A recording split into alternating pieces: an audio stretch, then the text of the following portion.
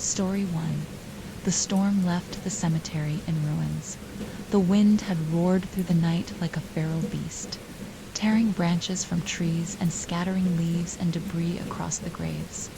Lila stood at the iron gate, her umbrella barely holding against the final gusts as a gray dawn broke through the rain-soaked clouds.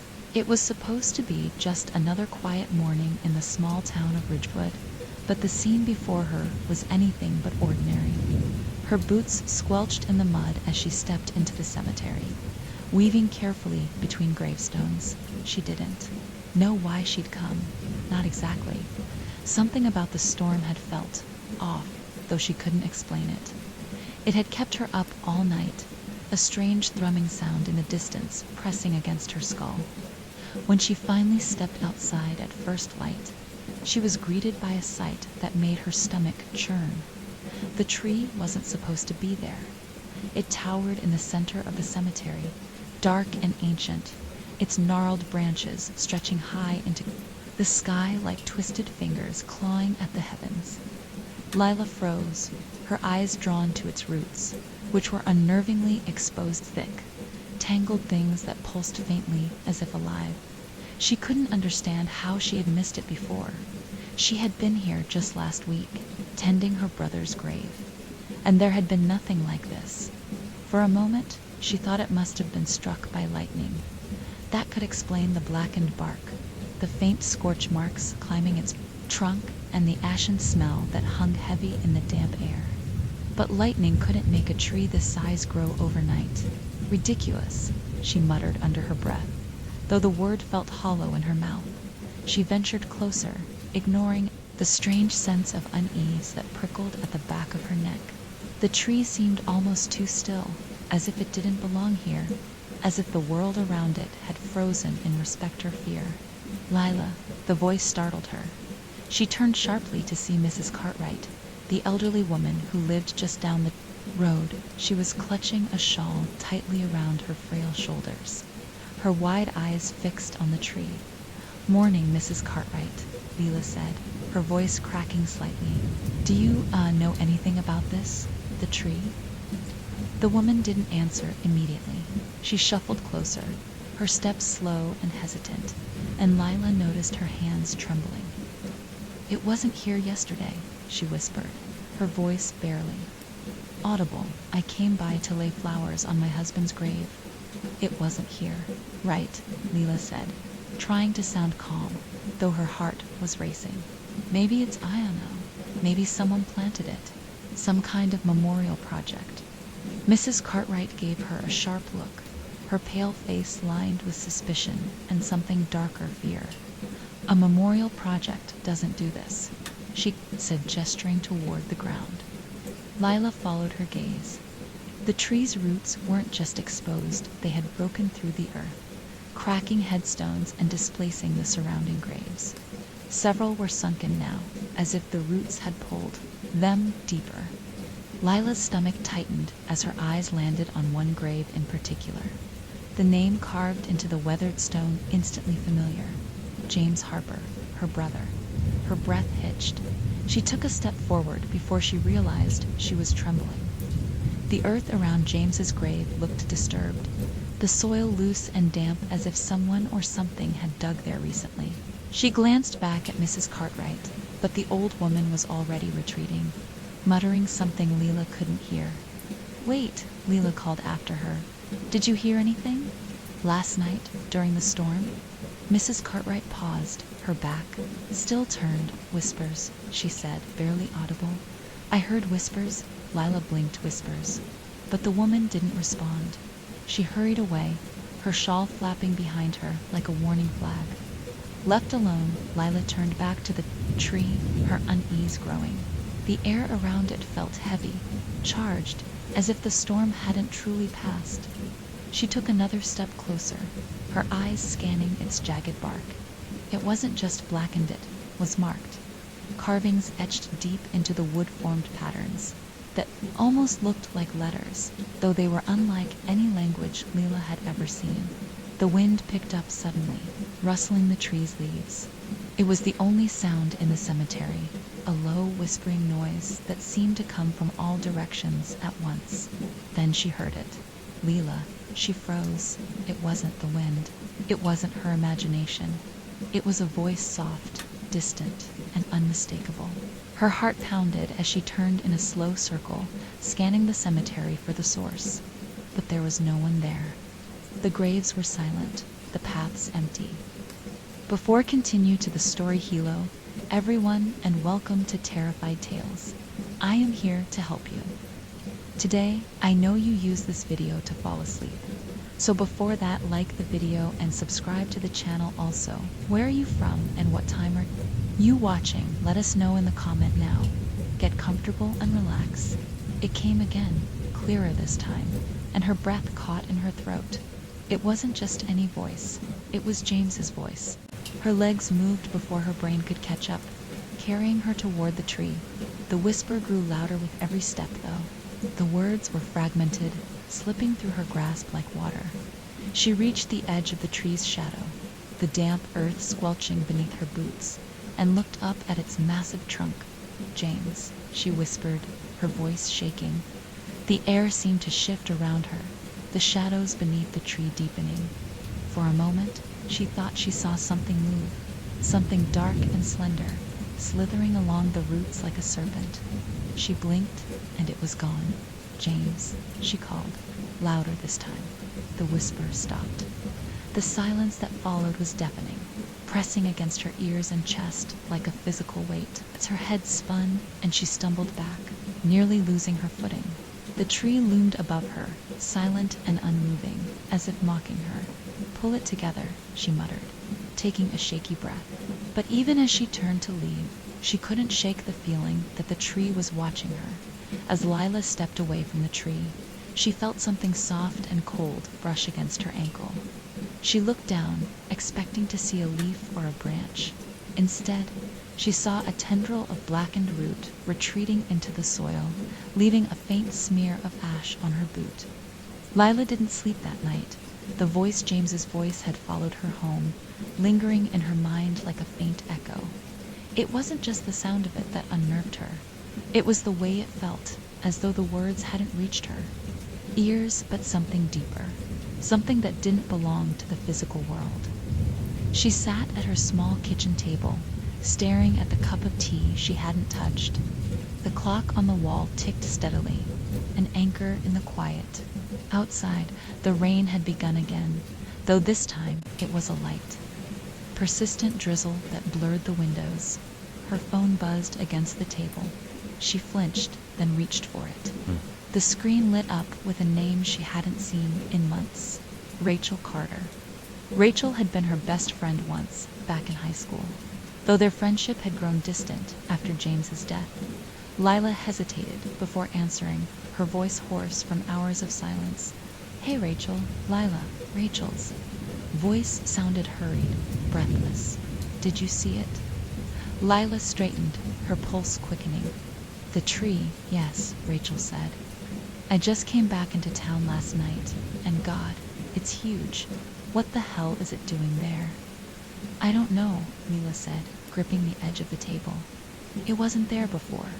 Not until the storm. People are talking about it, Rachel said, her words tumbling over each other. I stopped at the diner, and everyone's saying the same thing. They've been hearing things. Voices, whispers. Leela's stomach turned. What kind of whispers? Secrets. Rachel's voice dropped to a near whisper. Things they've forgotten, or things they didn't want to remember. A cold shiver ran down Lila's spine. Rachel, I heard something too. When I was at the cemetery, it sounded like ... It sounded like James. The line went quiet for a moment, except for the faint sound of Rachel's breathing. You're sure? No, I'm not, Leela admitted, her voice shaking. But it sounded just like him, and the triads like it knew I'd be there. Rachel didn't answer right away, but when she spoke, her voice was cautious. I think we need to talk to someone about this. Maybe Father Mason. He's been in Ridgewood forever. If anyone knows what's going on, it's him. Lila agreed reluctantly. The last thing she wanted was to air her growing fear to someone else. But the memory of the tree's whispersand, the root that had brushed against her ankle, left her feeling like she had no other choice. The next morning, Leela and Rachel met outside St. Vincent's Church, a modest stone building on the edge of town. Father Mason greeted them at the door, his kind face creased with concern. "It's good to see you, Leela," he said, his voice warm despite the tension in the air. "And Rachel, it's been a while." "We need your help, Father," Rachel said, cutting to the chase. "Have you seen the tree? The one in the cemetery?" The priest's expression darkened. He nodded, ushering them inside. "I saw it morning," he said, leading them into his office. "I went to bless the graves after the storm, but that tree, it doesn't belong here." Lila sat stiffly in one of the chairs, her hands clenched in her lap. "Have you seen anything like it before?" Father Mason hesitated. He folded his hands on the desk, his gaze distant. "Not exactly, but there are stories, old stories, from when this town was first settled." Rachel leaned forward. "What kind of stories?" The priest sighed. "It's said that long ago there was another tree, not in the cemetery, but in the woods just outside town. People claimed it had ... power, that it revealed things to those who came near it, secrets, truths. But those who listened too long began to lose themselves. They forgot who they were. Some said the tree fed on those memories, growing stronger with every whisper it spoke." Lila's throat tightened. "And then what happened?" "No one knows," Father Mason said, shaking his head. "The stories say the tree vanished one night, but its roots remained, buried deep in the earth. I always thought it was just folklore, a cautionary tale. But now ... He trailed off, his eyes narrowing. "Now it's back," Rachel finished grimly. "Or something like it," Father Mason said. "If the stories are true, this isn't just a tree. It's something ... alive. Something dangerous." Lila felt a chill run through her.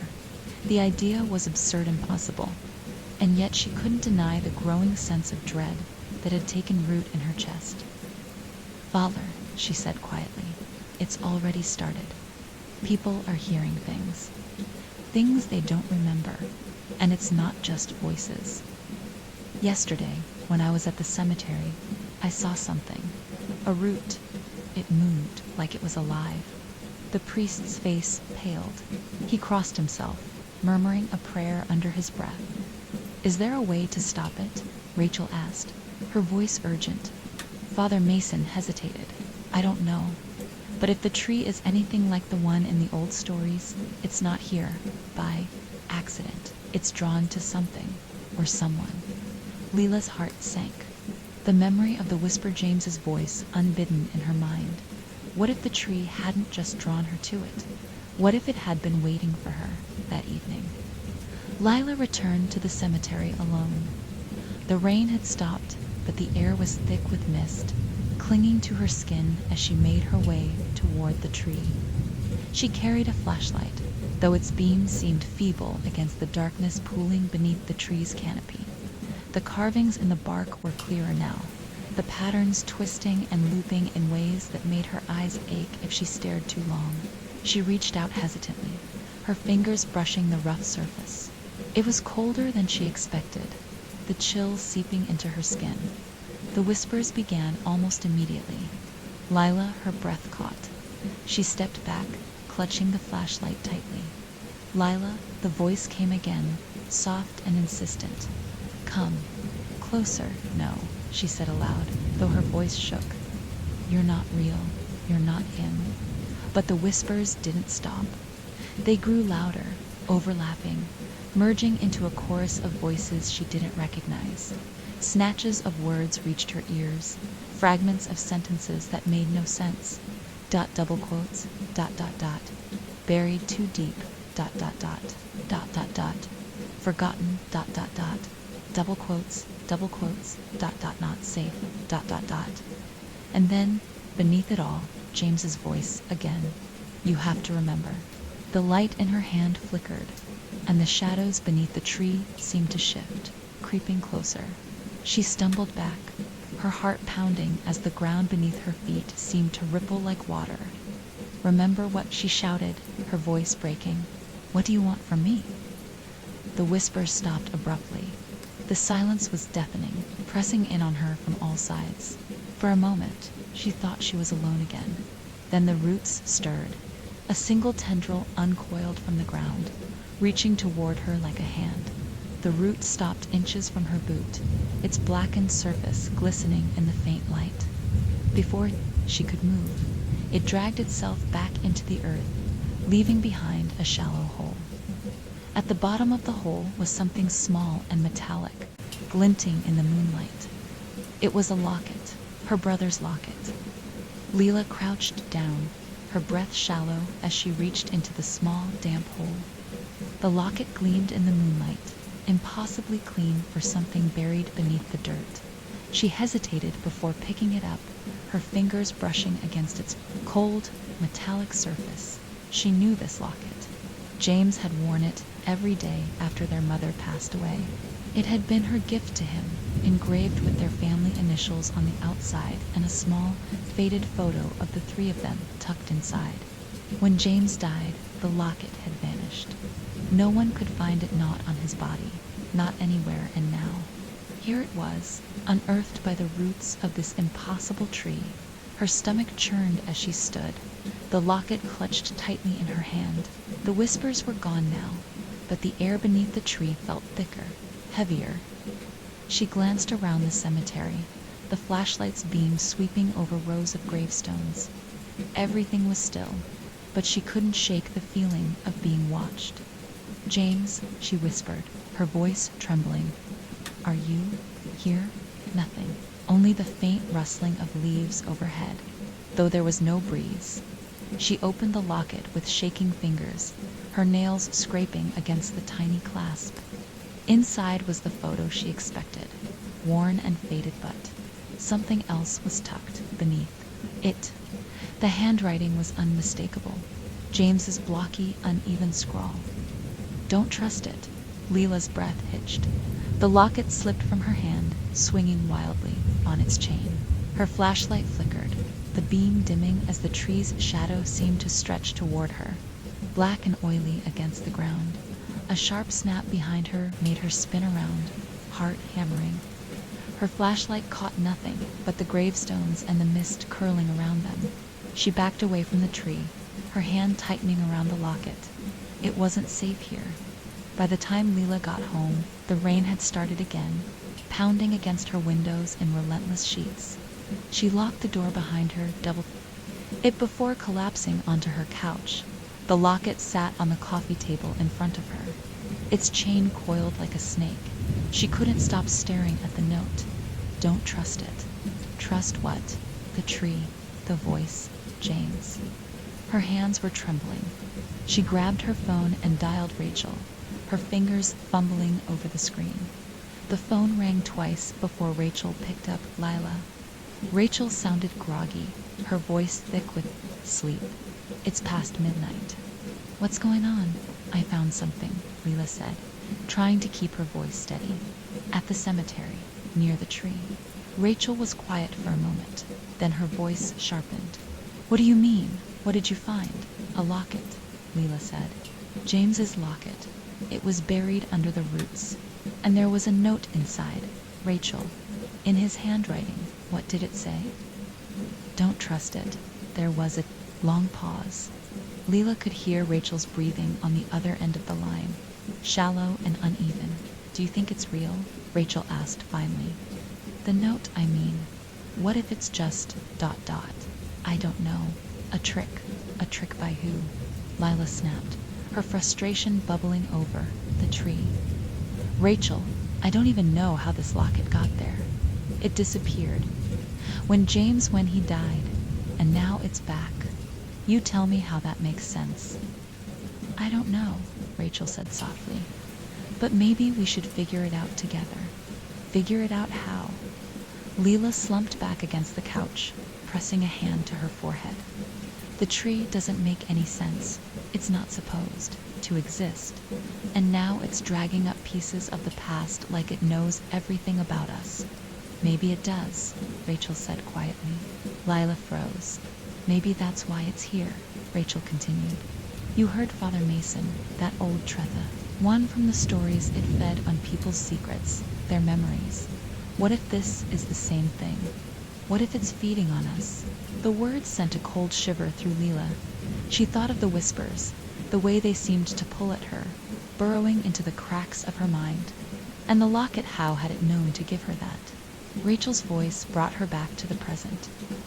We need to go back to the cemetery tomorrow.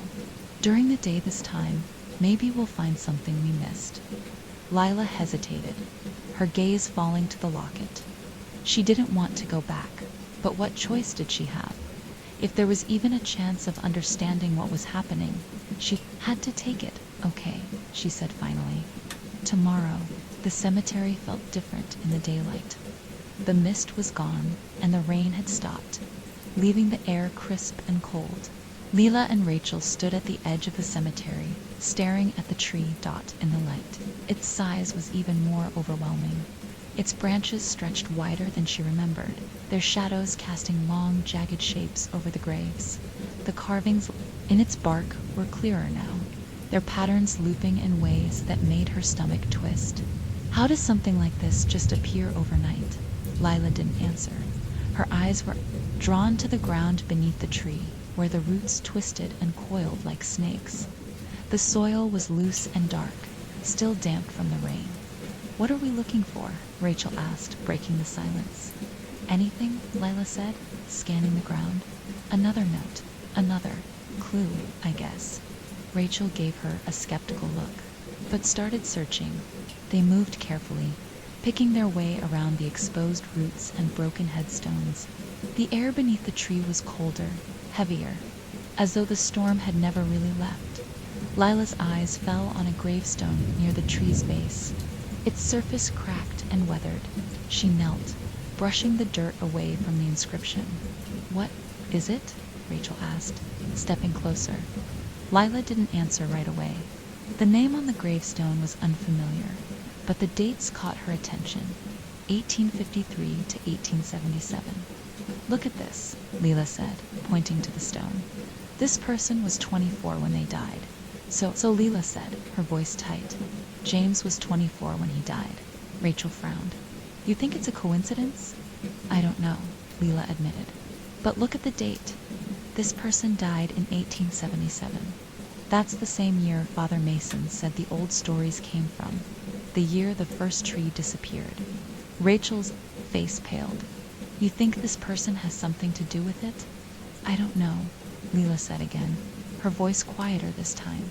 But I think this tree is connected to more than just us. As Lila stood, a sharp crack split the air. She spun around just in time to see one of the roots tearing through the ground, wrapping around the base of another gravestone. The stone sank into the soil, disappearing as though swallowed whole. Rachel grabbed Lila's arm, her voice trembling. It's spreading. The sight of the gravestone being swallowed sent a cold jolt through Lila's chest. The root slithered back into the damp soil, leaving no trace of the stone it had dragged under. Rachel's hand tightened on her arm, her face pale and drawn. Not just the tree, Rachel whispered. It's the ground, the whole cemetery. It's alive. Lila took a step back, her gaze fixed on the patch of disturbed earth. We shouldn't be here, she said, her voice barely audible. Not like this, not unprepared. What does that even mean? Rachel asked, glancing nervously at the tree. It means we don't know what we're dealing with, Lila snapped, her frustration barely masking her fear.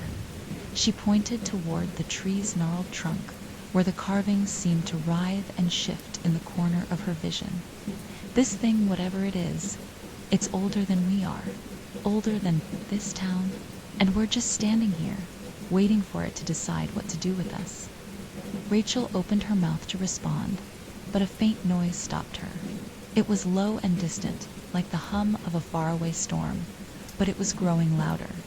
Lila turned slowly, her heart pounding as the sound rose into something sharper. Clearer dot whispers, dozens of them, overlapping and merging into a soft, sinister chorus. They came from the tree, carried on a breeze that didn't exist. Lila's breath caught as the voices grew louder, fragments of sentences slipping into her ears. Double quotes, dot dot dot, forgotten, dot dot, buried too deep, dot dot dot, double quotes, dot dot dot, you know what you did, dot dot dot, dot dot dot.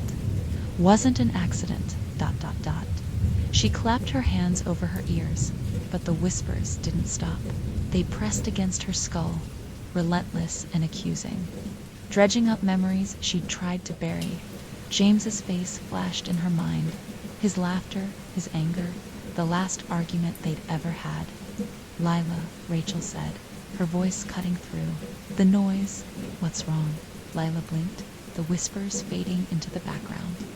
She hadn't realized she'd sunk to her knees, clutching her head. Rachel knelt beside her, concern etched into her features. What did you hear? Rachel asked. Nothing, Lila said quickly, though the word felt like a lie. She forced herself to stand, brushing dirt from her jeans. We need to leave. Rachel hesitated, but nodded, casting one last wary glance at the tree. They didn't speak as they left the cemetery. The silence between them was heavy, but Lila couldn't bring herself to break it. Her thoughts were a tangled mess, looping back to the whispers and the memories they had stirred by the time they reached Lila's house. The sun was beginning to set, painting the sky in muted shades of orange and gray. Rachel parked her car in the driveway and turned to Lila, her expression unreadable. Are you okay? Rachel asked finally. Lila nodded, though her grip on the locket in her pocket said otherwise. Yeah, I just... ... I need some time to think. Rachel didn't look convinced, but she didn't push. Call me if anything happens. Anything, I will. Lila waited until Rachel's car disappeared down the street before heading inside. She locked the door behind her, leaning against it as a wave of exhaustion washed over her. The house felt too quiet. She wandered into the living room, her gaze falling on the photos on the mantel. There was one of her and James, taken years ago during a family trip to the lake. He was grinning at the camera, his arms slung around her shoulders. Why now? She whispered, her voice cracking. Why are you doing this now? The locket in her pocket seemed to grow heavier, almost burning against her palm when she pulled it out. She turned it over in her hands, her thumb brushing against the engraving on the back. J.H. Her throat tightened. She hadn't been able to protect him. She hadn't even been able to save a piece of him. And now this thing was dragging him back into her life, twisting his memory into something she barely recognized. She placed the locket on the table and turned away, unable to look at it any longer. That night, the dream came again. She was standing in the cemetery, the tree's branches reaching toward the sky like skeletal hands. The air was thick with whispers, but they didn't frighten her. They called to her, pulling her closer. James was there. She could see him standing beneath the tree, his face obscured by shadow. Lila, he said, his voice soft but clear. She took a step toward him, her chest tightening. James, is it really you? He didn't answer. His silhouette shifted, and she realized he wasn't standing, he was hanging. His feet dangled above the ground, and the tree's roots were wrapped around his neck like a noose. She screamed, running toward him, but the ground dissolved beneath her feet, dragging her down into the dark. Lila woke with a start, her breath coming in short, ragged gasps. Her room was pitch black, the air heavy and oppressive. For a moment, she thought she was still in the dream, and then she heard the whispers. They were faint at first, almost imperceptible, but they grew louder with each passing second. They weren't coming from outside, they were inside her house. Grabbed her phone, fumbling with the flashlight app as she slipped out of bed. The beam of light cut through the darkness, illuminating the hallway outside her bedroom. The The whispers seemed to come from everywhere at once, disorienting her as she crept toward the living room. The air grew colder the closer she got, each step a struggle against the weight pressing down on her chest. When she reached the living room, the whispers stopped abruptly. The locket was gone. She froze, her flashlight sweeping over the table where she'd left it. The empty space seemed to mock her, and for a moment she thought she'd imagined the whole thing. And then she saw it. The locket was on the floor, lying at the base of the mantel. It was open, the tiny photo of James torn in half. Lila's knees buckled, and she fell to the floor, staring at the torn photo in horror. The half with James's face was missing, leaving only a fragment of her younger self staring back at her dot. Her phone buzzed in her hand, startling her. She glanced at the screen, her heart skipping a beat when she saw the notification. New message. Unknown number. She opened it with trembling fingers. The message contained only 2 words. Come back. Lila stared at the screen, her heart racing. The phone buzzed again, and another message appeared. It's your fault. Lila sat on the floor, clutching her phone as though it might burn her hands. Her breath came in short, shallow bursts, each one sharper than the last. The 2 messages stared back at her from the glowing screen. Come back. It's your fault. Her pulse pounded in her ears, her thoughts spiraling into chaos. She didn't recognize the number. Part of her wanted to believe it was a cruel prank. Someone in town who had heard about her connection to the tree and decided to toy with her. But how could they have known about the locket or about James? The whispers were in her head again, faint but persistent, like static in the background of her thoughts. Double quotes, ... your fault, ... double quotes, ... double quotes, ... double quotes, ... he deserved it, ... No, she said aloud, her voice trembling. It's not real. You're not real. Her phone buzzed again. She flinched, staring at the screen. This time, the message was different. Don't ignore me. The room felt colder. Lila's flashlight cast long, distorted shadows across the walls, and for a moment she thought she saw movement in the corner of her eye. She whipped her head around, but the room was empty. The locket lay on the floor where she had dropped it, its chain coiled like a serpent. She forced herself to reach for it, her fingers brushing against the cold metal. As soon as she touched it, the whispers stopped.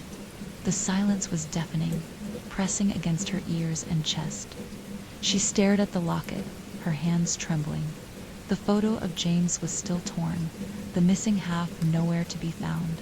Her phone buzzed, again the sound cutting through the silence like a knife. She didn't want to look, she didn't want to know, but her hand moved of its own accord, lifting the phone to her face. Meet me under the tree. The clock read 3:27 a.m. when Lila finally stepped outside. The air was damp and heavy, the faint drizzle clinging to her skin. Her boots crunched on the gravel as she made her way toward the cemetery, her flashlight cutting a narrow path through the darkness. She hadn't called Rachel. She hadn't called anyone. She wasn't sure why, maybe because she knew they wouldn't understand, maybe because she didn't want to hear someone else tell her she was losing her mind. The cemetery gate loomed ahead, its iron bars slick with rain. Lila hesitated, her hand hovering over the latch. The air felt wrong here, heavier than before, as though the storm hadn't fully left. She pushed the gate open, the metal groaning loudly in the stillness. Her flashlight swept over the rows of gravestones, each one casting long, jagged shadows. The tree stood in the center, its massive trunk black against the pale mist. The carvings on its bark seemed to pulse faintly, glowing with a soft, otherworldly light. The sight made her stomach churn, but she forced herself to keep walking. James, she called softly, her voice barely carrying over the thick air. Are you here? The whispers returned, faint at first, but growing louder with each step she took toward the tree. ... Closer. ... Remember what you did, he is waiting. Her flashlight flickered, the beam dimming as she reached the edge of the tree's shadow. The ground beneath her feet felt softer here, as though the earth had been disturbed. The whispers stopped suddenly, leaving an eerie silence in their wake. Then she saw him. James stood beneath the tree, his back to her, his shoulders hunched. His familiar plaid shirt clung to his frame, damp from the mist. Lila's breath caught in her throat, her heart pounding so loudly she thought it might burst. "James," she whispered, taking a hesitant step forward. He didn't move. She took another step, her flashlight trembling in her hand. "James, it's me. It's Lila. Please, say something." Slowly he turned. Lila's breath hitched. His face was pale, almost gray, his eyes sunken and hollow. But it was him. It was James.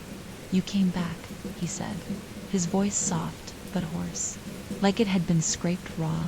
I didn't know how else to find you," Lila stammered, tears welling in her eyes. "James, what's happening? Why are you here? What does the tree want?" James's gaze flickered to the tree behind him. His expression darkened, and for a moment he looked almost ... afraid. "It wants everything," he said. "It always has." Lila shook her head, struggling to make sense of his words. "What do you mean, James? I don't understand." "You don't have to," he said, his voice sharper now. "You just have to listen. Don't let it take you. Don't let it inside." "I don't." Her words died in her throat as the ground beneath the tree shifted. The roots writhed, twisting and curling like living things. James stepped back, his eyes widening. "You need to go," he said urgently. But now Lila. The roots exploded from the ground, snaking toward her like blackened tendrils. Lila stumbled back, her flashlight falling from her hand and rolling across the damp earth. She turned and ran, her heart hammering as the whispers rose behind her, louder and more chaotic than ever. ... Dawn. Single quotes to leave him. ... Double quotes. Come back. She didn't stop running until she was out of the cemetery, the iron gate slamming shut behind her. Her chest heaved, her legs trembling as she collapsed onto the wet grass. For a long moment, she sat there gasping for air. The whispers were gone. The tree was out of sight. But James's voice echoed in her mind. "Don't let it take you." Lila didn't sleep that night.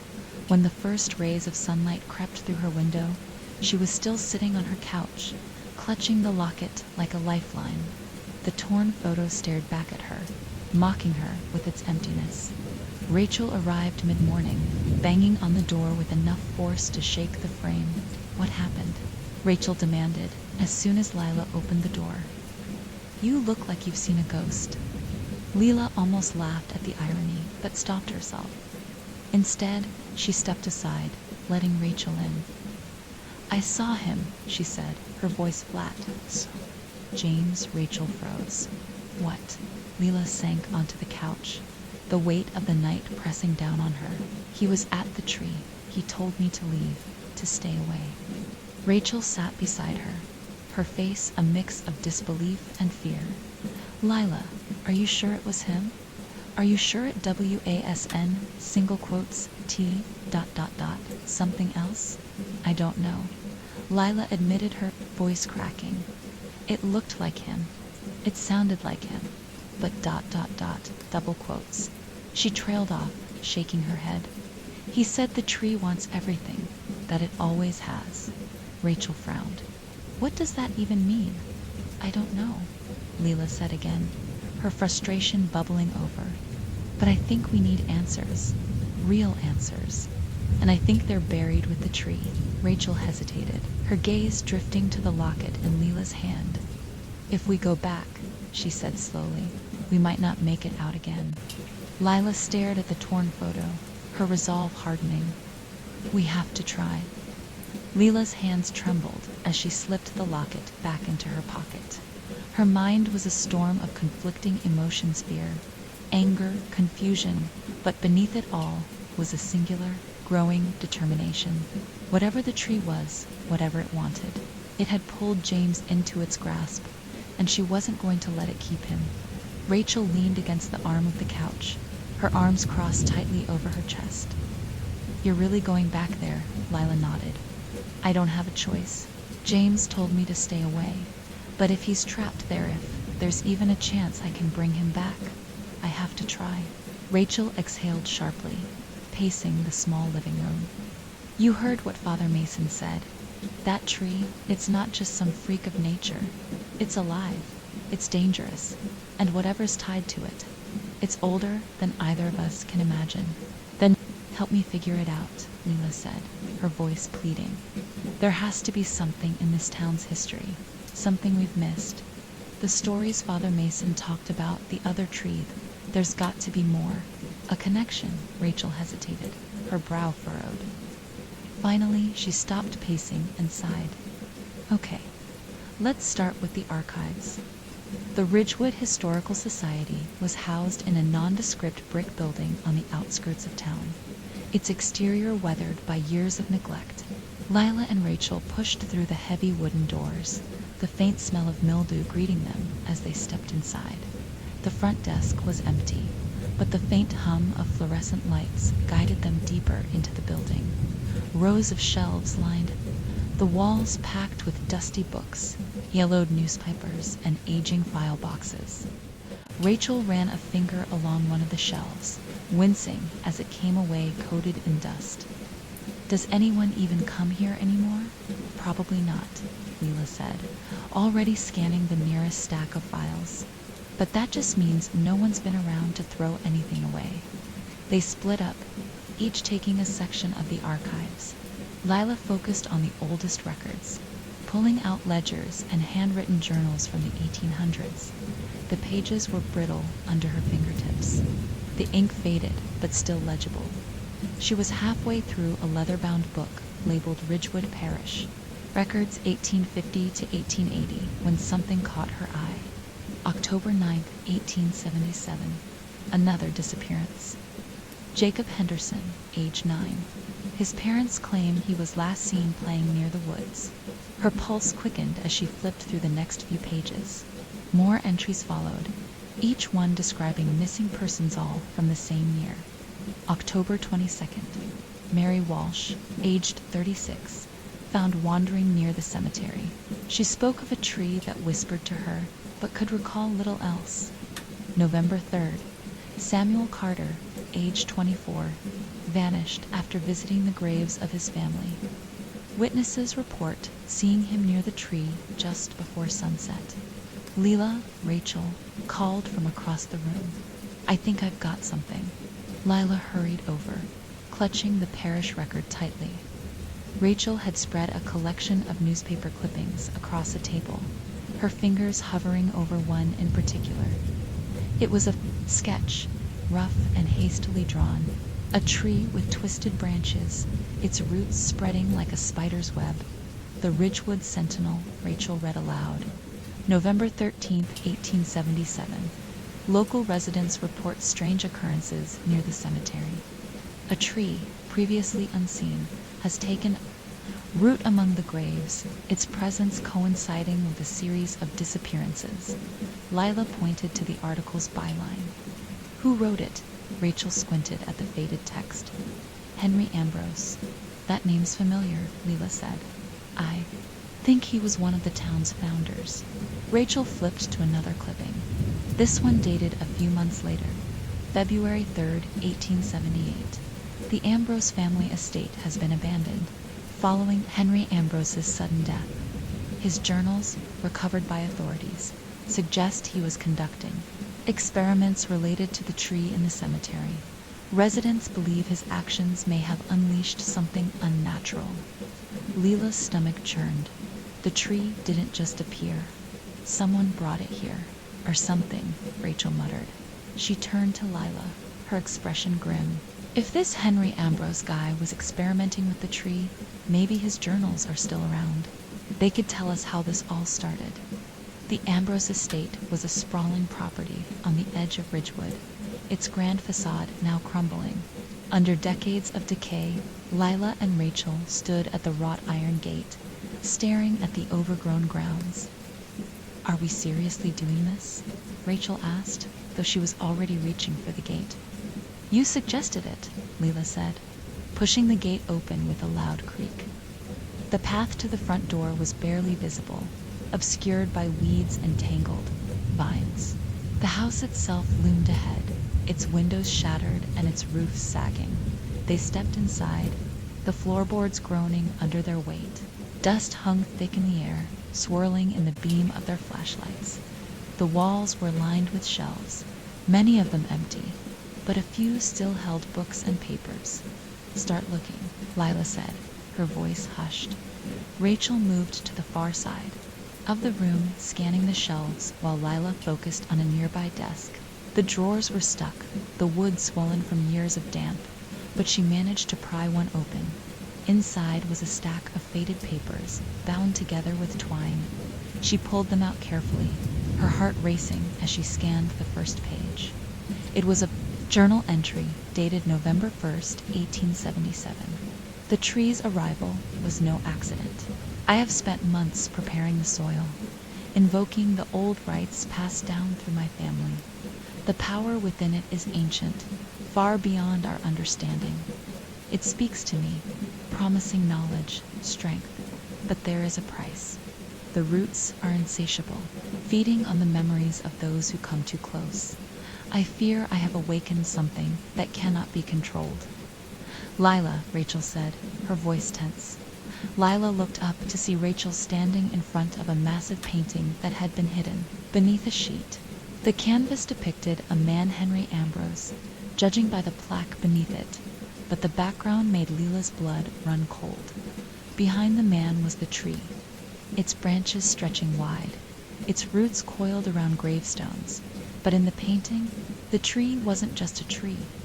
A shadowy figure stood among the roots, its form indistinct but unmistakably human. Its hollow eyes stared out from the canvas, following them no matter where they stood. Rachel reached for the painting, her fingers brushing against its surface. "This can't be real," she whispered.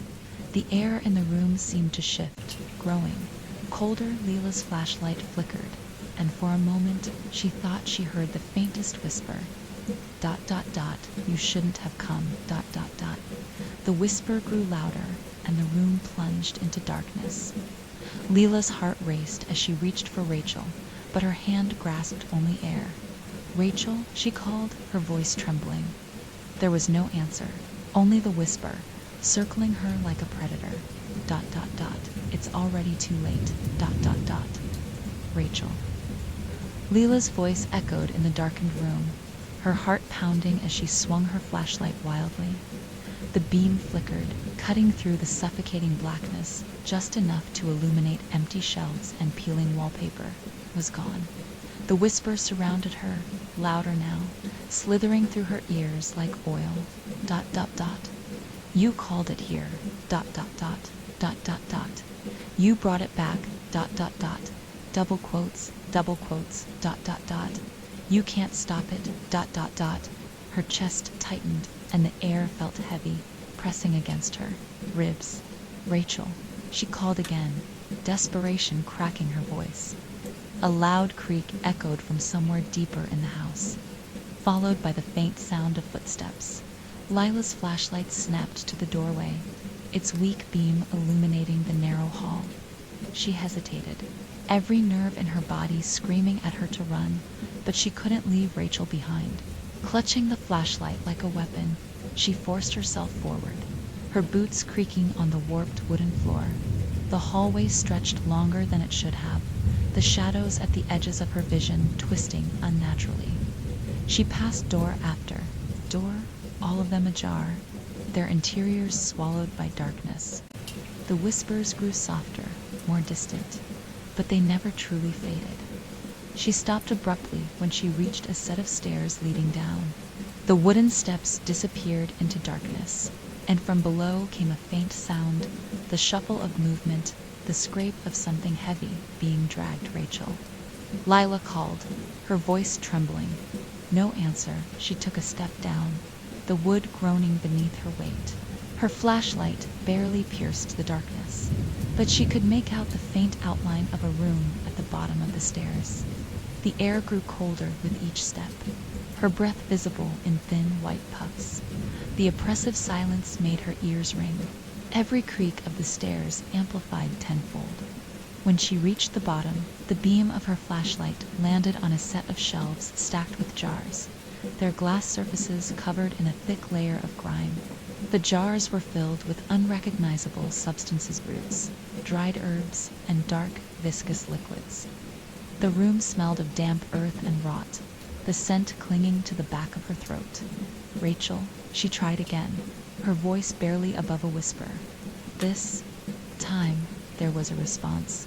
A low, shuddering moan came from the far corner of the room, just beyond the reach of her flashlight. Lila froze, her stomach twisting. The sound was human, but there was something wrong about it, something distorted. She stepped closer, her legs shaking. The beam of her flashlight swept over the corner, illuminating a figure slumped against the wall. It was Rachel. Her head hung low, her arms limp at her sides. Her breathing was shallow, each exhale rattling in her chest. Lila dropped to her knees beside her, gripping her shoulders. "Rachel, hey." Lila shook her gently. "Wake up." But when she looked at Lila, there was no recognition in her gaze. "Rachel," Lila said again, her voice breaking.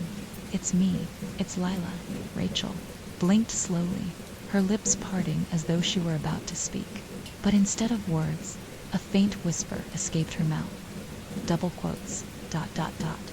"It's here, ... The light flickered. Lila's head snapped up, her flashlight swinging toward the doorway. The darkness seemed to deepen, thick and impenetrable, and within it, something moved. It was subtle, at first a slight ripple in the shadows, like a current beneath the surface of a blackened river. But as Lila stared, it grew more distinct. A figure stepped into the edge of the light dot. It wasn't human. Its form was elongated, twisted, its limbs too long and its head cocked at an unnatural angle. Its skin was pale and translucent, like the bark of a tree, and its eyes, if they could be called, that were hollow. Black pits. The thing didn't move closer, but its presence filled the room, oppressive and all-consuming. Lila felt the weight of its gaze even without eyes, and the whispers in her mind surged, a cacophony of voices blending into an unbearable roar. ... "It's hungry. ... Double quotes, ... You're not supposed to be here. ... Leave her. ... Lila's grip on Rachel tightened as the thing tilted its head further, its hollow gaze fixed on them. Its mouth opened impossibly wide, revealing jagged shapes that resembled teeth. The whispers stopped. "Run," Rachel croaked, her voice barely audible. Lila didn't hesitate. She hauled Rachel to her feet, wrapping an arm around her waist, as they stumbled toward the stairs. The figure didn't move, but the shadows around it seemed to stretch and writhe, reaching for them as they fled. The climb back up the stairs felt endless, each step a battle against the crushing weight of the air. Lila's flashlight flickered, again threatening to plunge them into darkness, but she didn't stop. She dragged Rachel through the hallway, the shadows clawing at their heels, until they burst into the open air outside the house. The sunlight was pale and weak, but it was enough. The oppressive weight lifted, and the whispers faded into silence. Lila collapsed onto the overgrown grass, gasping for breath. Rachel slumped beside her, her head resting against Lila's shoulder. For a long moment, neither of them spoke. The only sound was the distant rustling of leaves in the breeze. Rachel finally whispered, her voice trembling. Lila shook her head, her throat too tight to answer. Later, when they were safely back in Lila's house, Rachel spoke again. "There was something down there," she said, her hands wrapped around a cup of tea she hadn't touched. "I saw it. In the dark. It wasn't human." "I saw it too," Lila said quietly. Rachel shivered. It wasn't just the tree, was it? There's more to this. Something's tied to it. Something old. Leela pulled the journal she'd taken from the Ambrose house out of her bag, setting it on the table between them. The pages were filled with Henry Ambrose's cramped handwriting, his words growing more frantic as the entries progressed. "There's something in the roots," Leela said, flipping to a later entry. "He called it the root-born," he said. "It's been here for centuries, buried beneath the ground, feeding on memories and guilt. The tree was supposed to contain it, to keep it bound. But he made a mistake." Rachel's eyes widened. "What kind of mistake?" Lila swallowed hard, pointing to the final line of the entry. "I thought I could control it. I was wrong." Before either of them could say anything more, the sound of scratching filled the room. It came from the window, faint but deliberate. Lila turned slowly, her heart sinking as she saw the silhouette of a branch, no, a root scraping against the glass. The tree had followed them. The scratching at the window was deliberate, rhythmic, like nails on glass. Lila's body froze. Her muscles locked in place as the sound echoed through the quiet room. Rachel's breathing quickened, her trembling hands gripping the edge of the table. "Don't move," Lila whispered, her voice barely audible. Rachel nodded stiffly, her wide eyes fixed on the window. The root pressed harder against the glass, the faint sound of cracking echoing through the room. It wasn't just testing the barrier, it was searching for a way in. "Leela," Rachel whispered, her voice shaking. "What do we do?" Leela's mind raced. The journal sat on the table in front of her, Henry Ambrose's frantic words blurring together in her panicked state. "It feeds on guilt and memory."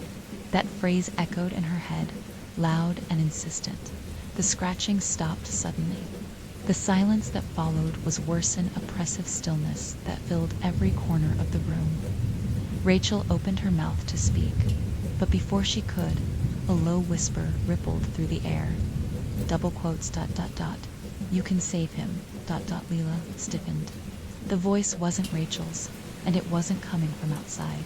It was in her head, slipping through her thoughts like a serpent. ... "You brought this upon him, ... "No," Leela muttered, shaking her head. "That's not true." Rachel frowned. "What? ... "It is ... double quotes," the voice hissed. ... "Because of you ... Lila's hands balled into fists, her nails digging into her palms. "You're lying," she said through gritted teeth. Rachel's eyes darted around the room. Confusion and fear etched into her face. "Lila, who are you talking to?" The voice ignored her, its tone growing softer, almost soothing. ... "But it doesn't have to end like this. ... Double quotes, ... "You can bring him back ... All you have to do is come to me ... Lila's breath hitched. The words sent a chill down her spine, but there was a dark allure to them, a promise that wrapped itself around her heart like a vice. She thought of James's smile, his laugh, the warmth of his presence that had been ripped away too soon. "Don't listen to it," Rachel said, snapping Lila out of her thoughts. Her voice was sharp, her gaze locked on Lila. "Whatever it's offering, it's a lie. ... Is it?" The voice countered, its tone taunting. ... "You know I'm the only one who can give him back." Leela swallowed hard, her throat dry. "What do you want?" she whispered. Rachel's expression shifted to one of alarm. "Leela, stop. Don't talk to it." The room grew colder, the light dimming as the voice continued. Double quotes, ... "The roots are hungry, ... Give them what they crave, and I will give you what you want, ... Your memories, your pain, ... Or hers, ... Leela's heart twisted. The implications were clear. The tree, the thing inside it, wanted more than just memories. It wanted sacrifices. "No," she said firmly, her voice shaking. "I'm not giving you anything." A low growl reverberated through the room, the walls seeming to tremble with the force of it. The scratching at the window resumed, louder and more frantic, as if the root was angry at her defiance. Rachel grabbed her arm. "We need to leave," she said urgently. Now Lila nodded, shoving the journal into her bag before following Rachel toward the door. The root's scratching turned into a screech, and for a brief moment Lila thought the glass would shatter. But as they stepped outside, the noise stopped. The night was eerily still, the air heavy with moisture. Rachel tugged at Lila's sleeve. "Come on, we'll go to my place. It'll be safer there." Lila hesitated, her gaze drifting back to the house. The window was dark now, the root no longer visible, but she couldn't shake the feeling that the tree was still watching her, waiting for her to break. Rachel's apartment was small but cozy, a stark contrast to the cold emptiness of Lila's house. They sat at the kitchen table, the journal spread open between them. Rachel made tea, though neither of them drank it. Rachel asked finally, breaking the tense silence. Lila hesitated, her fingers tracing the edge of the table. "It said I could bring James back," she admitted. Rachel's face hardened. "It's lying. You know that, right?" "I don't know," Lila said softly. "What if it's not? What if there's a way to save him?" Rachel leaned forward, her voice firm. "Lila, whatever that thing is, it's not on your side. It's manipulating you, using your grief against you. You saw what it did to the Ambrose family. You read the journal. That thing destroys everything it touches." Lila stared at the journal, her chest tightening. She wanted to believe Rachel was right. She wanted to believe that the tree was lying, that James was gone and nothing could change that. But deep down, she couldn't let go of the hope that maybe, just maybe, there was a way to bring him back. She flipped to the last page of the journal, her eyes scanning the frantic scrawl. Henry Ambrose's final entry was almost illegible, but one line stood out. "The roots demand more than I can give. I thought I could bargain with it, but it cannot be reasoned with. It is a prisoner, and it seeks only to escape. I have failed. May God forgive me." Lila's stomach churned. The tree wasn't just feeding on memories, it was feeding on desperation, on the hope of those who thought they could use it. Rachel reached out, placing a hand on Lila's arm. "We'll figure this out," she said, "but not by playing its game." Lila nodded, though her resolve felt shaky. That night, Lila dreamed of the cemetery again. The tree stood in the center, its roots stretching impossibly far, burrowing deep into the earth. The air was thick with whispers, each one pressing against her mind. James stood beneath the tree, his face pale and hollow. He didn't speak, but his eyes locked onto hers, and the roots began to wrap around his legs, pulling him down. "James," Lila screamed, running toward him, but no matter how fast she ran, she couldn't reach him.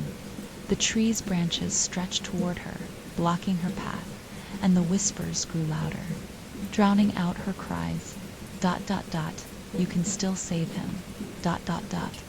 Double quotes. Lila woke with a gasp, her heart pounding.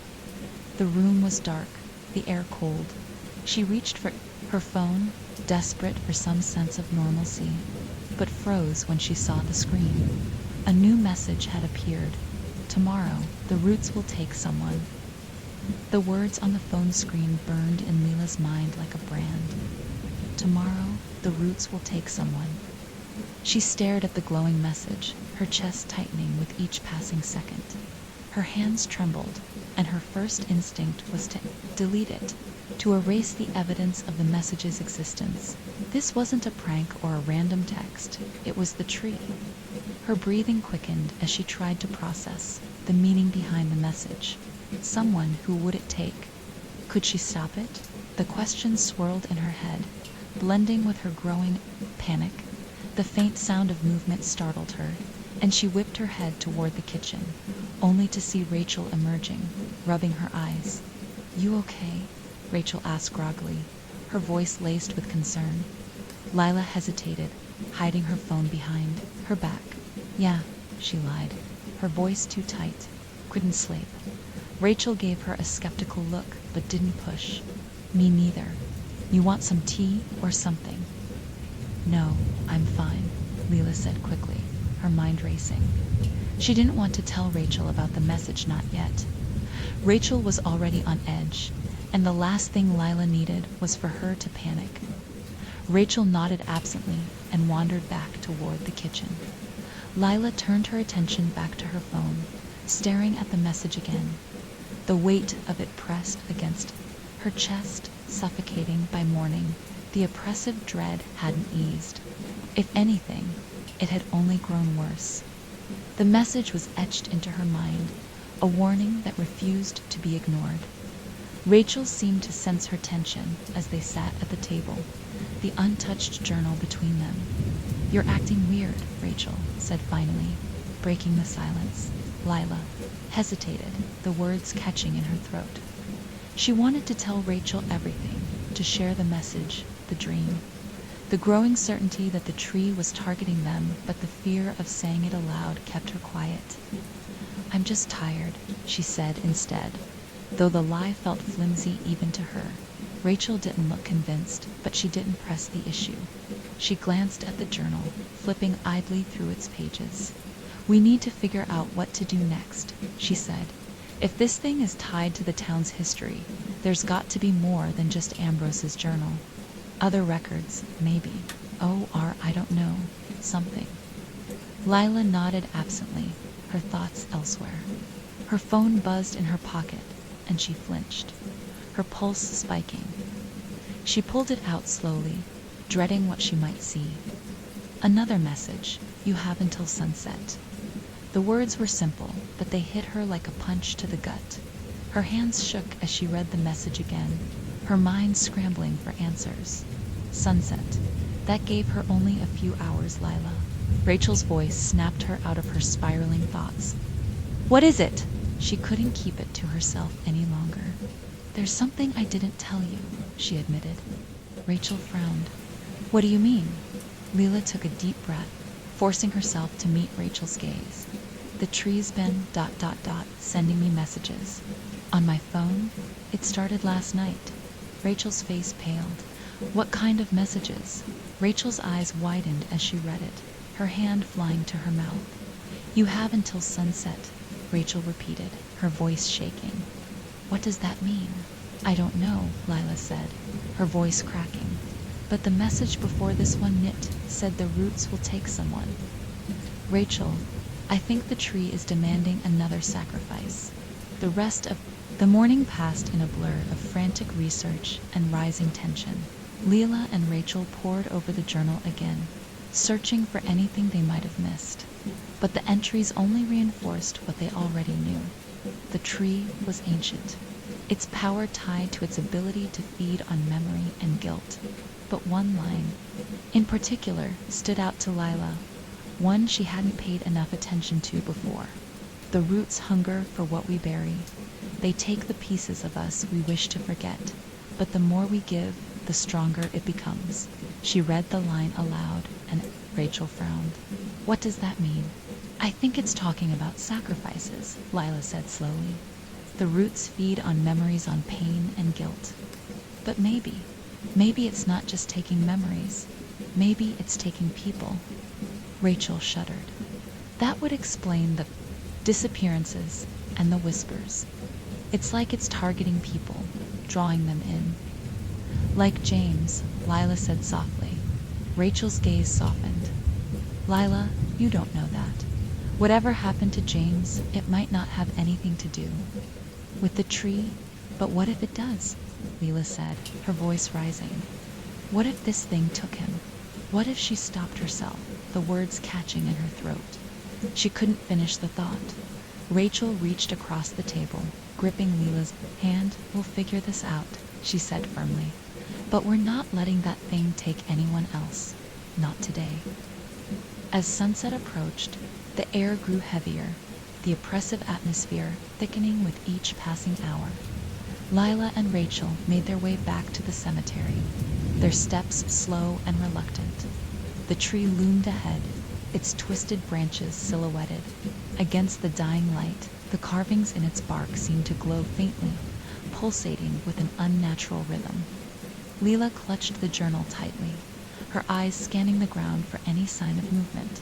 The earth beneath the tree was loose and cracked, as though the roots had been stirring just below the surface.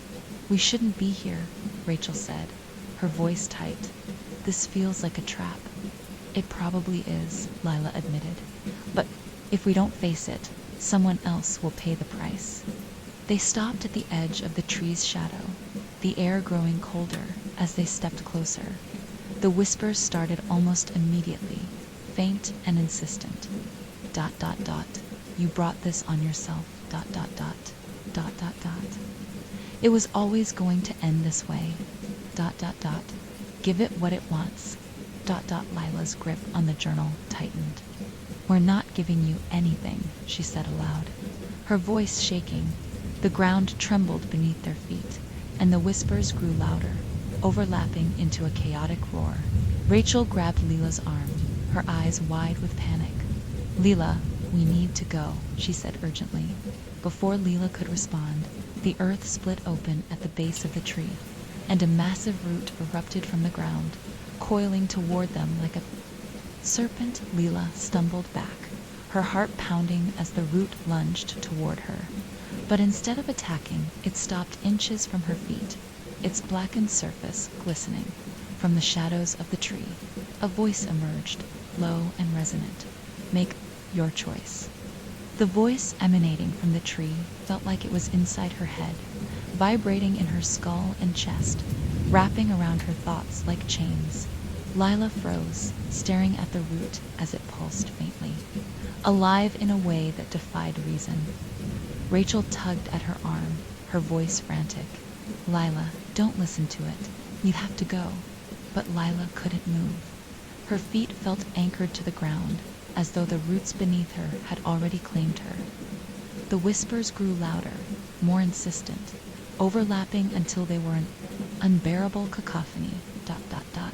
"Choose. Dot dot dot. Dot dot. The roots will take what they're owed. Dot dot dot. Double quotes, dot dot dot." The ground beneath the tree cracked again, and another root burst forth, curling toward them. This one brushed against Leela's ankle, sending a jolt of cold up her leg. She stumbled back, finally snapping out of her paralysis. "Leave her alone," Rachel shouted, stepping in front of Lila. The tree didn't respond to Rachel's defiance. Instead, the voice returned, smooth and commanding. "Decide, or I will choose for you." Lila's heart raced. She shouted. The voice was almost amused. "You already know," it said. "Your guilt brought you here. Your memories sustain me. Give me what I crave, and I will release him." Rachel whipped around, her expression horrified. "Lila, don't. You can't trust it."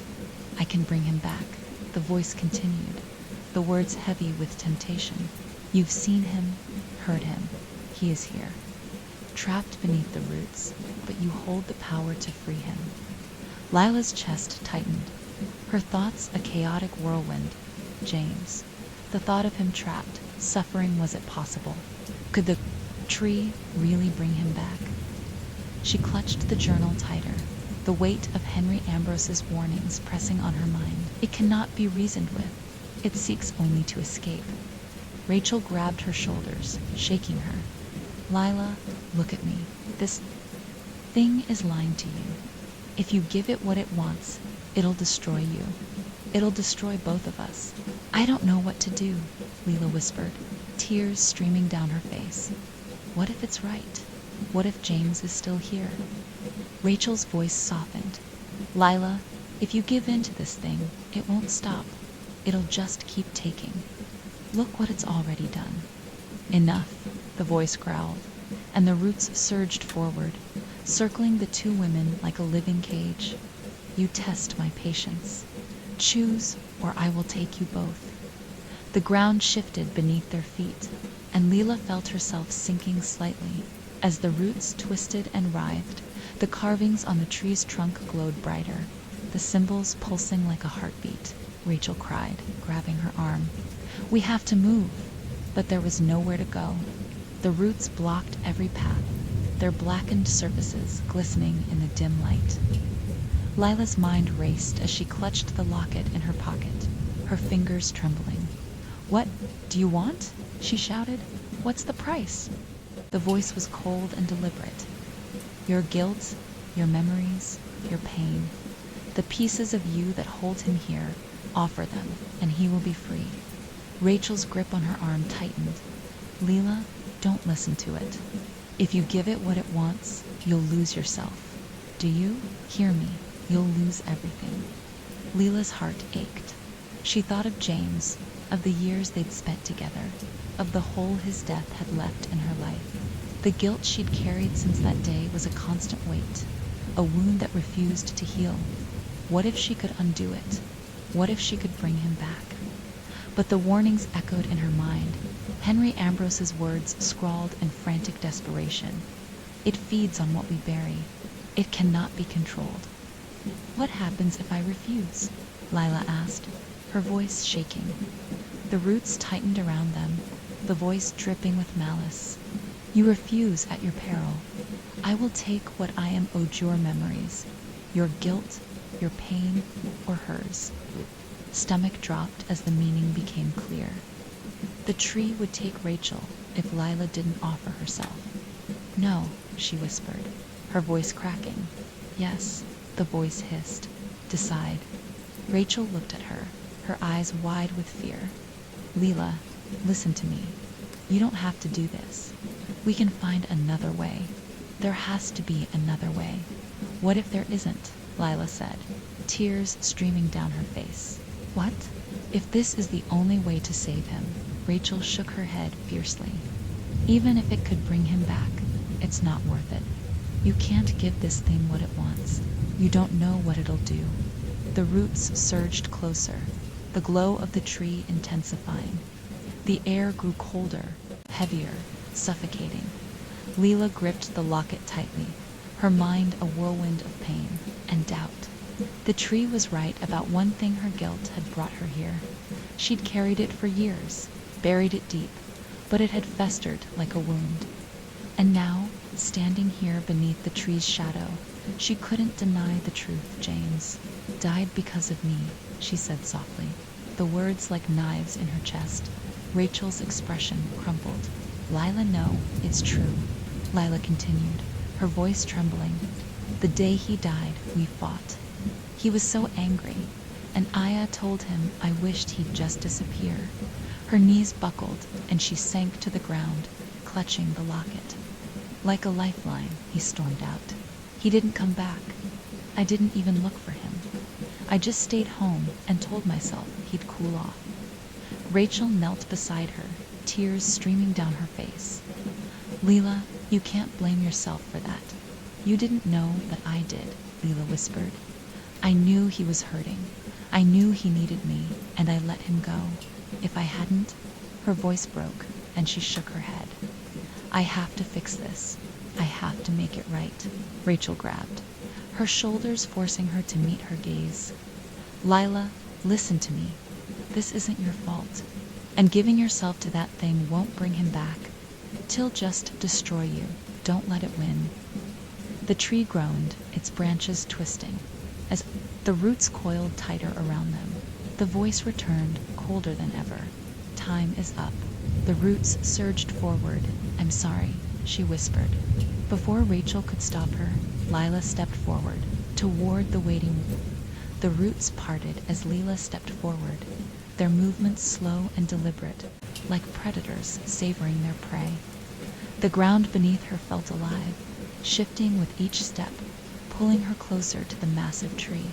The whispers grew louder, filling her mind with a chorus of voices. Double quotes. You've made the right choice. You can save him. Double quotes. You are the key. Behind her, Rachel screamed, "Lila, stop. You don't have to do this."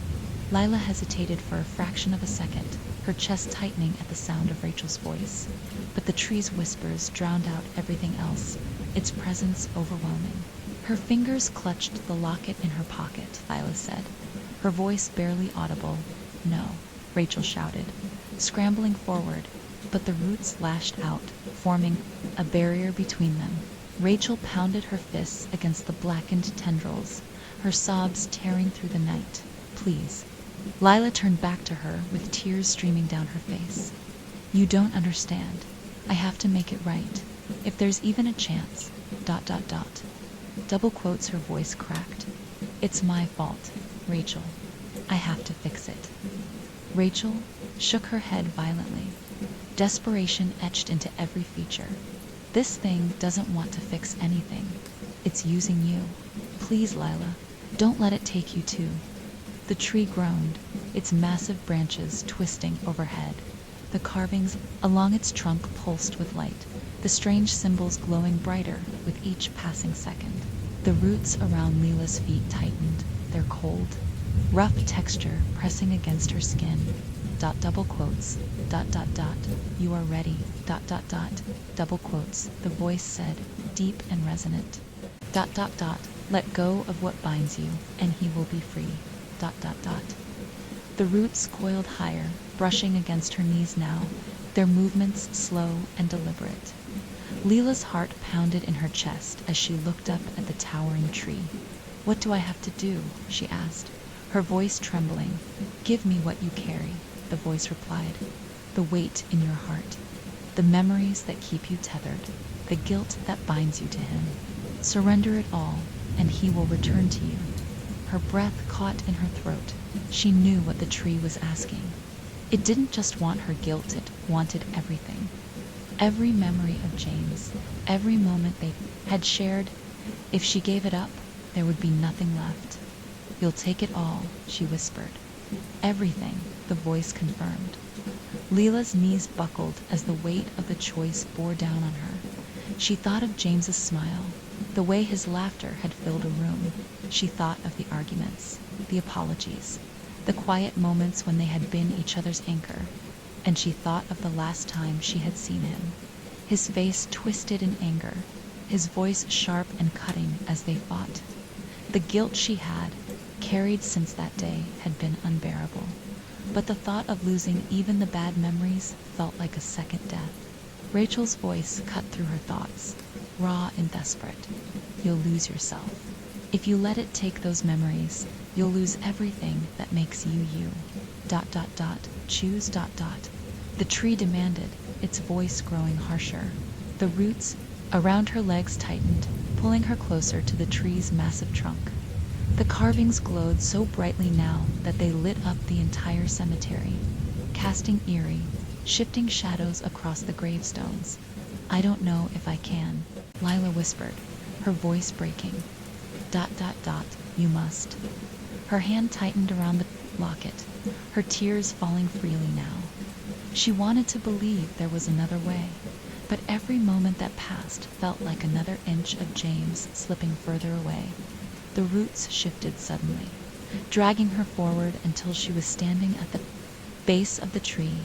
The carvings seemed to move, twisting and rearranging themselves into shapes she couldn't comprehend. The whispers surged in her mind, louder and more chaotic than ever. "Lila," Rachel screamed. "Do it," Lila said, her voice shaking, but resolute. The roots surged upward, coiling around her torso and arms.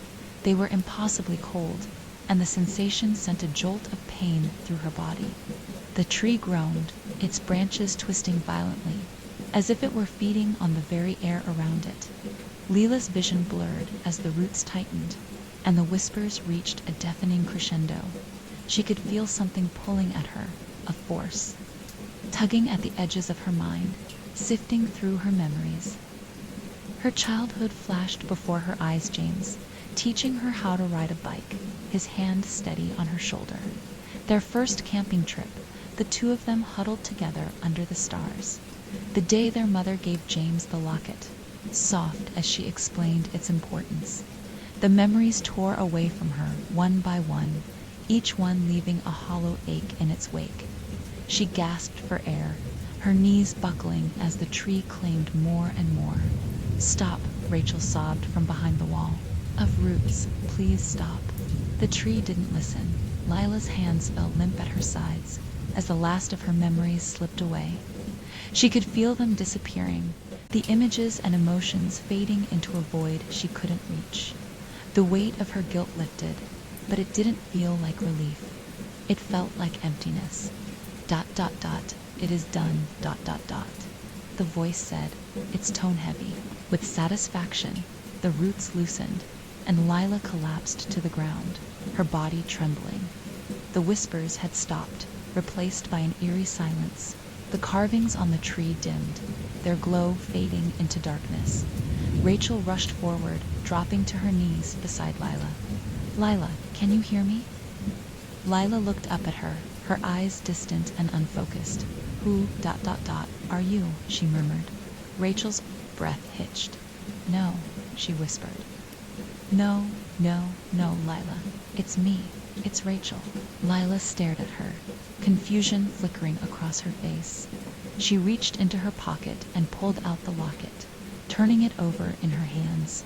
"Who's this?" she asked, her voice barely above a whisper. Rachel's sobs broke the silence, her hands trembling as she clutched Lila's shoulders. From the shadows of the tree, a figure emerged. It was James. His face was pale, his expression blank, but it was him. He looked at Lila, his eyes hollow, and spoke one word: "Why?" James's voice cut through the heavy air like a blade, the single word echoing in the silence. "Why?" Lila blinked at him, her vacant eyes searching his face as though trying to place him.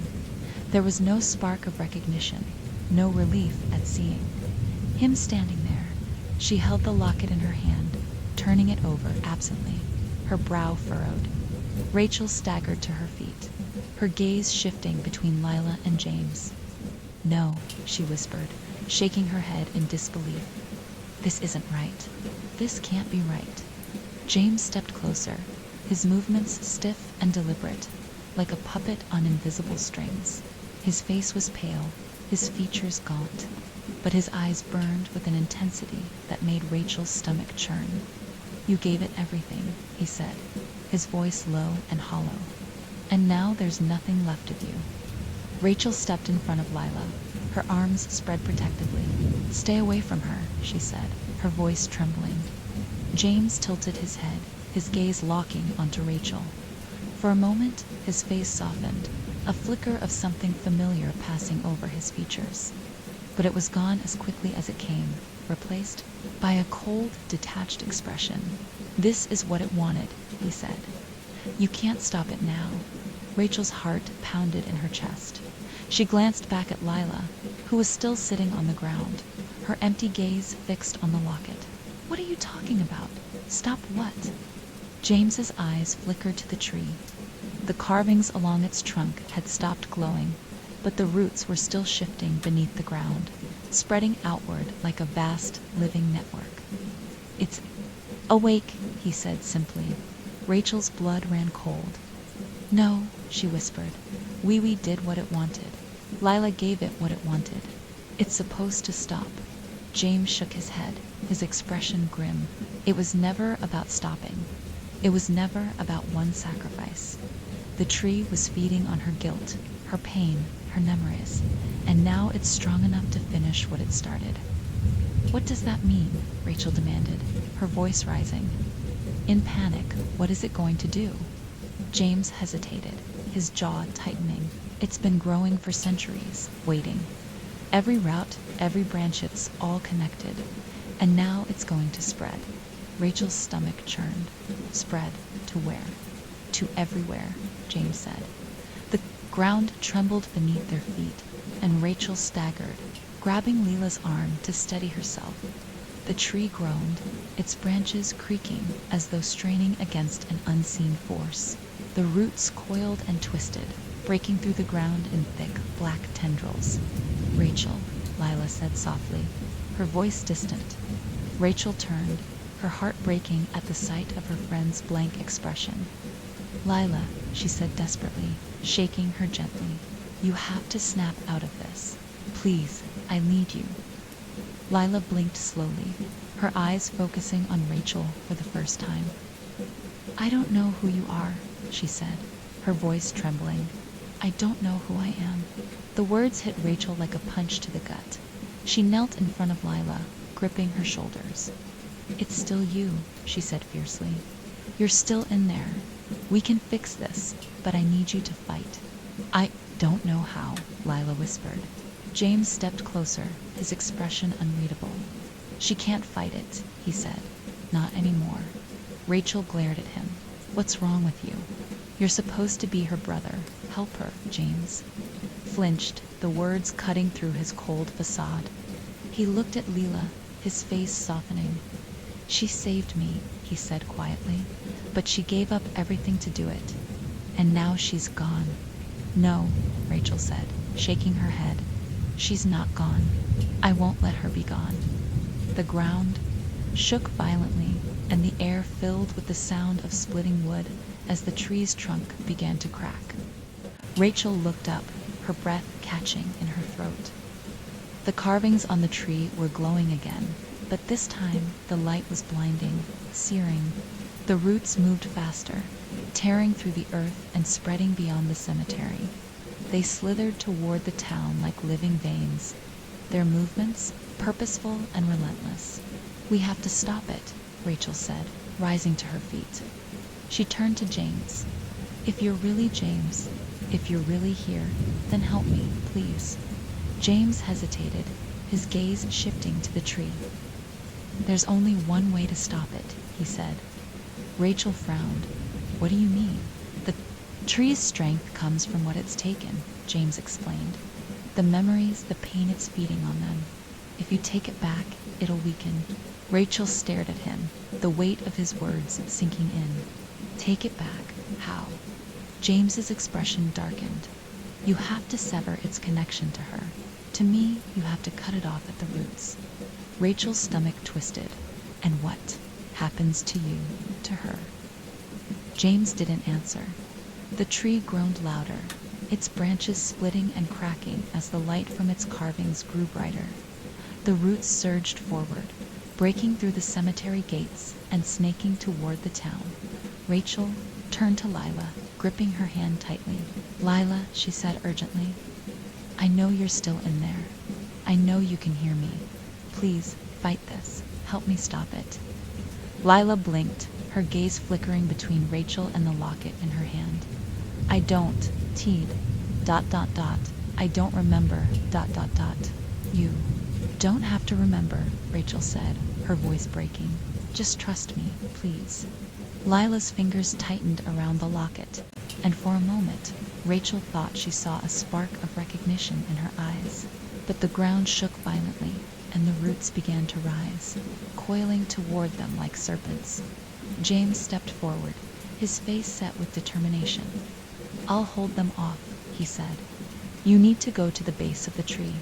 Cut it off, at the source." Rachel hesitated, her gaze shifting between James and Lila. "What about you?" James gave her a faint smile. "I'll do what I have to." The roots lashed out, and James moved to intercept them, his movements quick and deliberate. "Go!" he shouted over his shoulder. Rachel grabbed Lila's hand, pulling her to her feet. "Come on!" As Rachel and Lila ran toward the tree, the air grew colder, the light from the carvings burning brighter. The ground split open at the base of the tree, revealing a massive tangle of roots pulsing with a sickly glow. Rachel tightened her grip on Lila's hand, her voice trembling. "We end this together." But from the shadows of the roots, something began to emerge, something larger, darker, and far more sinister than anything they had seen before. Rachel froze as the figure emerged from the shadows of the massive roots, towering and grotesque. Its form was a twisted fusion of human and tree, its limbs unnaturally long and jointed like branches. Its bark-like skin glistened with a sickly black sheen, and its face was a hollow void, save for two deep, empty sockets where eyes should have been. The whispers surged again, deafening, chaotic. ... It is too late. ... You cannot stop it. ... Double quotes, double quotes, dot dot dot. Rachel's grip on Leela's hand tightened as the thing stepped forward, its movements slow but deliberate. Its roots dragged behind it like a grotesque cloak, slithering through the ground as though alive. Leela, Rachel whispered, her voice trembling, "We need to keep moving." Leela stared at the creature, her vacant expression flickering with something fear, recognition, or perhaps both, but she didn't move. The rootborn turned its hollow gaze toward them, its head tilting unnaturally. "You have brought me what I need," it said, its voice deep and resonant, like the groaning of ancient wood. Rachel swallowed hard, her mind racing. "What are you?" The creature's head tilted further, its form casting jagged shadows against the glowing tree. "I am what was buried. What they tried to forget, their secrets, their sins, their guilt, dot dot dot. It made me strong." Rachel shook her head, taking a step back. "You're feeding on them, on us. That's all you've ever wanted. Not just to feed," the rootborn said, its voice cold. "To grow, to spread. Their pain is my soil, their memories my roots. And now I will take everything." The ground trembled violently, and more roots erupted around the base of the tree, stretching toward the horizon like veins. The whispers rose to a fever pitch, suffocating in their intensity. "Leela," Rachel said, shaking her friend's shoulder, "please snap out of it. We have to stop this thing." Lila blinked, her fingers tightening around the locket. "Don't know what to do," she whispered. Rachel turned toward the base of the tree, where the glowing roots pulsed with energy. She didn't fully understand what James had meant about severing the connection, but she knew this was their only chance. "You do," Rachel said, gripping Lila's arm. "It's in you. You're still connected to it. You're the only one who can stop it." The rootborn took another step forward, its hollow gaze fixed on Leela. "She is mine," it said, its voice booming.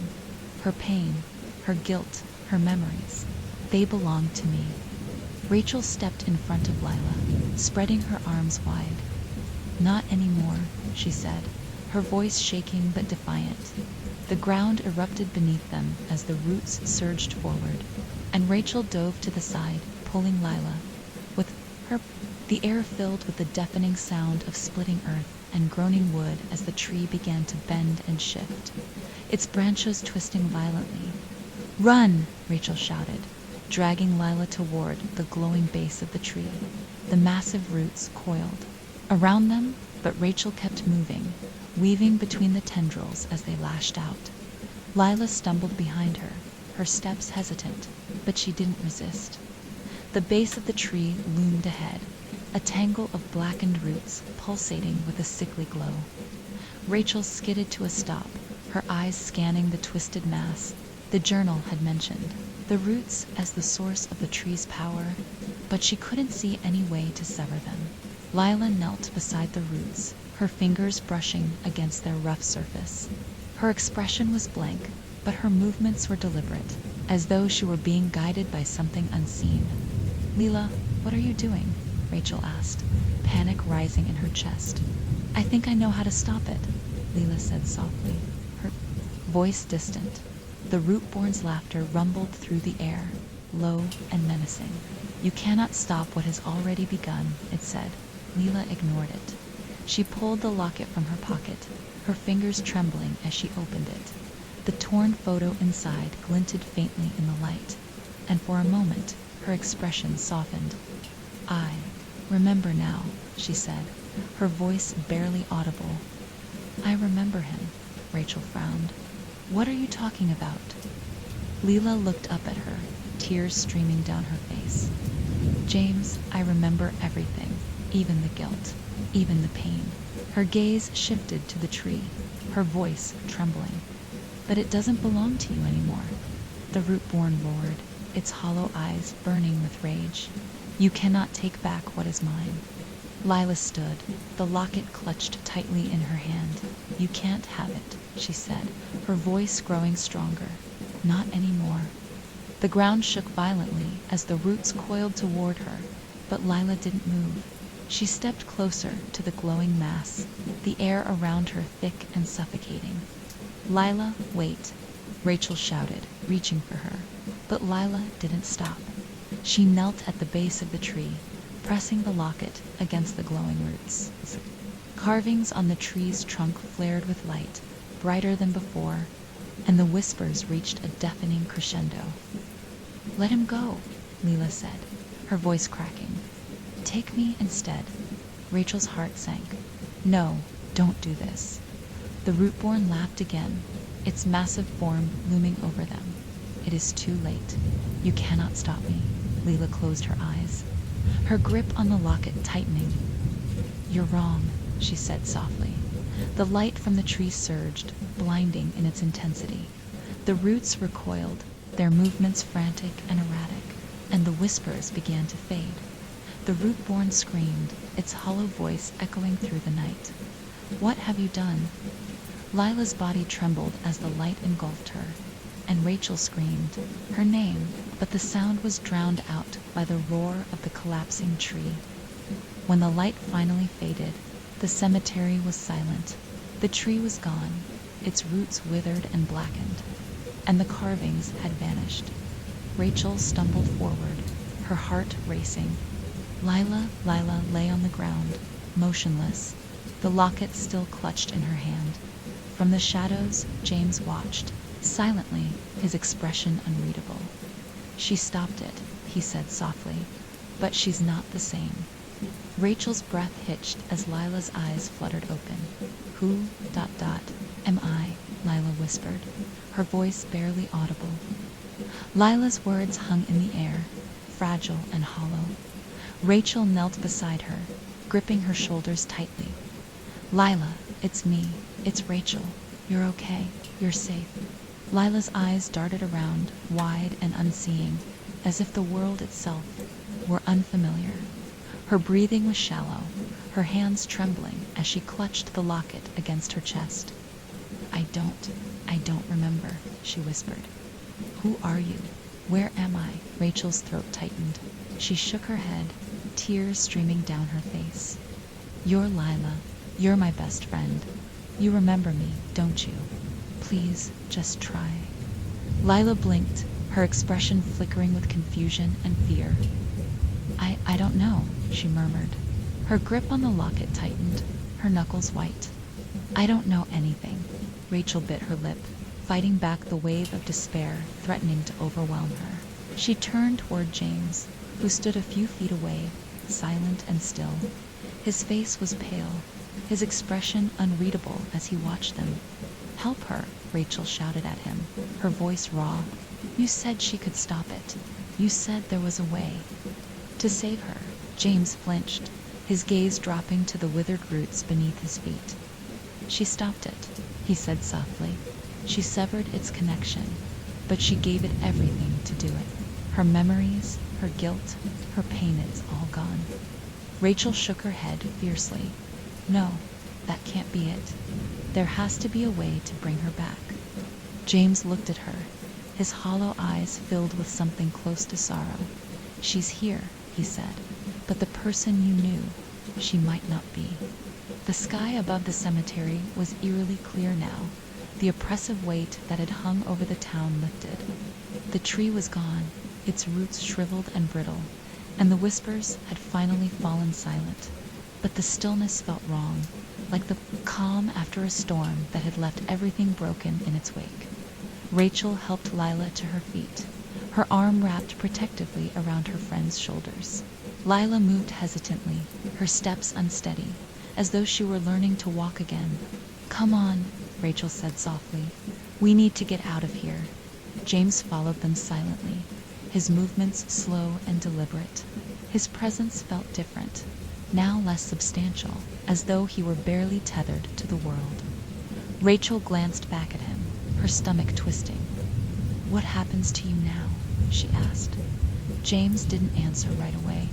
He stared at the ground, his shoulders slumping. "I don't know," he admitted. "I was part of it too. Whatever kept me here, ... It's gone now, Rachel frowned. You mean the tree?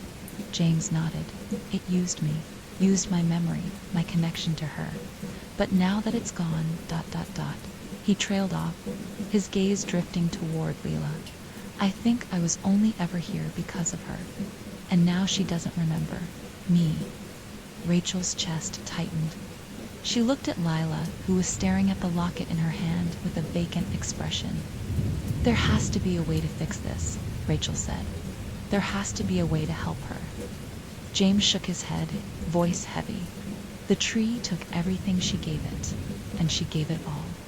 Memories aren't something you can just ... get back. As they made their way out of the cemetery, the air grew colder. Lila clung to Rachel's arm, her steps faltering. Her gaze darted nervously to the shadows around them, as if she expected something to emerge. Rachel tightened her grip, her jaw set. You're going to be okay, she said firmly. I promise. Leela didn't respond when they reached the cemetery gates. James stopped. He stood just beyond the threshold, his hands in his pockets, his expression distant.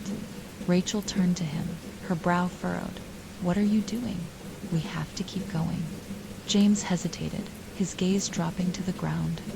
I don't think I can, he said quietly. What do you mean? Rachel demanded. He met her eyes, his face shadowed by a sadness that seemed to stretch beyond the limits of this world. I was never really ... here, not the way you are. The tree kept me tied to this place, to her. But now that it's gone ... Rachel's throat tightened. No, she said, shaking her head. You don't have to go. You can stay. She needs you. James gave her a faint, bittersweet smile. She doesn't even know who I am. He looked at Leela, his expression softening. I'm just a stranger to her now. But you ... you're still here. You can take care of her. Rachel felt a lump rise in her throat. James, don't do this. I don't think I have a choice, he said, his voice barely above a whisper. He stepped back, his form growing, fainter with each step.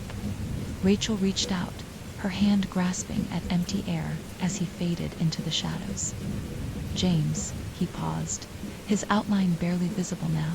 Thank you, he said, his voice distant, for everything, and then he was gone. Leela and Rachel walked the rest of the way back to Rachel's apartment in silence. The streets were eerily empty, the town still reeling from the storm that had raged through the night.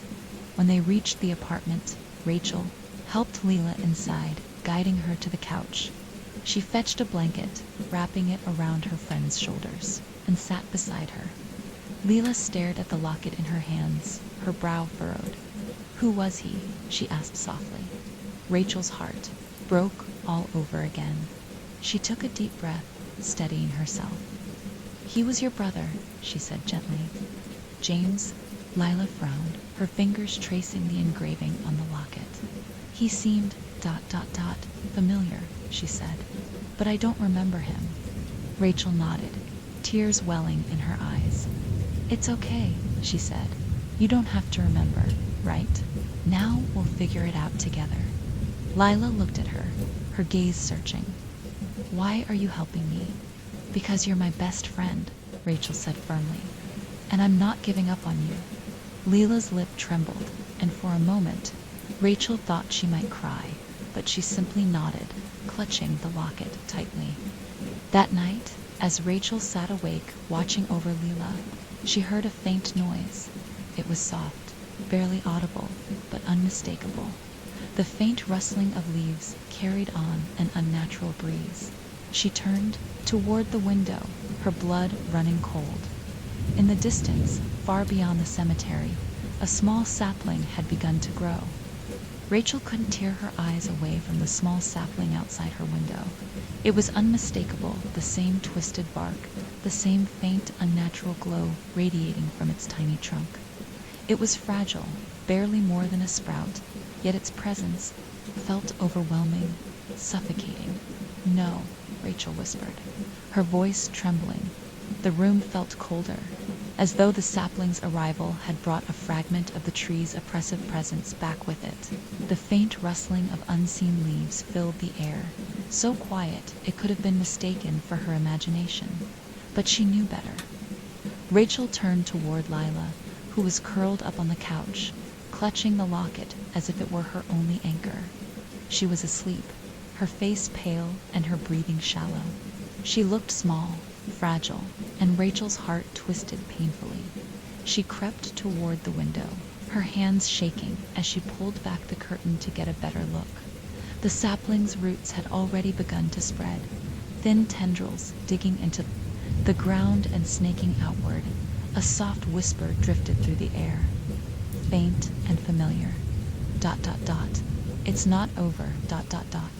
Rachel backed away from the window, her chest tightening. Her mind raced, trying to make sense of what she was seeing. The tree was gone. Lila had destroyed it, severed its connection to the town. She'd seen it collapse, watched its roots wither and die. So how was this possible? Rachel, the soft, uncertain voice made her spin around. Lila was awake now, sitting up on the couch. She blinked at Rachel, her brow furrowed in confusion. "What's wrong?" Lila asked, her voice quiet. Rachel hesitated, her gaze flicking. Back to the window? She didn't want to scare Lila not when she was already so vulnerable, so fractured. But she couldn't lie to her either. "There's something outside," Rachel said carefully. Lila's grip on the locket tightened. "What do you mean?" Rachel bit her lip, debating how much to say. "It's a sapling," she said finally. "It looks like the tree. Like ...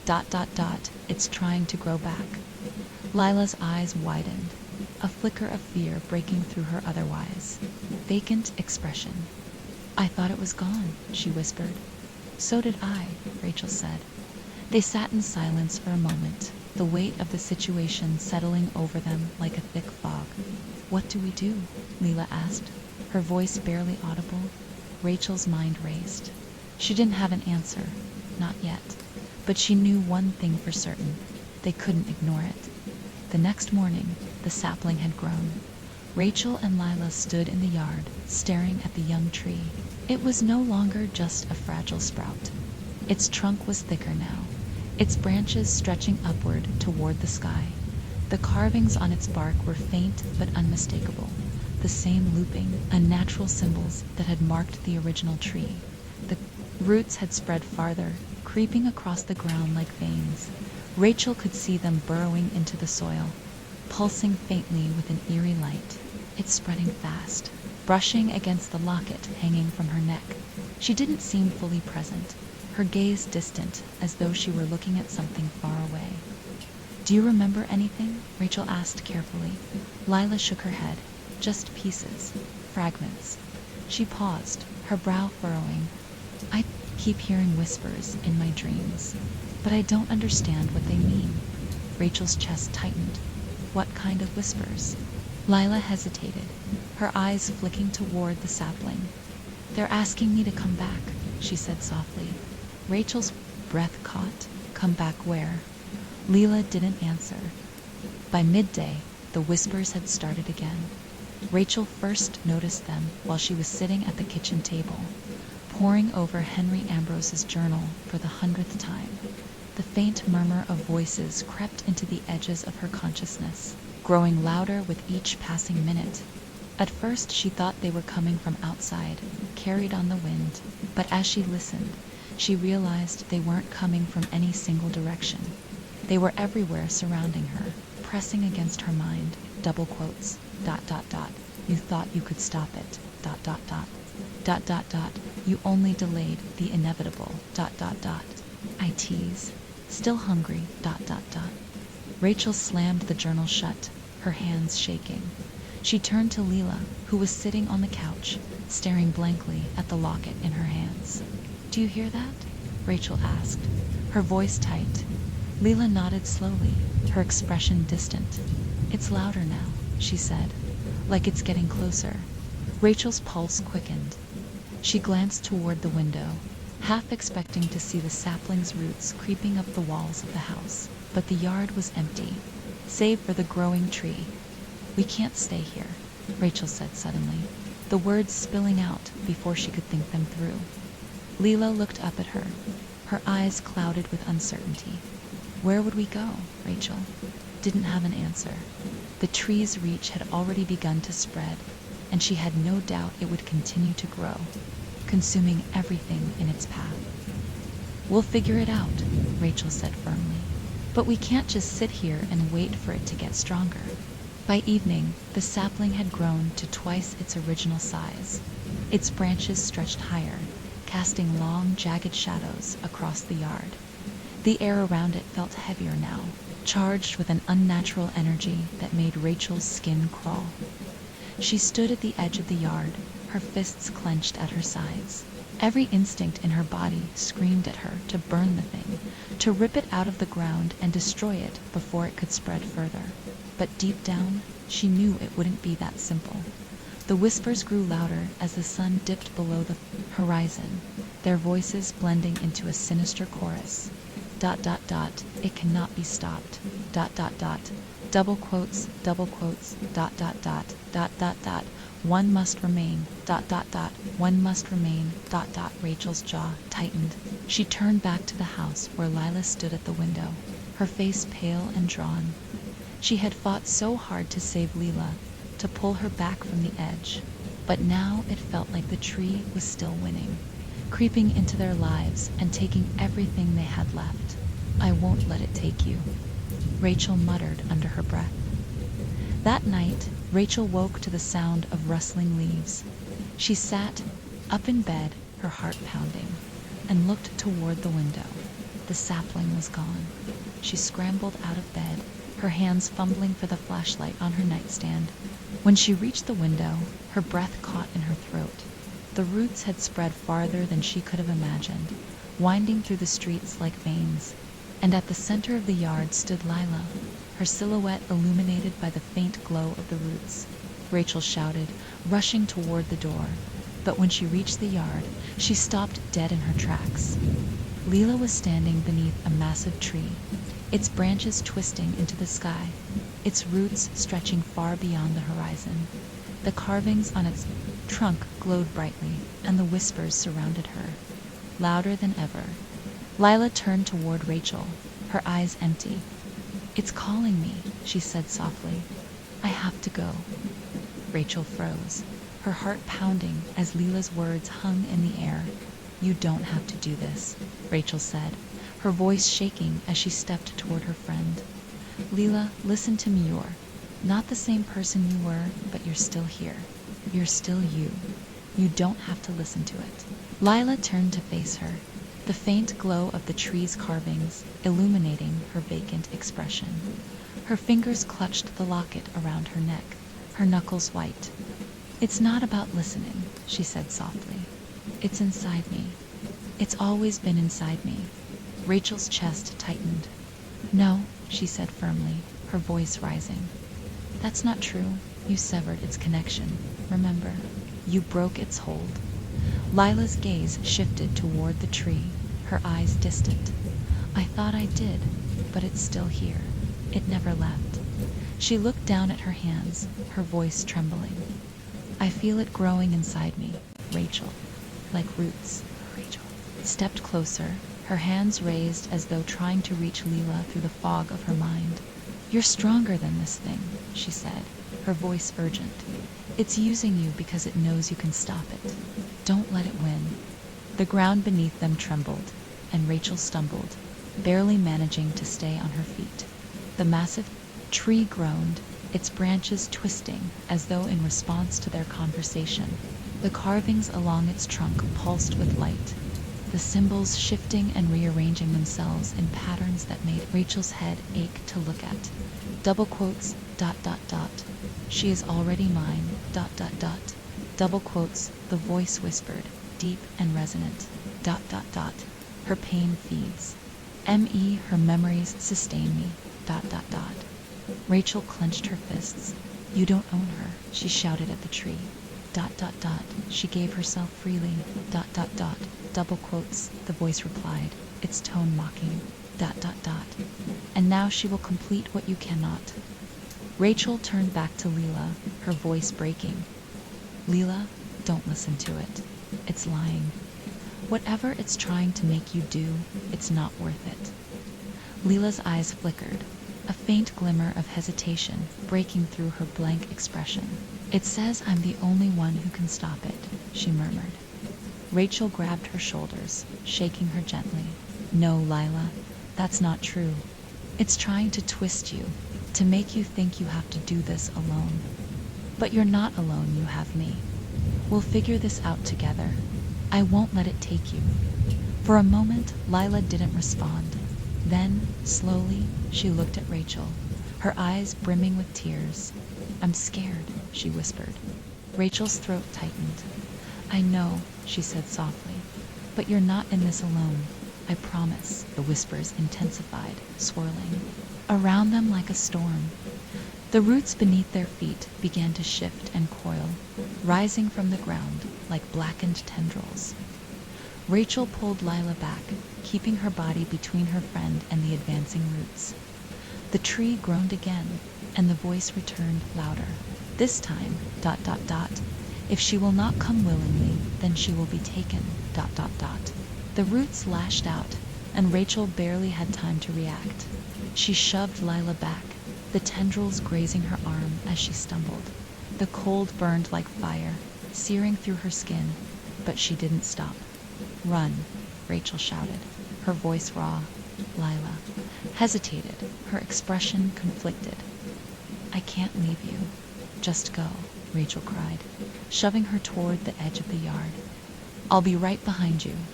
The roots surged again, and Rachel dodged, her breath coming in ragged gasps. The tree loomed over them, its branches stretching impossibly wide, blotting out the moonlight. ... She cannot escape. ... The voice hissed. Rachel gritted her teeth. We'll see about that. Leela ran, her legs trembling as she stumbled toward the edge of the yard, but with every step, the pull of the tree grew stronger, tugging at her mind like an anchor.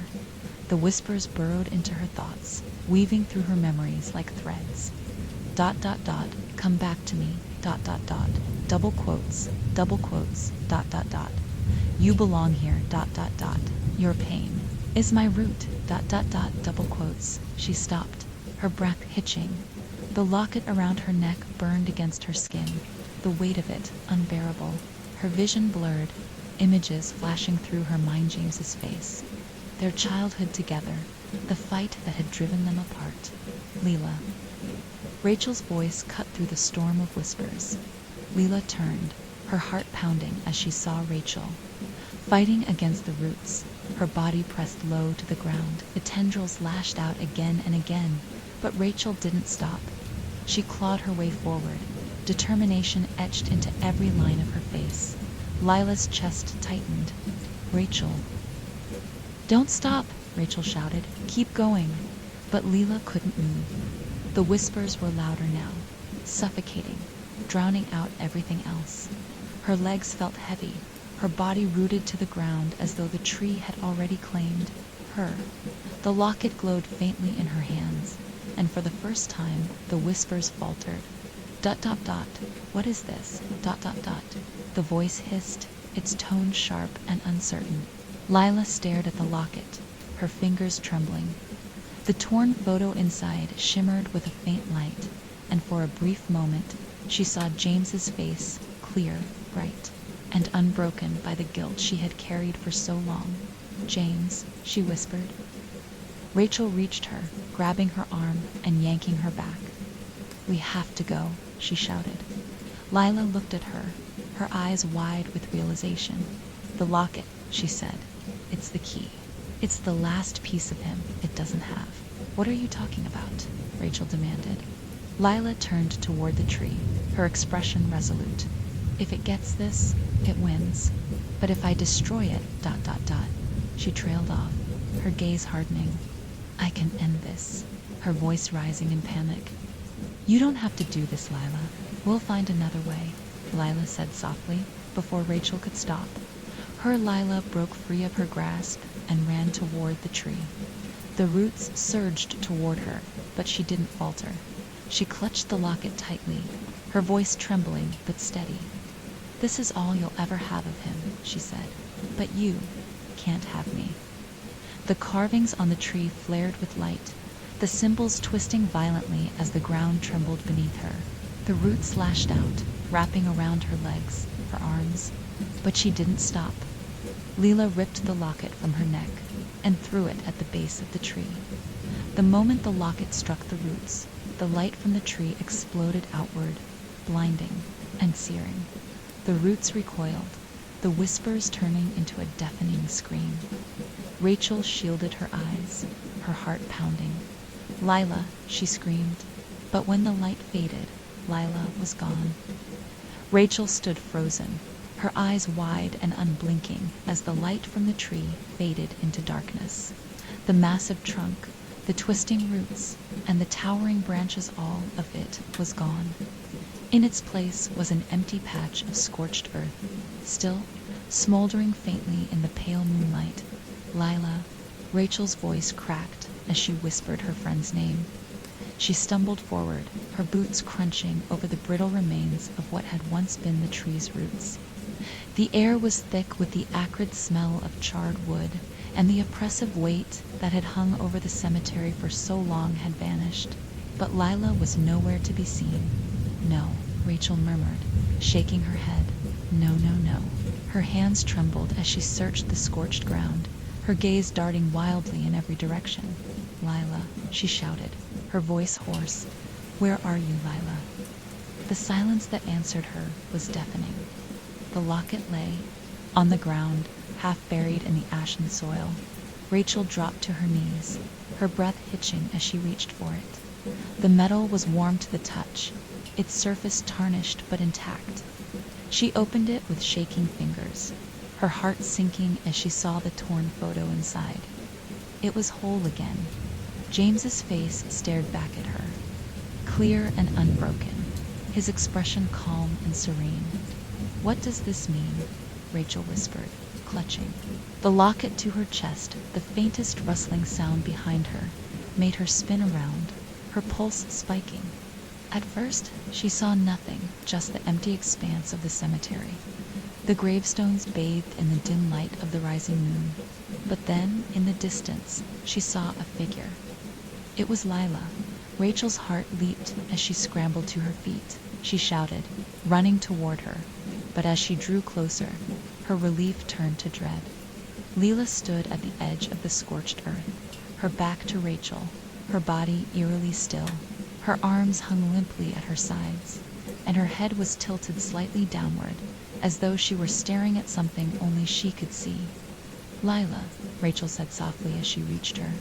Lila didn't respond. Rachel hesitated, then placed a trembling hand on her shoulder. "Hey, it's over. You did it. You stopped it." Lila slowly turned to face her, and Rachel's breath caught in her throat. Her face was blank, her expression devoid of recognition or emotion. She looked at Rachel as though she were a stranger. "Who are you?" Lila asked, her voice flat and detached. Rachel's chest tightened. "It's me," she said, her voice cracking. "It's Rachel. Don't you remember?" Leela shook her head slowly, her gaze distant. "I don't remember anything," she said softly. Rachel's legs buckled, and she sank to the ground, tears streaming down her face. She had hoped, prayed that whatever Leela had done would leave her whole. But the truth was undeniable now. The tree had taken everything. "I'm sorry," Lila said, her tone hollow. "I don't know who you are." The hours passed in a haze. Rachel brought Lila back to her apartment, though her friend followed in a dazed, mechanical manner. As though she were sleepwalking, Rachel sat at the kitchen table, the locket clutched in her hand, as Lila stared blankly out the window. She didn't know what to do. She didn't know how to help. The locket felt heavier than ever, its weight a cruel reminder of everything they had lost. Rachel opened it again, staring at the photo of James.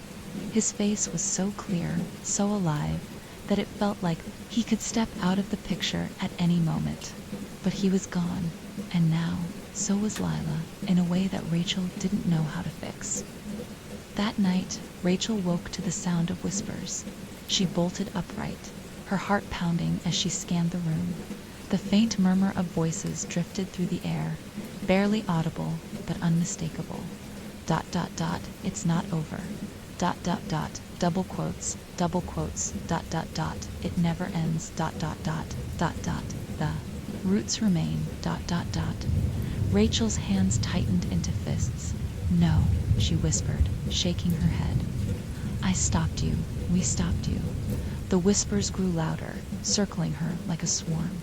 Dot dot dot, you cannot destroy what was buried. Dot dot dot, you cannot escape what was sown. Dot dot dot, double quotes, dot dot dot. Rachel's blood ran cold. She threw off the blankets and stumbled to her feet, rushing to Lila's room. The door was ajar, and the faint light from the hallway spilled inside. Lila, Rachel called, her voice trembling. The room was empty. Panic surged through Rachel. As she searched the apartment, her pulse racing.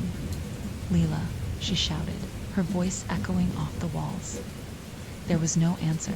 She ran to the window, her heart sinking as she saw the faint glow of the locket lying on the ground outside. She bolted, out the door, sprinting toward the yard. The locket lay in the dirt, its chain coiled like a snake. Rachel snatched it up, her breath hitching as the whispers intensified. Dot dot dot, she belongs to the roots. Dot dot dot, she has returned to us. Dot dot dot, double quotes, dot come and see. Dot dot dot. Rachel turned toward the horizon, her stomach twisting. Dot in the distance. At the edge of the cemetery, a massive tree had begun to rise. Its branches stretched toward the sky, its roots burrowing deep into the earth, and at its base stood Lila, her body still, her head bowed. Rachel clenched the locket in her hand, her jaw tightening. No, she said, her voice steady, despite the fear clawing at her chest. She stepped forward, her resolve hardening. I'm not letting it take her again. Rachel's breath came in short gasps as she sprinted toward the towering tree at the edge of the cemetery. It had grown impossibly fast, its branches reaching far into the sky, blotting out the stars. The carvings glowed faintly along its bark. Pulsing in time with the whispers that filled the air at its base, stood Lila, motionless, her head bowed and her arms hanging limply at her sides. The roots coiled around her feet like chains, holding her in place. Lila, Rachel shouted, her voice cutting through the oppressive noise. Lila didn't respond. She remained perfectly still, her gaze fixed on the ground. Rachel skidded to a stop a few feet away, her chest heaving as she struggled to catch her breath. The air was heavy, thick with the same suffocating energy that had surrounded the original tree. She could feel it pressing against her, worming its way into her thoughts. Double quotes. She has returned to us. Her pain feeds the roots. Her emptiness is ours. No, Rachel shouted, clenching her fists. You can't have her. The whispers faltered for a moment, and the carvings on the tree dimmed slightly. The roots shifted beneath the ground, tightening around Lila's legs. She chose this. The voice hissed. You cannot take her from us. Rachel stepped closer, her eyes locked on Lila. Lila, listen to me, she said, her voice trembling but determined. You're stronger than this. You broke free before you can do it again. Lila's head tilted slightly, as though she had heard Rachel's voice. But her expression didn't change, and she didn't move. Rachel gritted her teeth. She reached into her pocket and pulled out the locket, holding it tightly in her hand. Its surface was warm, the faint glow from the photo inside flickering like a dying ember. This doesn't belong to you, Rachel said, her voice sharp. She held the locket out toward the tree, her arm trembling. This is hers, it's James's, and you can't take it. The tree groaned, its branches twisting. Violently, the carvings flared brighter, and the whispers surged in response. She is ours. Rachel ignored the voices, her focus entirely on Lila. Lila, you have to fight, she said, stepping closer. You still have a choice. Don't let it take you again, please. Lila's fingers twitched, the faintest movement, but it was enough to give Rachel hope. You can do this, Rachel continued, her voice rising. I know you're still in there. I know you're scared, but you're not alone. I'm here. I've always been here. Lila's head slowly lifted, her empty gaze meeting Rachel's. For a moment, there was no recognition, no spark of emotion. But then her lips parted, and she whispered a single word, Rachel. The whispers roared in fury, the ground beneath them shaking violently. The roots coiled tighter around Lila, pulling her down as the tree's carvings pulsed with a blinding light. Rachel lunged forward, grabbing Lila's hand. I've got you, she shouted, pulling with all her strength. The roots resisted, their blackened tendrils digging into Lila's legs, but Rachel refused to let go. The locket in her other hand burned hotter, its glow intensifying as though responding to her determination. Let her go, Rachel screamed. The tree groaned again, its branches cracking as the light from its carvings began to falter. The roots shuddered, their grip loosening slightly. Lila's hand tightened around Rachel's, her voice trembling as she spoke. It's pulling me back, she said, her eyes brimming with tears. I can feel it inside me. Rachel shook her head fiercely. No, you're stronger than it. You can fight this. You already broke its hold once. You can do it again. Don't know if I can, Lila whispered. You can, Rachel shouted. You're not alone this time. I'm here. We'll do it together. The locket in Rachel's hand flared brighter, and for a moment the whispers faltered. The tree's light dimmed further, and the roots around Lila's legs began to wither, shrinking back into the ground.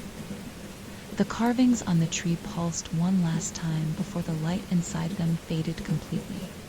The massive branches groaned and twisted, their movement slowing as though the tree were dying. The whispers dissolved into silence, and the oppressive energy that had filled the air lifted. Rachel pulled Lila away from the withering roots, her arms wrapped tightly around her friend. Lila collapsed against her, her body trembling as she clung to Rachel like a lifeline.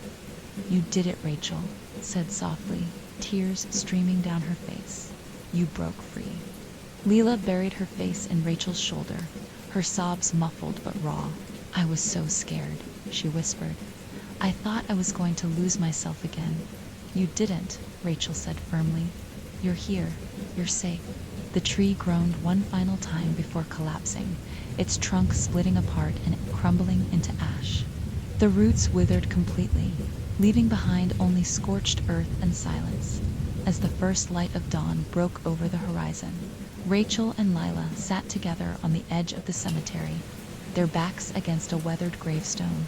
The locket lay between them, its surface cool and tarnished, but still intact. Lila held it in her hands, turning it over slowly. I remember him now, she said softly. Rachel glanced at her, her heart swelling with relief. James, Lila nodded, her fingers brushing over the engraving. It's like it's still broken, but I can see the pieces again. I can feel them. She looked at Rachel, her eyes filled with gratitude. Thank you for not giving up on me. Rachel smiled through her tears. I told you, you're not alone. You never were. Lila's gaze drifted back to the horizon, her expression thoughtful. Do you think it's really over? She asked. Rachel hesitated, her eyes scanning the scorched earth where the tree had stood. I don't know, she admitted, but whatever happens, we'll face it together. As they stood to leave, a faint breeze rustled through the cemetery, carrying with it the faintest whisper. ... Roots run deep. ... Rachel and Lila froze, their eyes meeting in silent understanding. The fight wasn't over. Not yet. Rachel and Lila walked home in silence, their steps heavy as the weight of the past few days pressed down on them. Though the tree was gone, the faint whisper they had heard lingered in Rachel's mind, gnawing at the edges of her thoughts. ... Roots. Run deep. ... She glanced at Leela, who walked beside her with the locket clutched tightly in her hand. Leela's expression was distant, her gaze fixed on the ground as though she were lost in a memory, or perhaps trying to escape one. You okay? Rachel asked gently. Lila nodded slowly, though her grip on the locket tightened. I think so, she said, her voice soft. But it still feels like it's not finished. Rachel's stomach twisted. She wanted to reassure her, to tell her everything was over. But she couldn't shake the feeling that the whisper was a warning. When they reached Rachel's apartment, the tension between them was palpable. Lila settled on the couch, her hands fidgeting with the locket as Rachel paced the room, her thoughts racing. We need to figure out what's really going on, Rachel said, breaking the silence. What do you mean? Lila asked, looking up. At her, Rachel stopped pacing, her arms crossed tightly over her chest. The tree's gone, but the roots... She trailed off, shaking her head. I think they're still alive, or at least part of them is. Leela frowned. How is that possible? The tree collapsed. We saw it. I don't know, Rachel admitted. But that whisper, roots run deep. It's like it was trying to tell us something. Leela hesitated, her fingers tracing the edge of the locket. Maybe it means it's not just here, she said, quietly. Maybe the roots go ... farther. Rachel's breath caught. The thought sent a chill through her. You mean the tree could spread? Beyond the cemetery, Lila nodded. What if it already has? The idea was horrifying, but it made sense. The tree had been feeding on the town for generations, its roots digging deeper into the ground, spreading unseen. If even a fragment of its influence had survived, it could begin again somewhere else, with someone else. Rachel grabbed the journal they had taken from the Ambrose estate, flipping through the brittle pages.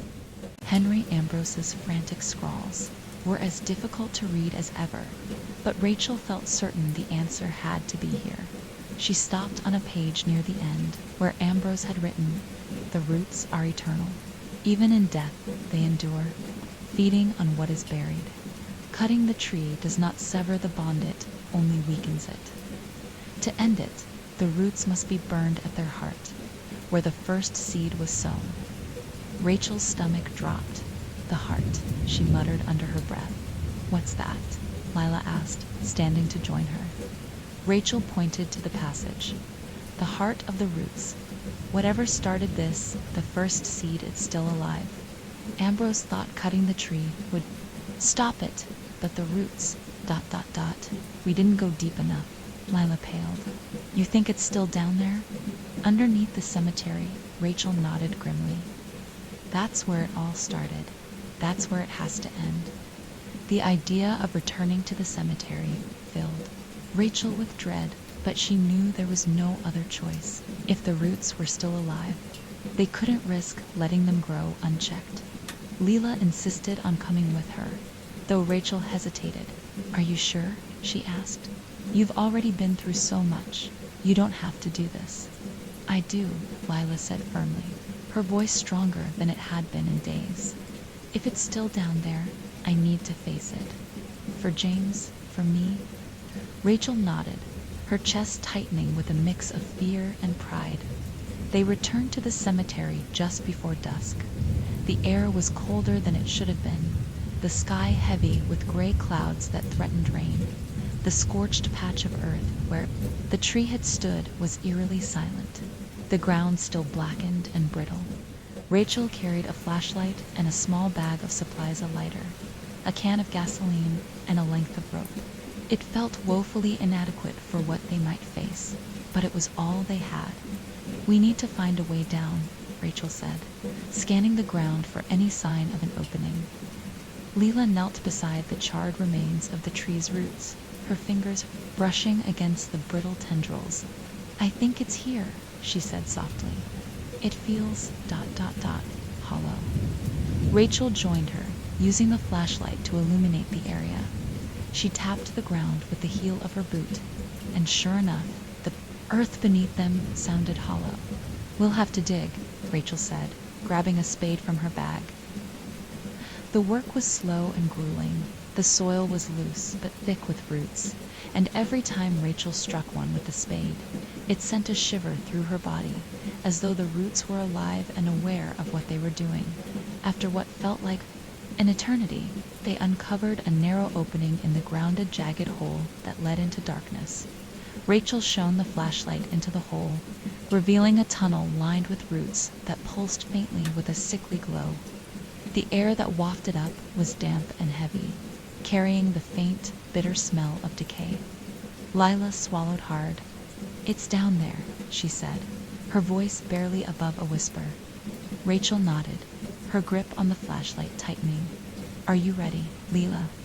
Hesitated, then took a deep breath and nodded. The tunnel was cramped and suffocating, the roots pressing against them from all sides. Rachel led the way, her flashlight cutting a narrow path through the darkness. The whispers began almost immediately, faint and insidious. ... You should not have returned. ... The roots will take you. ...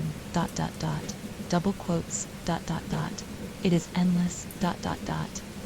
Lila flinched, her hands shaking as she followed close behind Rachel.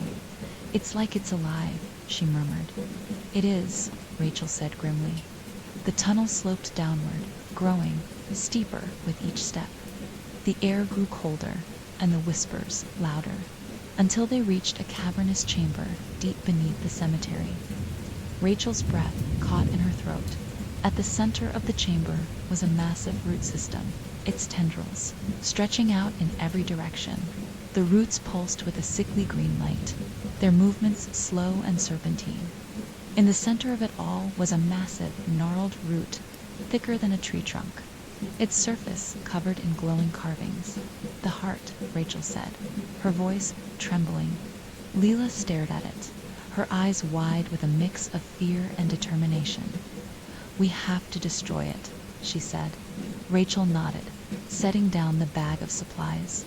"We'll burn it," she said, her voice steady. "We'll end this for good." As Rachel pulled out the gasoline, the carvings on the massive root began to glow brighter. The whispers surged, deafening and chaotic. As the root twisted and writhed, from the center of the root, something began to emerge. ... You cannot destroy what was sown. ... The voice was deeper now, resonant and inhuman. A figure stepped forward, its form twisting and flickering like a shadow made flesh.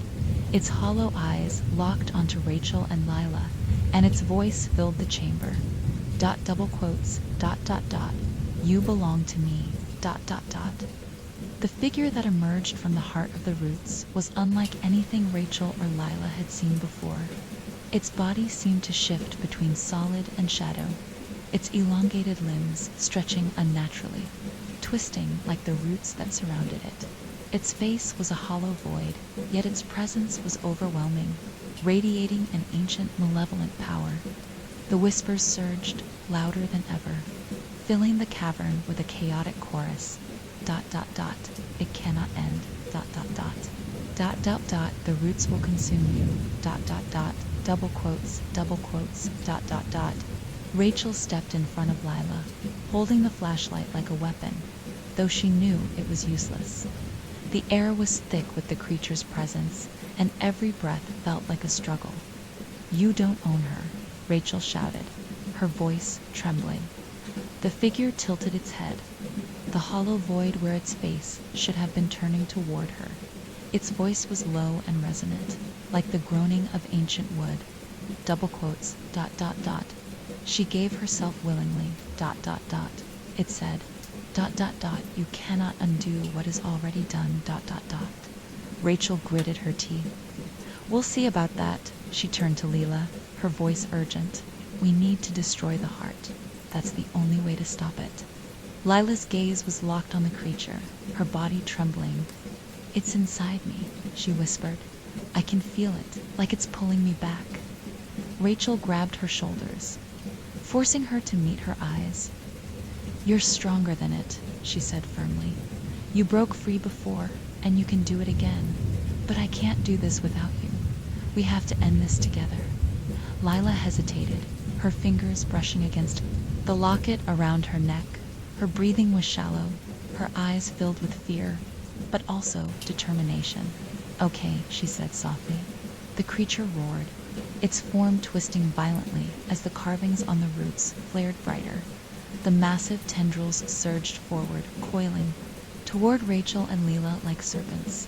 Rachel grabbed the can of gasoline from the bag and flung it across the chamber, dousing the glowing roots. We have to move, she shouted, pulling Lila toward the heart of the root system. The whispers turned to screams, the roots writhing as though in agony. The creature's form flickered, growing more erratic as it advanced on them. Its hollow eyes locked onto Lila. ... You cannot escape. ... Double quotes, it growled. ... She belongs to us. ...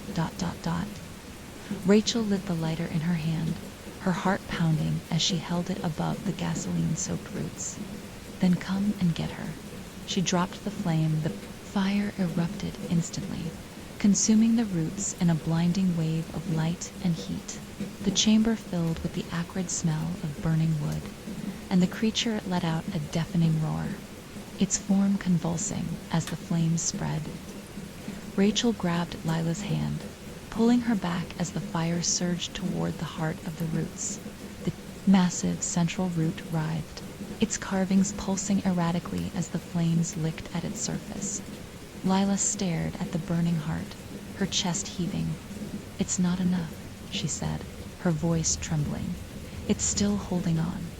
Rachel turned to her, panic rising in her chest. What do you mean? Lila's gaze was distant, her expression filled with both fear and resolve. It's tied to me. It's using what's left of me to stay alive. She met Rachel's eyes, tears streaming down her face. I have to let it go. Rachel's stomach dropped. No, she said, shaking her head. There has to be another way. There isn't, Lila said softly.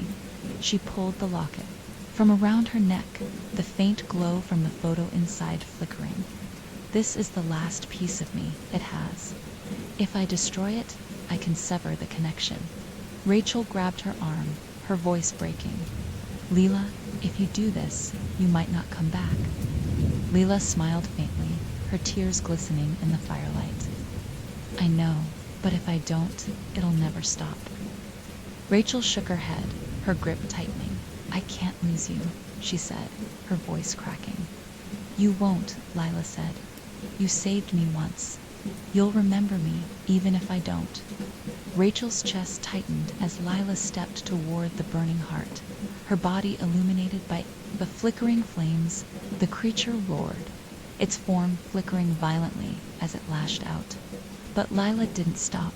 She held the locket high, her voice steady despite the chaos around her. You don't own me, she said. You never did. With a swift motion, she threw the locket into the flames. The effect was immediate. The carvings on the heart flared one last time before exploding into a blinding light.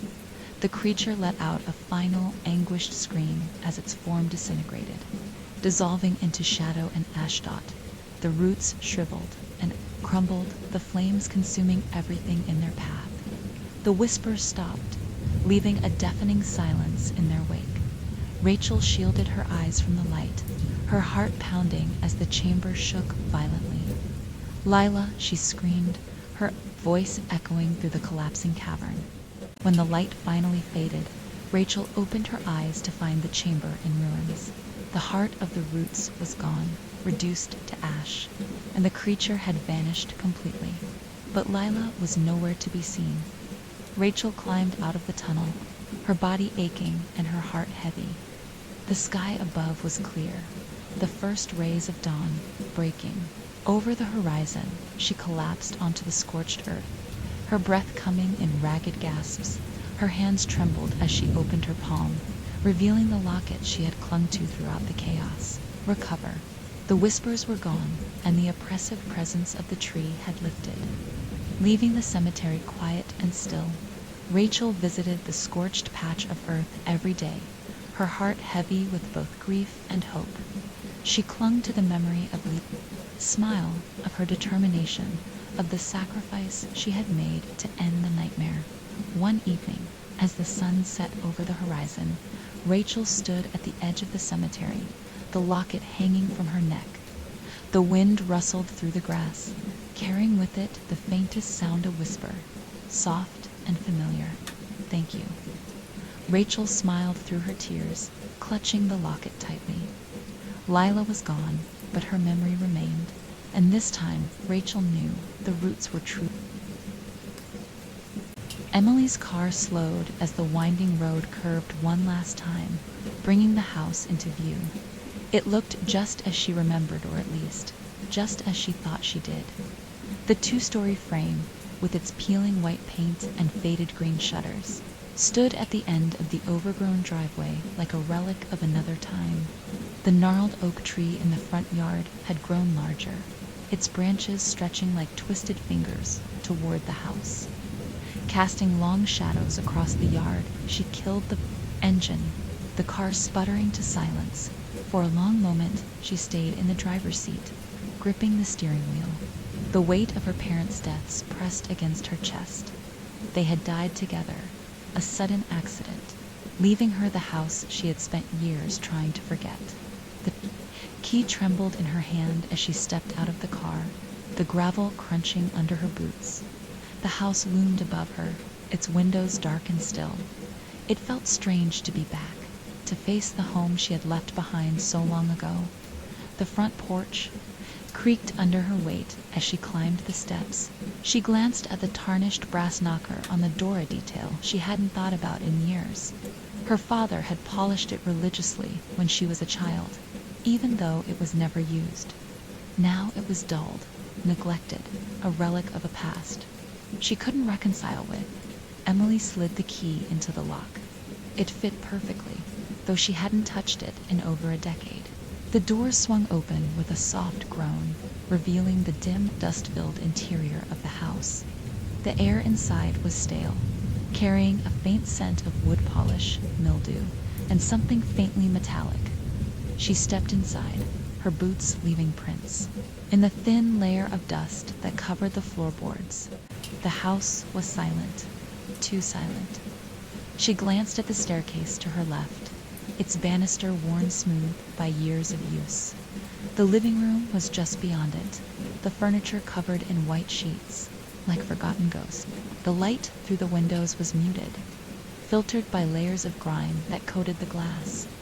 Emily set her suitcase down in the hallway, her footsteps echoing unnaturally as she wandered deeper into the house. Every creak of the floorboards felt louder than it should, each sound amplified by the oppressive stillness. In the dining room, she paused. The long table where her family had once eaten together was still there, its surface marred by scratches and stains. A single chair sat pulled away from the table, as though someone had left in a hurry. Her gaze flicked to the far wall, where a faded family portrait hung slightly askew. She remembered that portrait her parents had taken her to a studio when she was 7. The stiff poses, the forced smiles. She had always hated it. But as she stared at it now, something felt wrong. She stepped closer, her eyes narrowing as she studied the painting. Her parents looked just as they had in her memories, her mother's soft features, her father's stern expression. But her own image seemed ... different. But her expression wasn't right. It wasn't the awkward, toothy smile Emily remembered. Instead, the girl's face was blank, her eyes staring directly at Emily with an intensity that made her skin crawl. Emily backed away, her heart pounding. The silence in the house seemed heavier now, pressing against her ears like a physical weight. She turned away from the portrait, her chest tight as she moved toward the kitchen. The kitchen was untouched, just as she had left it years ago. The old stove, the chipped countertops, the refrigerator humming faintly despite the years of disuse, was all the same. But the longer she stood there, the more she felt like she was being watched. Her eyes darted toward the window above the sink. The gnarled branches of the oak tree framed the glass, their shadows shifting slightly in the faint breeze. And then she saw it. A figure. It was faint, barely more than a shadow, but it was there. Standing in the reflection of the window, Emily spun around, her breath catching in her throat. The room was empty. She stood frozen, her heart racing as her eyes scanned the kitchen. Nothing moved. The only sound was the faint hum of the refrigerator. She turned back to the window, her reflection staring back at her. The shadow was gone. She exhaled shakily, her fingers brushing against the countertop as she steadied herself. "It's just the stress," she muttered under her breath. That's all. She spent the next hour unpacking, trying to distract herself from the uneasy feeling that lingered in the back of her mind. Her old bedroom was still intact, though the bed creaked ominously when she sat on it. The wallpaper was faded, the floral pattern barely visible in the dim light. She found an old box under the bed, filled with childhood drawings and trinkets. As she flipped through the drawings, she felt a faint sense of nostalgia, mixed with something darker. One drawing caught her attention. It was crumpled and smudged, the colors faded, but she could make out the shape of a house. Her house. The details were strange uneven windows, a crooked roof, and a dark, featureless room in the center. She didn't remember drawing it. A faint creak echoed from the hallway, snapping her attention away from the drawing. She stood, her muscles tense. As she stepped into the hallway, the shadows seemed deeper now, the light from the windows unable to penetrate the dark corners of the house. "Hello?" she called out, her voice trembling slightly. There was no response. She moved cautiously toward the stairs, her footsteps soft against the floorboards. At the top of the staircase, she paused, her eyes scanning the upper hallway. The door to her parents' bedroom was slightly ajar. Her heart sank. She had left it closed. Taking a deep breath, she stepped forward, her fingers brushing against the cold banister as she approached the door. She pushed it open slowly, the hinges creaking loudly in the silence. The room was empty, the furniture still covered in white sheets. The faint scent of her mother's perfume lingered in the air, a ghost of the past that made her stomach twist. But as she turned to leave, something on the nightstand caught her eye. A photograph. It wasn't there before. She picked it up, her fingers trembling as she studied the image. It was an old photo, faded and grainy, but she recognized the people in it.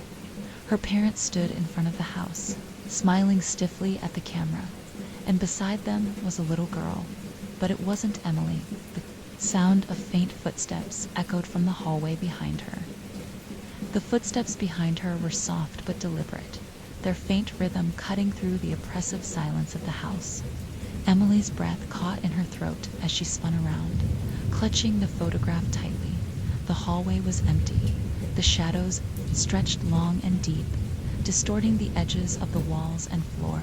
Her chest tightened as she scanned the space, her eyes darting toward the staircase at the far end of the hall. The sound had been too distinct, too close. "Hello," she called out, her voice trembling no answer. The silence pressed down on her like a weight, the stillness of the house suffocating. She took a step forward, her bare feet brushing against the worn carpet. The photograph trembled in her hand, her fingers curling tightly around its edges. She glanced down at it again, her stomach twisting. Her parents looked younger in the photo, smiling in a way she rarely remembered seeing, but the girl standing beside them wasn't her. The resemblance was uncanny, the same dark hair, the same round face, but there was something wrong. The girl's eyes were unfocused, her smile too wide, almost frozen. Emily searched her own memory, desperate to recall the day the photo had been taken, but it was like grasping at fog. A faint sound broke her thoughts, pulling her attention back to the hallway. It was coming from downstairs, now a soft, rhythmic creak. Like footsteps on the old floorboards, Emily's heart pounded as she moved toward the stairs, her hand brushing against the banister for support. The wooden rail felt cold, almost damp, beneath her fingers. She leaned forward cautiously, peering into the dimly lit entryway below. The shadows seemed thicker there, pooling around the edges of the walls like spilled ink. "Who's there?" she called out, her voice louder this time. The creaking stopped. For a long moment, the house was silent again. Then, faintly, a soft whisper drifted up from below, barely audible but unmistakable. It was her name, Emily. Her blood ran cold. The voice was distant and distorted, like it was coming from deep within the walls. She swallowed hard, her throat dry, and took a hesitant step down the stairs. The creak of the old wood beneath her foot made her wince, the sound unnaturally loud in the stillness. She gripped the banister tighter as she descended, her eyes locked on the darkened entryway. When she reached the bottom of the stairs, the air felt colder, heavier. The living room to her left was shrouded in shadows, the furniture beneath the white sheets looming like ghosts. The dining room beyond was just as still, the long table bathed in faint moonlight filtering through the grimy windows.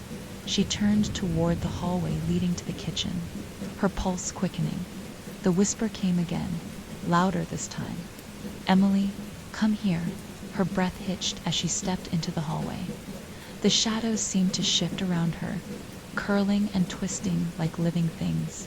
The faint scent of mildew mixed with something sharper, metallic, that made her stomach churn. The whisper came again, clearer now, as though it were just ahead of her. "Come here." She hesitated, at the threshold to the kitchen, her hand hovering. Near the doorframe, the room beyond was dark, the faint hum of the refrigerator, the only sound breaking the silence. Her gaze fell on the floor just inside the doorway, and her breath caught. There were footprints in the dust, small, childlike, leading from the kitchen toward the basement door. Emily's body went rigid as she stared at the prints. They were faint but distinct, each step outlined perfectly in the thin layer of grime that coated the floor. The basement door was slightly ajar, a sliver of darkness visible through the gap. She forced herself to move, her legs trembling as she stepped into the kitchen. The floorboards creaked softly beneath her weight, her shadow stretching long across the room. As she reached the basement door, she hesitated. The faint metallic scent was stronger here, mingling with the damp, musty air that seemed to seep up. From below, the whisper came again, softer now, almost gentle. "Emily." She pushed the door open slowly, the hinges groaning in protest. The staircase leading down was steep and narrow, the wooden steps warped with age.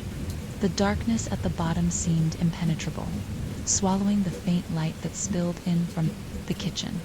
Her fingers fumbled for the light switch on the wall, but it didn't work. The bulb in the stairwell was dead, leaving her with only the faint glow of the moonlight behind her. She stared down into the blackness, her breath shallow. A faint creak echoed from below, followed by the soft sound of shuffling footsteps. "Hello," she called out, her voice shaking. The silence that followed was deafening. Then, without warning, a vivid memory crashed over her like a wave. She was standing at the top of the stairs, just as she was now, but she was smaller, child.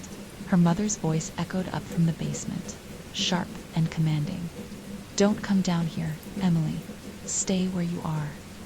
She remembered the fear in her mother's tone, the urgency that had kept her rooted in place. The memory was so clear, so real, that it made her head spin. When the memory faded, she found herself gripping the doorframe, her knuckles white. Her heart pounded as she took a step back, her instincts screaming at her to leave. But before she could move, she noticed something at the bottom of the stairs. It was faint, barely visible in the darkness, but it was there, a pair of small, glowing eyes staring up at her. Her breath caught in her throat as she froze, her gaze locked on the faint orbs of light. They didn't move, didn't blink. The whisper came again, louder now, echoing from the depths of the basement. "Emily, come play." She slammed the door shut, her hands trembling as she pressed her back against it. Her chest heaved as she tried to calm herself, her mind racing. The house was playing tricks on her. It had to be. But as she stood there, her heart pounding, she felt a faint vibration beneath her feet, like the house itself was breathing. And then she heard it. A soft knock, coming from the other side of the door. Cliffhanger, the knocking continued, growing louder and more insistent, as though something on the other side was trying to get out.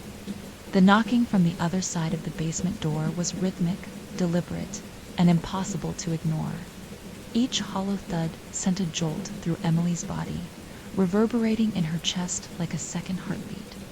Her back was pressed tightly against the door, her hands braced against its rough surface. She could feel the faint vibrations of each knock, as though something on the other side was testing the barrier, waiting for her to respond. The knocking stopped. The silence that followed was suffocating. Emily stood frozen, her pulse roaring in her ears. She didn't dare move, afraid that even the slightest shift would invite whatever was behind the door to try again. When the tension became unbearable, she slowly stepped away, her breath coming in shallow gasps. She glanced toward the kitchen, her legs trembling as she forced herself to turn away from the basement. But just as she reached the threshold, a faint metallic clink stopped her in her tracks.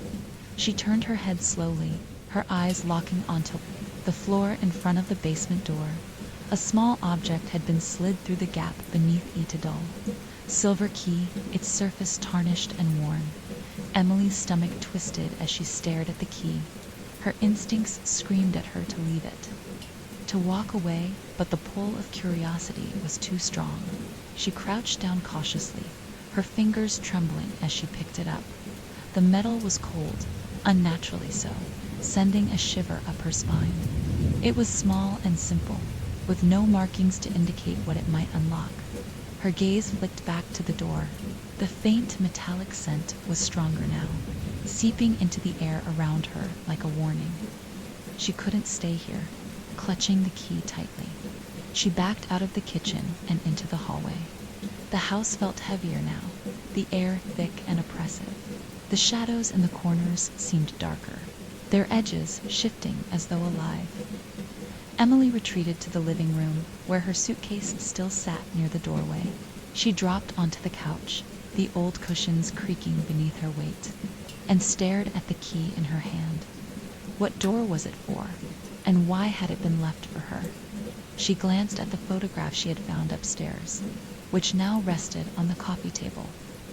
The image of her parents with the strange girl stared back at her, the girl's blank expression sending a chill through her. None of this made sense. Emily's fingers brushed against the pocket of her jacket, where she had stashed the small box she'd found in her old bedroom closet.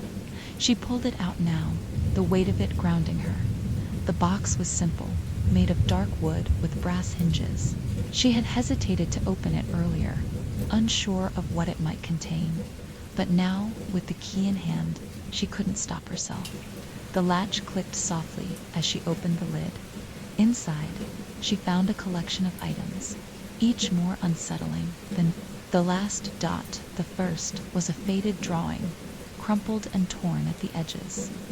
It depicted a crude sketch of the house, but the proportions were wrong. Hallways stretched too long, and the windows seemed to look inward rather than out. In the center of the drawing was a black shape, featureless and ominous, drawn with thick, heavy strokes. Beneath the drawing was a stack of photographs. Emily hesitated before picking them up, her breath catching as she flipped through them. They were all of her family, her parents, herself as a child, but there was something wrong. In every photo, there was a figure standing in the background. Sometimes it was just a shadow at the edge of the frame. Other times it was clearer, small, blurry form with no discernible features. Her fingers tightened around the photos as she flipped to the last one. It was a picture of her. Childhood bedroom. Taken from the doorway, the bed was neatly made, the wallpaper bright and cheerful. But standing in the center of the room was a little girl.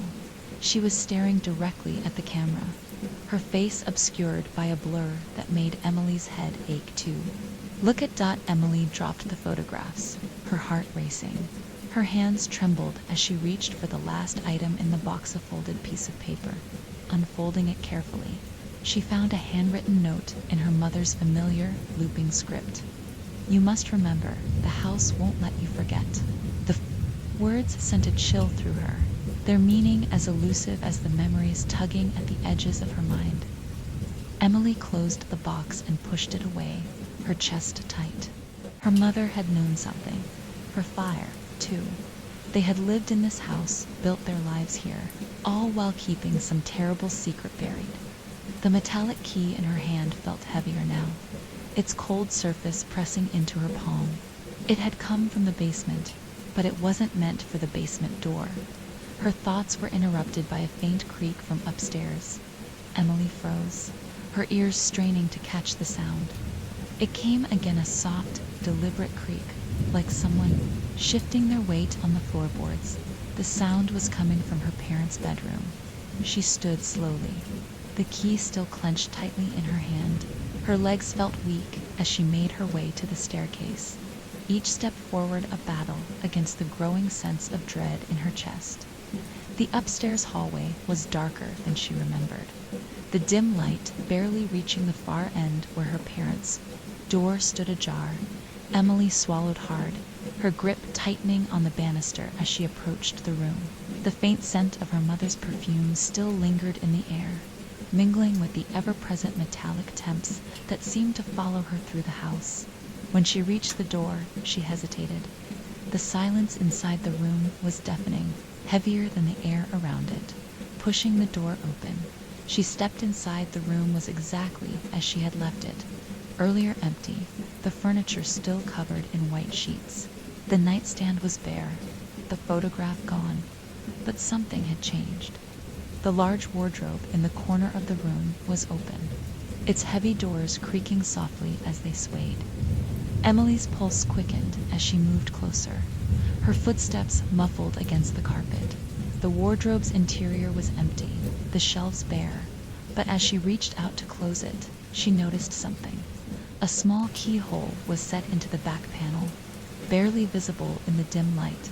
Her hand tightened around the key in her palm, it into the lock, her heart pounding. The key turned smoothly, the mechanism clicking softly. The back panel of the wardrobe swung open, revealing a hidden passageway that descended into darkness. Cliffhanger.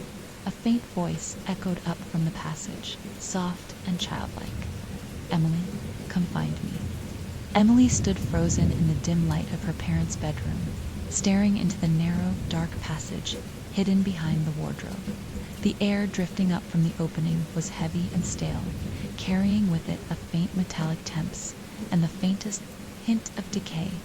Her grip on the wardrobe door tightened as the voice echoed again, faint and childlike. "Emily, come find me." It wasn't possible. The house was empty, or at least it was supposed to be. And yet the voice was so clear, so close. It felt as though whoever had spoken was standing just a few feet away, waiting for her in the darkness. Below, her chest tightened, her thoughts racing. She had spent her entire life convincing herself that this house, and whatever memories it held, was just a relic of her childhood. But now, standing here, staring into the secret passage, she couldn't ignore the truth. The key still clutched in her palm. It had opened this door, this passage, and now it felt like it was daring her to descend. The voice came again, softer this time, almost pleading. "Don't leave me alone." Emily felt her legs move before her mind could catch up. Her feet stepping into the narrow space. The hidden passage was steep, with wooden steps warped and splintered by age.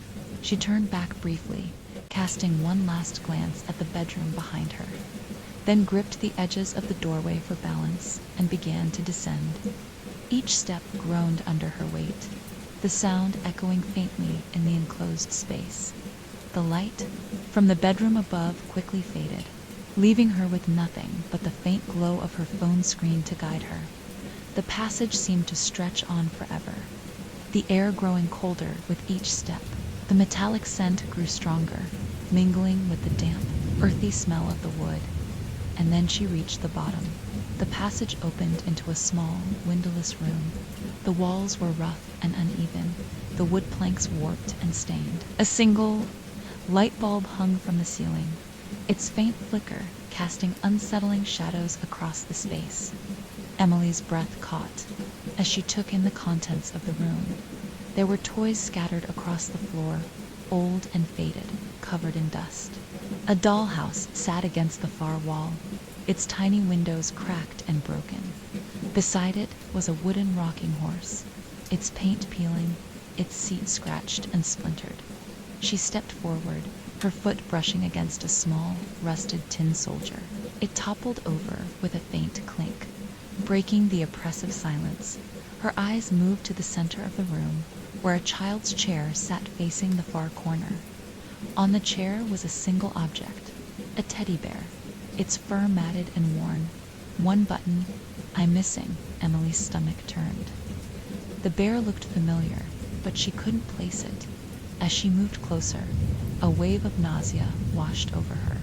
The chair and bear felt wrong, as though they didn't belong here, or perhaps as though she didn't belong here. She reached out to pick up the bear, her fingers brushing against its worn fur. The moment she touched it, the lights flickered violently, plunging the room into brief darkness before returning. And then the memories came. She was a child again. Sitting on the floor of this very room, the teddy bear was in her lap, its fur soft and comforting. Her mother's voice echoed faintly from somewhere above, calling her name. But she wasn't alone. There was another child sitting beside her, a boy, his face familiar but blurred in her memory.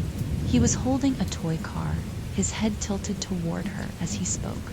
The memory shifted violently, the boy's voice warping into a distorted whisper. The comforting warmth of the room turned cold, the shadows around her stretching and twisting. "Emily," the boy whispered, his voice echoing in her mind. "Don't forget me." The memory shattered, and Emily stumbled back, the teddy bear falling from her hands. Her breathing was ragged, her heart pounding in her chest. The room felt darker now, the air heavier.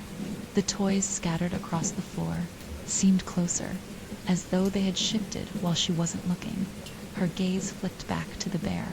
It was still lying on the floor, but now its remaining button seemed to glint faintly in the flickering light. And then she heard the faint sound of footsteps. Coming from the passage behind her, Emily spun around, her phone's light trembling as she pointed it toward the stairs. The passage was empty, but the footsteps continued, growing louder, closer. Her instincts screamed at her to leave, to run, but her feet were rooted to the spot. "Emily." The voice was louder now, coming from the stairs. It wasn't a child's voice anymore. It was deeper, colder, and filled with a strange sense of familiarity. She backed away slowly, her eyes locked on the darkness of the passage. The shadows at the base of the stairs seemed to ripple, shifting unnaturally as though something was just out of sight. "Who's there?" she demanded, her voice shaking. The footsteps stopped abruptly, and the silence that followed was deafening. Emily's breath caught as the shadows at the base of the stairs began to shift again. Slowly, they pulled together, forming a vague, humanoid shape. It was tall and thin, its edges flickering and distorted like an old film reel. Its head tilted toward her, but its face was blank, a featureless void that seemed to absorb the dim light around it. Emily stumbled back, her heart racing. The figure didn't move, but its presence filled the room, pressing against her chest like a physical weight. "You can't leave," it said, its voice hollow and echoing. The words sent a chill through her, freezing her in place. The figure began to move, its distorted form gliding toward her silently. The shadows around it stretched and twisted, swallowing the edges of the room. Emily's grip tightened on her phone, her mind racing.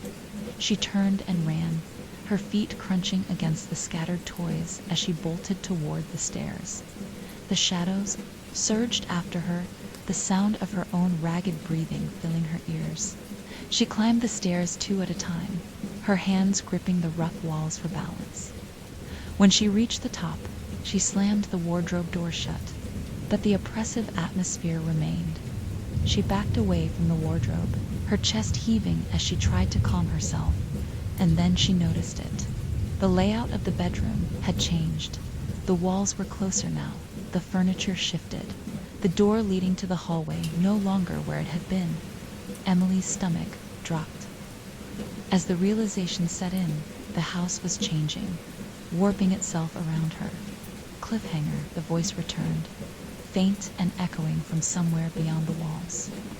"You can't run, Emily. You have to remember." Emily stood frozen in the middle of the bedroom, her heart pounding in her chest as the voice echoed faintly through the walls. The house had changed. There was no doubt about it now. The walls felt closer, pressing in on her, and the doorway that had once led to the hallway was gone. Her eyes darted around the room, taking in the warped furniture and the faint distortions in the wallpaper. The floral pattern she remembered as a child was now faded and uneven, the flowers twisting into shapes that didn't seem natural. The air carried that same faint metallic temps, stronger now, filling her nostrils with every breath. "To remember," the words repeated softly, trailing off into silence. Emily's legs felt weak, and she collapsed onto the edge of the bed, her hands trembling as she gripped the edge of the mattress. The shadows in the corners of the room seemed to shift and ripple, alive with a faint energy that made her skin crawl. Her mind raced, replaying the events of the past few hours. The hidden room, the teddy bear, the figure in the shadows, it all felt like a nightmare she couldn't wake up from. But the worst part was the memories.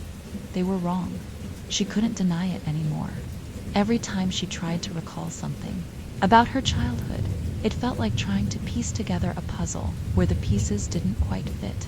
She could remember the house, her parents, the games she used to play, but they were fragmented, incomplete. And then there was the boy. The memory of him in the hidden room had shaken her to her core. She could see him so clearly in her mind, sitting beside her, speaking to her. But his face was blurred, his voice warped, like an image distorted by water. Who was he? And why couldn't she remember him? Emily reached into her pocket, pulling out the faded drawing she had found in the small wooden box. The crude sketch of the house stared back at her. Its dark, featureless room in the center, seeming to pulse faintly under her gaze. Her fingers traced the edges of the drawing, her chest tightening. This wasn't her drawing, it couldn't be. She had no memory of creating it, yet something about it felt disturbingly familiar. A soft creak broke her thoughts, pulling her attention to the far corner of the room. The shadows there seemed deeper, darker, stretching unnaturally toward the ceiling. As she stared, she thought she saw something move, a faint ripple, like fabric shifting in a breeze. She called out, her voice trembling.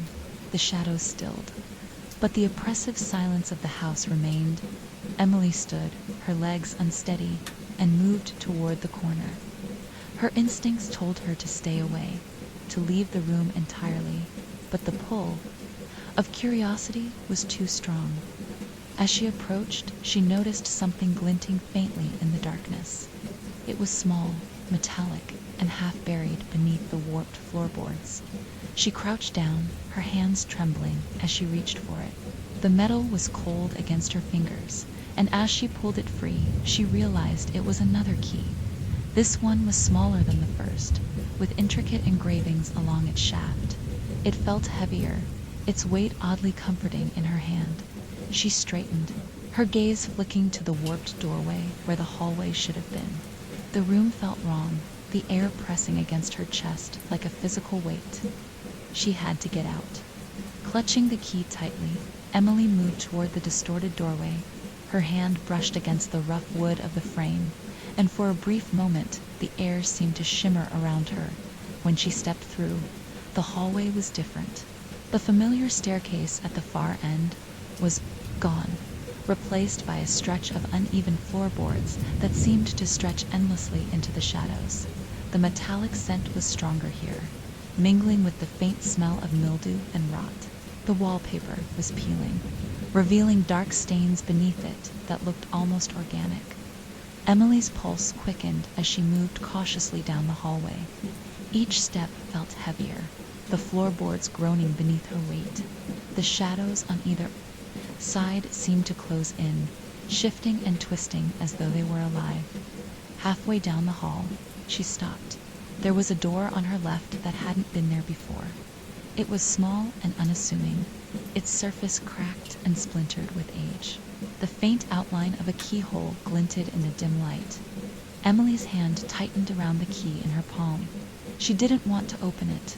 Every instinct in her body screamed at her to turn around, to run, but she couldn't ignore the pull of the door. Her fingers trembled as she slid the key into the lock. It fit perfectly, the mechanism clicking softly as the door swung open.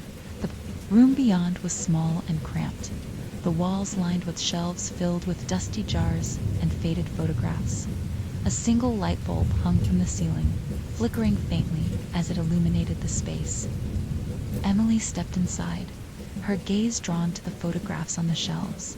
They were all of her parents, but they were different.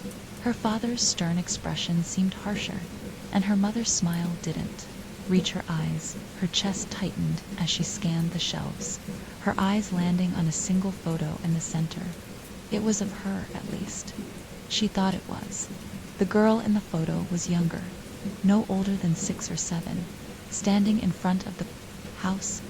She wore a simple dress, her hair tied in pigtails, and her smile was wide and bright. But standing beside her was the boy. Emily's stomach twisted as she stared at the photo. The boy's face was still blurred, but his hand rested on the girl's shoulder, his posture protective. She reached for the photo, her fingers brushing against its surface. The moment she touched it, the room grew colder, the air thickening as a low hum filled her ears. Her vision blurred, and the memories came rushing back. She was in the yard, running through the grass with the boy. They were laughing, their voices echoing through the open air. Her father called to them from the porch, his tone sharp and urgent. "Come inside now." The memory shifted violently, and she was standing in the hallway, staring at the boy. He was crying, his shoulders shaking as her father shouted in the background, "Keep her safe. Don't let her remember." The memory shattered, and Emily stumbled back, the photograph slipping from her hands. The boy, he wasn't just a fragment of her imagination. He had been real. But who was he? And why had her parents tried so hard to erase him? The shadows in the room seemed to close in, the walls groaning softly as the low hum grew louder. Emily turned and ran, the photograph forgotten on the floor. As she fled back into the hallway, she realized the layout had shifted again. The door she had entered through was gone, replaced by a solid wall. And ahead of her, at the far end of the hall, was the basement door. It was wide open, cliffhanger, from the darkness of the basement. The boy's voice called out again, clear and desperate. "Emily, please, don't leave me." Emily stood frozen at the end of the hallway, her breath coming in shallow gasps as she stared into the open doorway of the basement. The air that wafted up from the darkened stairwell was thick and cold, carrying that sharp metallic temps that had haunted her since she stepped back into the house. The boy's voice echoed softly, reverberating up from the depths of the basement. "Emily, please, don't leave me." Her legs trembled, every instinct screaming at her to turn around, to run. But something about the voice pulled her forward. There was a desperate, pleading tone to it, as though it wasn't just calling her, it was begging her. She clenched her fists, her nails biting into her palms as she stepped closer to the door. The darkness beyond the threshold seemed alive, shifting and pulsing faintly, like a breathing thing. The staircase descended into a void, its bottom hidden in shadow. "Who are you?" she called out, her voice trembling. The voice didn't answer. Instead, the air around her grew colder. The shadows in the corners of the hallway stretching toward her like ink spreading across paper. Emily gritted her teeth and stepped into the doorway, gripping the edge of the frame for balance. She peered down into the darkness, her heart hammering in her chest. The wooden stairs creaked softly, as though something had just moved down them. Emily. The voice whispered again, quieter this time. She couldn't ignore it anymore. Taking a deep breath, she descended the stairs, her hand trailing along the rough wooden banister. Each step groaned beneath her weight, the sound echoing unnaturally in the enclosed space. The air grew heavier as she went deeper, pressing against her chest like an invisible weight. Her phone's flashlight cut through the darkness, illuminating the narrow walls of the stairwell. When she reached the bottom, she froze. The basement was completely different from how she remembered it. The concrete walls and exposed pipes were gone, replaced by warped wooden paneling that seemed to twist and bend unnaturally. The floor was no longer smooth cement, but instead made of uneven planks, some of which sagged precariously under her weight. In the center of the room was a single door. It was small and unassuming, its surface dark and weathered with no frame. To suggest how it had been built into the floor, Emily's stomach churned as she stared at it. The door didn't belong here. It felt wrong, as though the very fabric of the room had been twisted to accommodate it. The boy's voice came again, louder now, coming from beyond the door. "Emily, please, open the door." Her grip tightened on her phone as she approached. Her breaths shallow and uneven. The door seemed to pulse faintly, its surface rippling like water as her light played over it. She crouched down, her fingers brushing against the rough wood. The metallic scent was overpowering now, so strong, it made her eyes water. Her hand moved to the small brass handle, trembling as she gripped it. The voice that spoke wasn't the boy's, it was her father's. Emily's body went rigid, her heart skipping a beat. The voice was faint, distorted, but it was unmistakably her father's. "Don't open the door, Emily," it said again, the words dragging through the air like a low groan. Her chest tightened as she glanced around the room, searching for the source of the voice, but she was alone. "I don't understand," she whispered, her voice breaking. "What's behind the door?" The shadows along the walls seemed to shift in response, the warped paneling groaning softly as though the house itself were alive. "Don't remember," the voice said, softer now, almost mournful. Emily clenched her fists, frustration bubbling to the surface. "Stop saying that. Remember what? What are you talking about?" The silence that followed was deafening. And then the door began to move. The handle turned slowly, creaking as though guided by an unseen hand. Emily stumbled back, her flashlight shaking as the door cracked open. Beyond it was nothing but darkness. Her breath caught as she stared into the void, her hands trembling. The darkness seemed alive, writhing and shifting as though it were a living thing. And then something stepped out. It was small at first, barely more than a shadow, but as it emerged, its form began to take shape. It was the boy. He was thin and pale, his features blurred and indistinct, like a smudged photograph. His dark eyes stared at her, wide and unblinking, filled with an unbearable sadness. "Emily," he said softly, his voice trembling. She took a step back, her heart pounding. "Who are you?" The boy tilted his head, his expression unreadable. "You don't remember me?" he said, his tone heavy with sorrow. Emily shook her head, her mind racing. "I don't understand. I don't know you." The boy stepped closer, his bare feet silent against the wooden planks. "You used to," he said, "before they took me away." Her stomach dropped. She repeated, her voice barely above a whisper. He nodded, his gaze flicking to the door behind him. "They built the house to hide it, to keep me locked away, but you let me out." Emily's breath quickened, her thoughts spiraling. The strange memories, the distorted photos, the voices, none of it made sense. But as she stared at the boy, a fragment of something surfaced. In her mind, she was a child, running through the yard with someone beside her. Laughter echoed in the air, and she felt safe, protected. But then the memory shifted. Her parents' voices were raised, sharp and urgent. Her father was dragging someone into the house, his face pale and grim. The boy, Emily, staggered, back, her head spinning. "You're my brother," she whispered, the words escaping before she could stop them. The boy's expression softened, and for a brief moment she saw the child she had played with, the boy she had once known. But the moment passed, and his face darkened. "They took me away, Emily," he said, his voice breaking. "They buried me in this house. They made you forget." Her chest tightened, tears welling in her eyes. "I didn't know," she said, her voice shaking. "I didn't remember." The boy's gaze hardened, the shadows around him growing darker. "You let them," he said. The words struck her like a blow, the weight of his accusation crushing. Before she could respond, the door behind him slammed shut, the sound echoing through the room.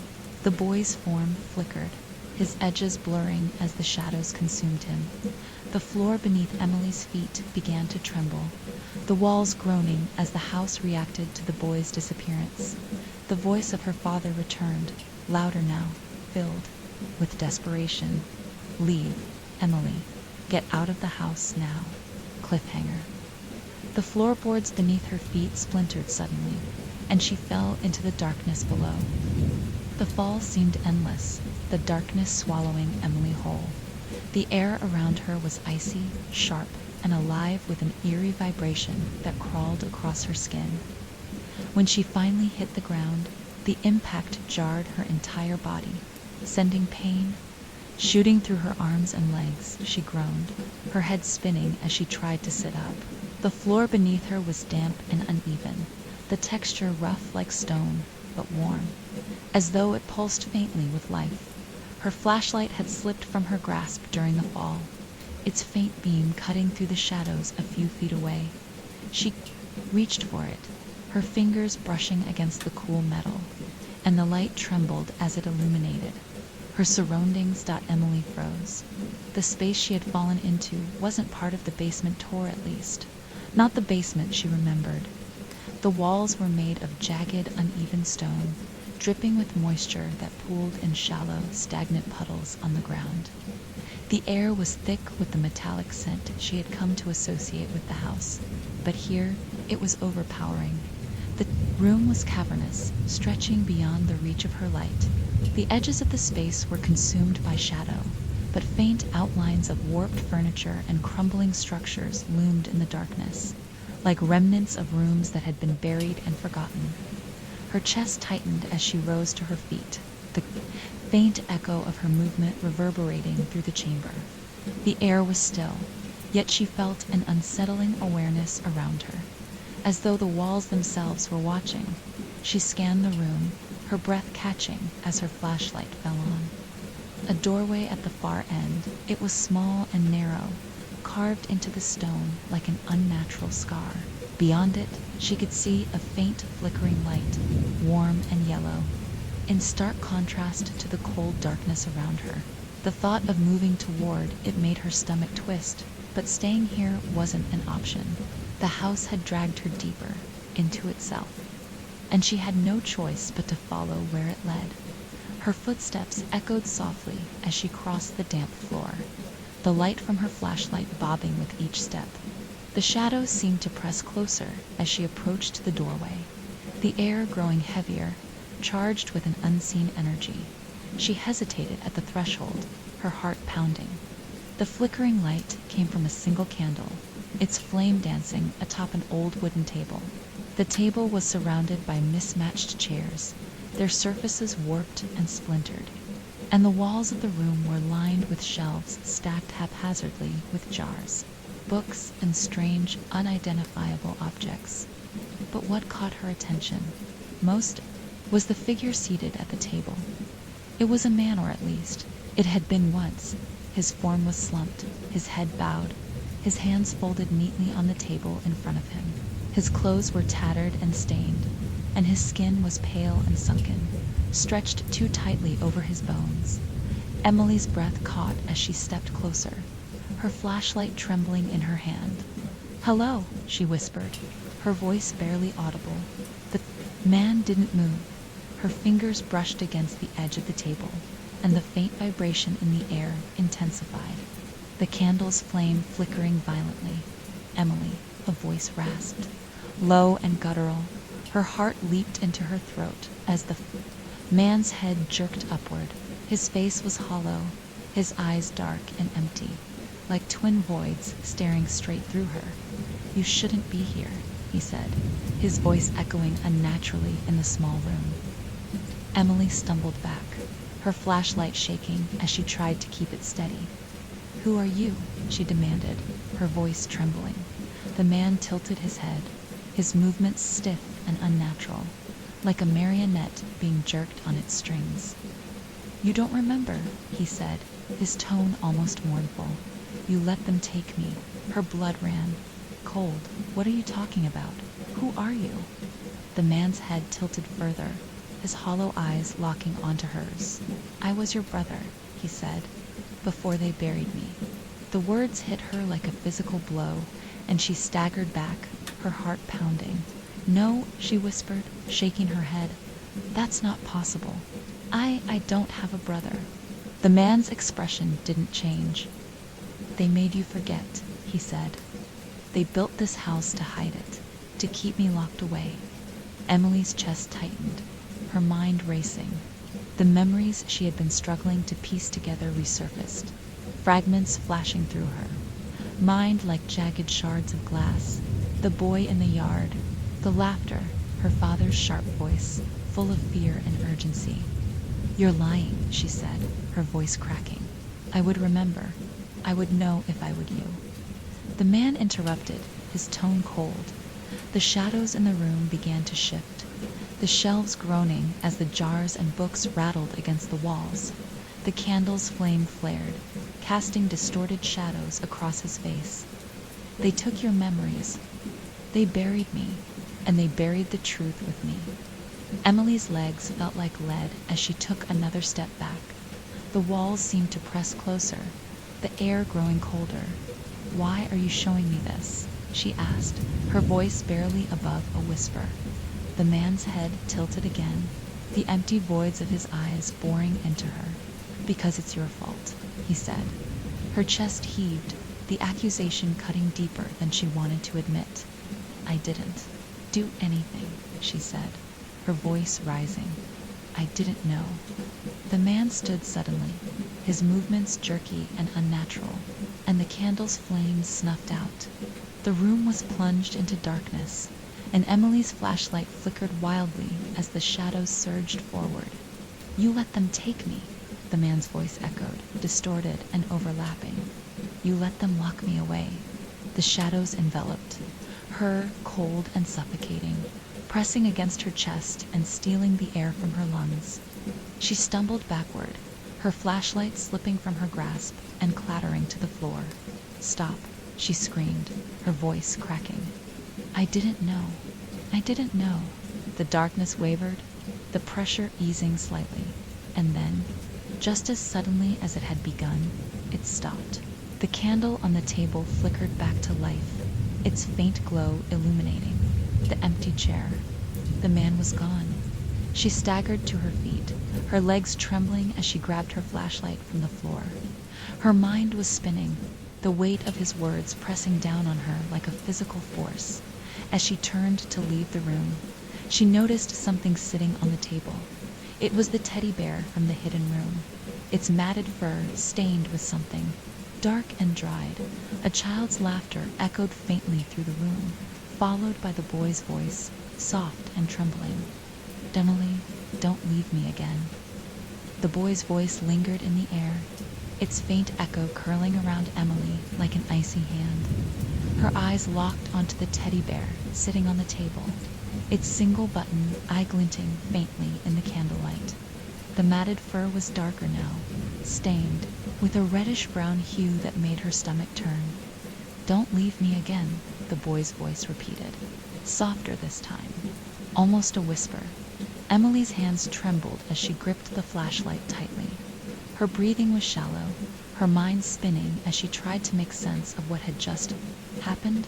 The man, her brother, had vanished, leaving her alone in the suffocating silence of the strange underground room. The walls around her felt alive, pulsating faintly as though the house itself was watching her, waiting for her next move. She didn't want to touch, the bear didn't want to acknowledge the creeping sense of familiarity it brought, but its presence felt like a dare she couldn't ignore. Her fingers brushed against the worn fur, and the moment she picked it up, the candle flickered violently. A rush of cold air swept through the room, extinguishing the flame and plunging her into darkness. Emily gasped, her flashlight shaking as she swung the beam around the space. The shadows seemed to shift and ripple, bending in ways that defied logic. The edges of the room blurred, the walls stretching and twisting as though they were no longer solid. And then she saw it. A door dotted hadn't been there before. It stood in the far corner of the room, its surface warped and blackened, as though it had been burned. Unlike the door she had found in the basement, this one seemed alive, its edges pulsing faintly with a dull, reddish glow. Her stomach churned as she stepped closer. The teddy bear clutched tightly in one hand and the flashlight in the other. The air around the door was colder, sharper, and each breath felt like inhaling shards of glass. "Emily," the boy's voice came again, louder now. Resonating from beyond the door, she hesitated, her hand hovering near the twisted doorknob. Every instinct screamed at her to turn around, to run, but she couldn't ignore the pull of the voiceover. The fact that some part of her wanted to know what lay beyond the door. Slowly, she turned the knob. The door creaked open, revealing a room that shouldn't have existed. Emily stepped inside, her flashlight casting long, jittery beams of light across the space. It was her childhood bedroom, but it wasn't right. The bed was in the wrong place, pushed against a wall that hadn't been there before. The wallpaper, once bright and floral, was faded and torn, revealing dark stains beneath the peeling edges. Her old desk sat in the corner, but its surface was warped and cracked, and the drawers hung open as though someone had rifled through them. The room was cold, colder than any other part of the house, the metallic scent that had followed her since she arrived was strongest here, thick and suffocating. As she stepped further inside, her foot brushed against something on the floor. She aimed the flashlight downward and froze. It was a photograph. The image was grainy and faded, but she recognized it immediately. It was the same photograph she had found upstairs, the one of her parents standing in front of the house with the strange girl who looked like her. But now the photograph was different. The girl's face was no longer blank and featureless. Instead, it was Emily's face, staring back at her with an expression that sent a chill down her spine. Her hands shook as she picked up the photograph, the edges curling beneath her fingers. Her reflection in the image seemed to move, her lips parting as though she were trying to speak. And then the shadows in the room shifted. Emily's head snapped up, her flashlight darting toward the far corner of the room. The boy was standing there. His small frame was half hidden in the darkness, his face pale and gaunt, his eyes wide and hollow. "You remember now," he said softly, his voice trembling. Emily took a step back, her chest tightening. "I don't," she began, but the words caught in her throat. "You do," the boy said, stepping closer. His movements were slow, deliberate, and the air seemed to grow colder with each step he took. "They made you forget, but you always knew, deep down, you always knew." Her pulse raced, her thoughts spiraling as fragments of memories flashed through her mind, memories that felt too vivid to be dreams. She was playing in the yard, the boys' laughter echoing around her, They were holding hands, their feet kicking up dirt as they raced toward the house. Then her father's voice, sharp and frantic. "Get inside now." The memory shifted. She was sitting at the dinner table, her mother's eyes darting nervously toward the window. The boy wasn't there, but his presence lingered. Like a shadow they were all trying to ignore. Another shift, her father was in the basement, his voice low and urgent as he spoke to her mother. "We can't let her see him again. It's the only way to keep her safe." Emily's knees buckled, and she dropped onto the bed, her breathing ragged. The boy stood in front of her now, his eyes locked on hers. "They built the house for me," he said, his voice low, "to keep me locked away, to bury what they did." Tears blurred her vision as she shook her head. "I didn't know," she whispered, her voice breaking. "I swear, I didn't know." The boy's expression didn't change. "You didn't want to know?" he said. The walls of the room began to groan, the floor beneath her feet trembling as the shadows surged forward. The boy's form flickered, his edges blurring as though he were being pulled apart. "I tried to talk to you," he said, his voice fading, "but you wouldn't listen." Emily's hands gripped the edges of the bed, her mind racing. "What do you want from me?" she shouted, her voice echoing through the distorted room. The boy tilted his head, his hollow eyes boring into her. "You have to remember," he said. "It's the only way to set me free." The room shuddered violently, the shadows consuming the walls as the boy's form dissolved into darkness.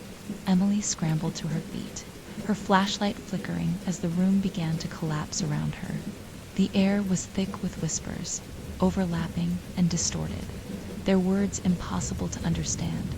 She turned toward the door, but it was gone.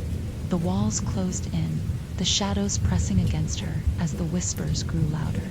Her chest tightened, her breath coming in short, replaced by a solid wall.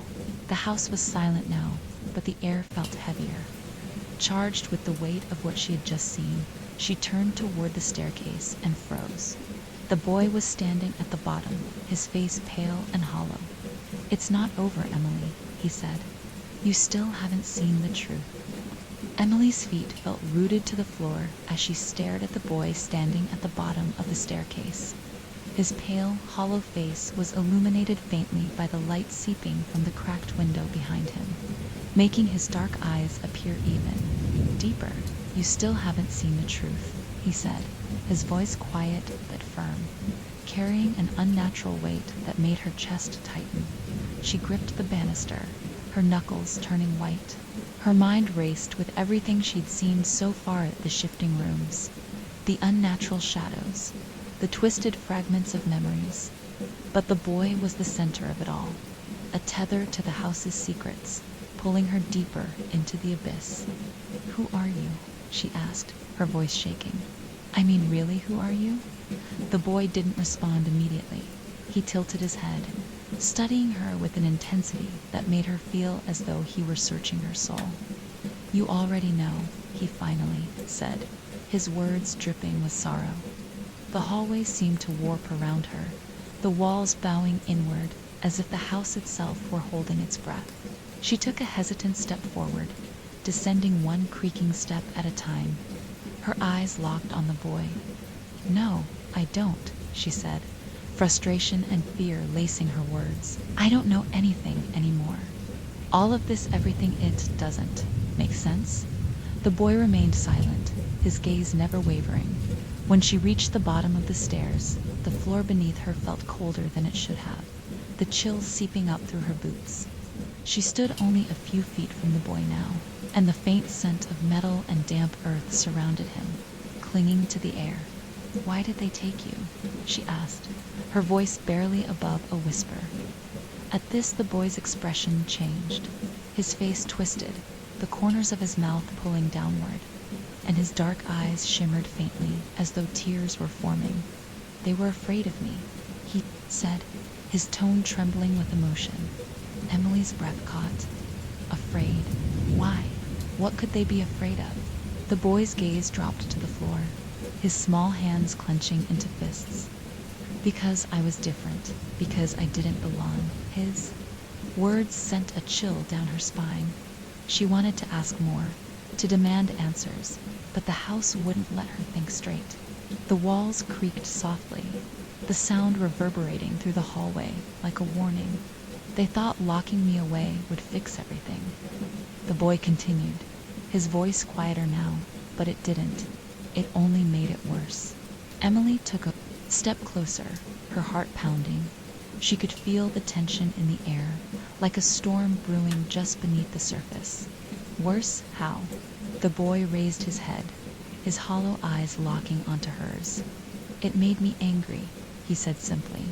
The lights overhead flickered violently, plunging the hallway into darkness for a moment before the dim glow returned. Emily's skin prickled as she realized the shadows around her were shifting again, stretching toward her like living things. Her grip on the banister tightened.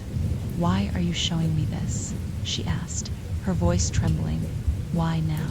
The boy tilted his head, a faint, bitter smile tugging at the corners of his mouth. "Because you came back, and now you have to finish what they started." Before she could respond, he turned and began walking toward the back of the house, his bare feet silent against the floorboards. The shadows seemed to part for him, closing in behind him like a curtain. Emily hesitated, every instinct telling her to run in the opposite direction.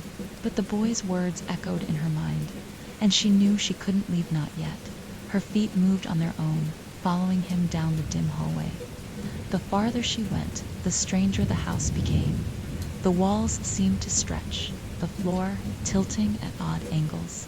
The metallic scent grew stronger, almost suffocating, and the air carried a faint vibration, like a low hum just beneath her hearing. The boy stopped in front of the door at the end of the hall. It was small and nondescript, its surface plain and unassuming. But as Emily drew closer, she felt the same unnatural pull she had felt in the basement, a force that seemed to draw her in against her will. "This is where it started," the boy said, his voice barely audible. He stepped aside, gesturing for her to open the door. Emily's hand trembled as she reached for the knob. The metal was icy to the touch, and the moment she turned it, a rush of cold air swept over her, carrying with it a faint, ghostly whisper. The door creaked open, revealing a room that shouldn't have existed. It was small and dark, the walls lined with old, weathered wood. The floor was covered in a thin layer of dirt, and the faint outline of a window was visible on the far wall, though no light came through it. In the center of the room was a small bed, its frame rusted and broken. The mattress was bare, stained, with dark patches that made Emily's stomach churn. But what drew her attention most was the figure lying on the bed. It was a child, curled into a fetal position, their face buried in their arms. The figure was still, their body unnaturally pale, as though they had been drained of life. The boy stood behind her, silent, his presence a cold weight on her back. "Is that?" she began, but her voice trailed off as the figure on the bed moved. A faint, shuddering breath escaped the child, and their head turned slowly to face her. Emily staggered back, her heart racing as she recognized the face. It was her. Her younger self stared back at her, eyes wide and glassy, lips trembling as though trying to form words. The girl's skin was pale and bruised, her dark hair matted and tangled. Emily felt the room spin around her, her mind struggling to process what she was seeing. This can't be real," she whispered, shaking her head. The boy's voice came from behind her, quiet and full of sorrow. "This is what they tried to bury. The part of you they wanted to forget." The girl on the bed sat up slowly, her movements stiff and unnatural. Her glassy eyes locked onto Emily, and her lips parted, her voice a faint, hollow whisper. "They told you I wasn't real," the girl said. "They told you to forget me." Emily's legs buckled, and she fell to her knees, her breath coming in ragged gasps. "I don't understand," she said, tears streaming down her face. "Why would they do this? The boy stepped closer, his hollow eyes filled with a sadness that felt too heavy to bear. "Because they were afraid of us," he said, "afraid of what we could do together." The shadows in the room began to writhe, the walls groaning as the house reacted to the weight of his words. The air grew colder, the faint whispers from the shadows growing louder, more insistent. Emily looked up at the boy, her chest tight with desperation. "What do you want me to do?" she asked. The boy's expression hardened, his voice firm. "Remember," he said, "everything." The shadows surged forward, swallowing the room in darkness, and Emily's mind was flooded with memories she had long since buried, memories of the boy, the house, and the horrific secret her parents had tried so desperately to keep hidden. The darkness pressed against Emily like a suffocating weight, thick and alive, wrapping itself around her as though the house were trying to consume her whole. She was frozen, unable to breathe, move, or even think clearly. The boy's final word, "remember," echoed in her mind, sending shards of memory slicing through her consciousness. Flashes of her childhood struck her like lightning. She saw herself playing in the yard, laughing, a boy's voice calling her name. She turned, catching glimpses of his face, always partially obscured by shadow. Her father was on the porch, shouting for her to come inside, his face pale and tight with fear. The scene shifted violently. She was inside the house now, standing at the top of the stairs. The boy was at the bottom, crying, his small hands gripping the banister. Her mother was standing behind him, her face a mask of panic. "Go to your room, Emily," her mother had said, her voice trembling. "Don't come back down." The memory warped, twisting like a broken film reel, and Emily found herself standing in the basement. Her father was there, holding a hammer, his breathing ragged. The boy was screaming, his voice shrill and desperate. "Please don't," he cried. "I didn't do anything wrong." Her father's expression was unreadable, his eyes hollow and distant. "It's for her own good," he muttered, more to himself than anyone else. "She can't know. She can't remember." Emily gasped, her body convulsing as the memories faded and the darkness around her began to recede. She was back in the small, unnatural room, her knees pressed against the dirt floor. The shadows along the walls still writhed and pulsed, but now they seemed subdued, retreating slightly as if waiting for her to act. The boy stood a few feet away, his dark eyes fixed on her. His presence was heavier now, more defined, as though the memories had given him strength. "You saw it," he said softly, his voice a mixture of sadness and accusation. Emily shook her head, tears streaming down her face. "I don't understand," she whispered. "What did they do to you? What did they do to us?" The boy's expression hardened. "They built this house to keep me here," he said, gesturing to the walls around them. "They thought they could bury me, hide me from you, and pretend I never existed." Her chest tightened as she tried to make sense of his words. "But why?" she asked, her voice cracking. "Why would they do that?" The boy took a step closer, his presence colder now, more intense.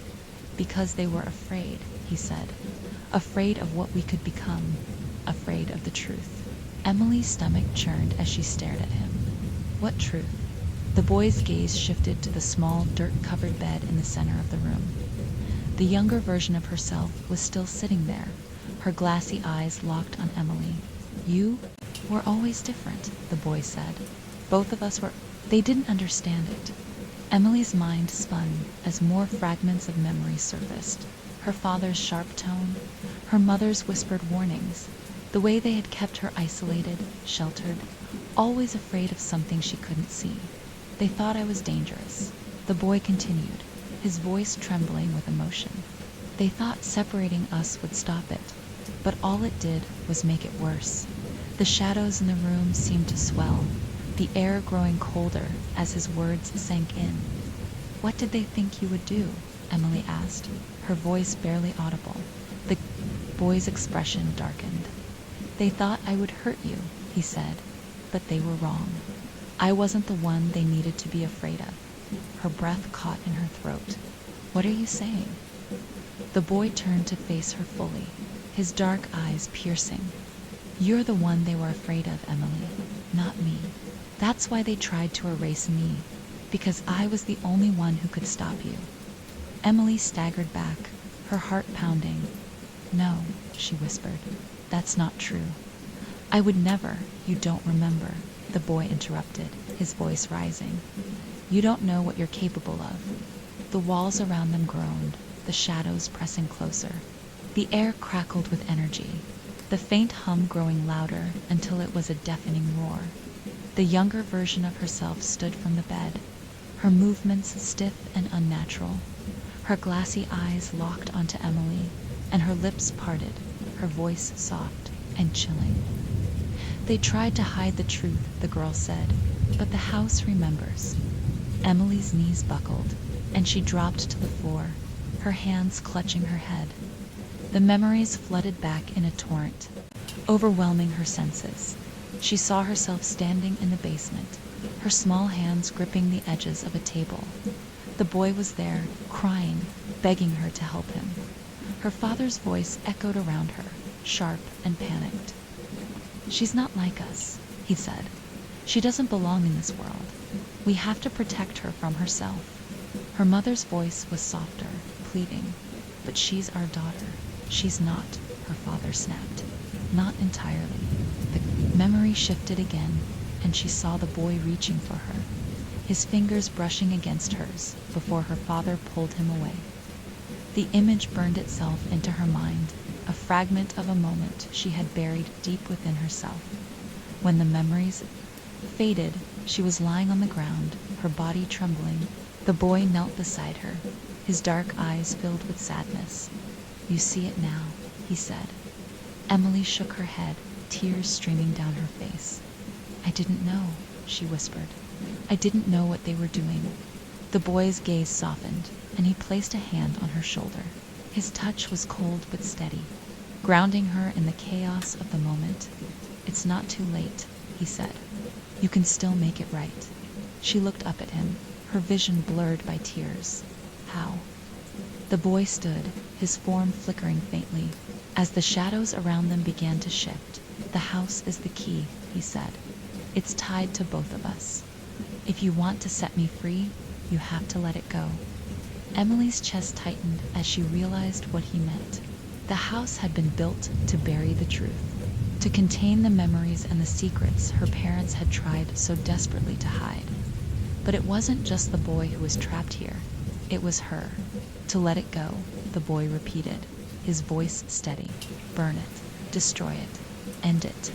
The shadows surged forward, consuming the room, and Emily felt herself being pulled back into the hallway. The boy's voice echoed around her as the darkness swallowed him. Don't forget me this time. Emily opened her eyes. To find herself standing in the center of the house's living room. The walls groaned, the ceiling sagging as the house began to collapse around her. In her hand, she held the matches her father had always kept in the kitchen drawer. Emily stood in the center of the living room, the faint metallic temps in the air sharper now, almost unbearable. The walls groaned and shifted as though the house itself was alive, its movements no longer subtle but deliberate. The floor beneath, her feet pulsed faintly, as if the house was breathing. In her trembling hand, she held the small box of matches. Her father's voice echoed in her mind, sharp and panicked. We built this house to protect her, to keep it all hidden. Now, standing in the heart of the house, she could feel the weight of everything it contained, every memory, every lie, every fragment of her past that had been buried to keep her from the truth.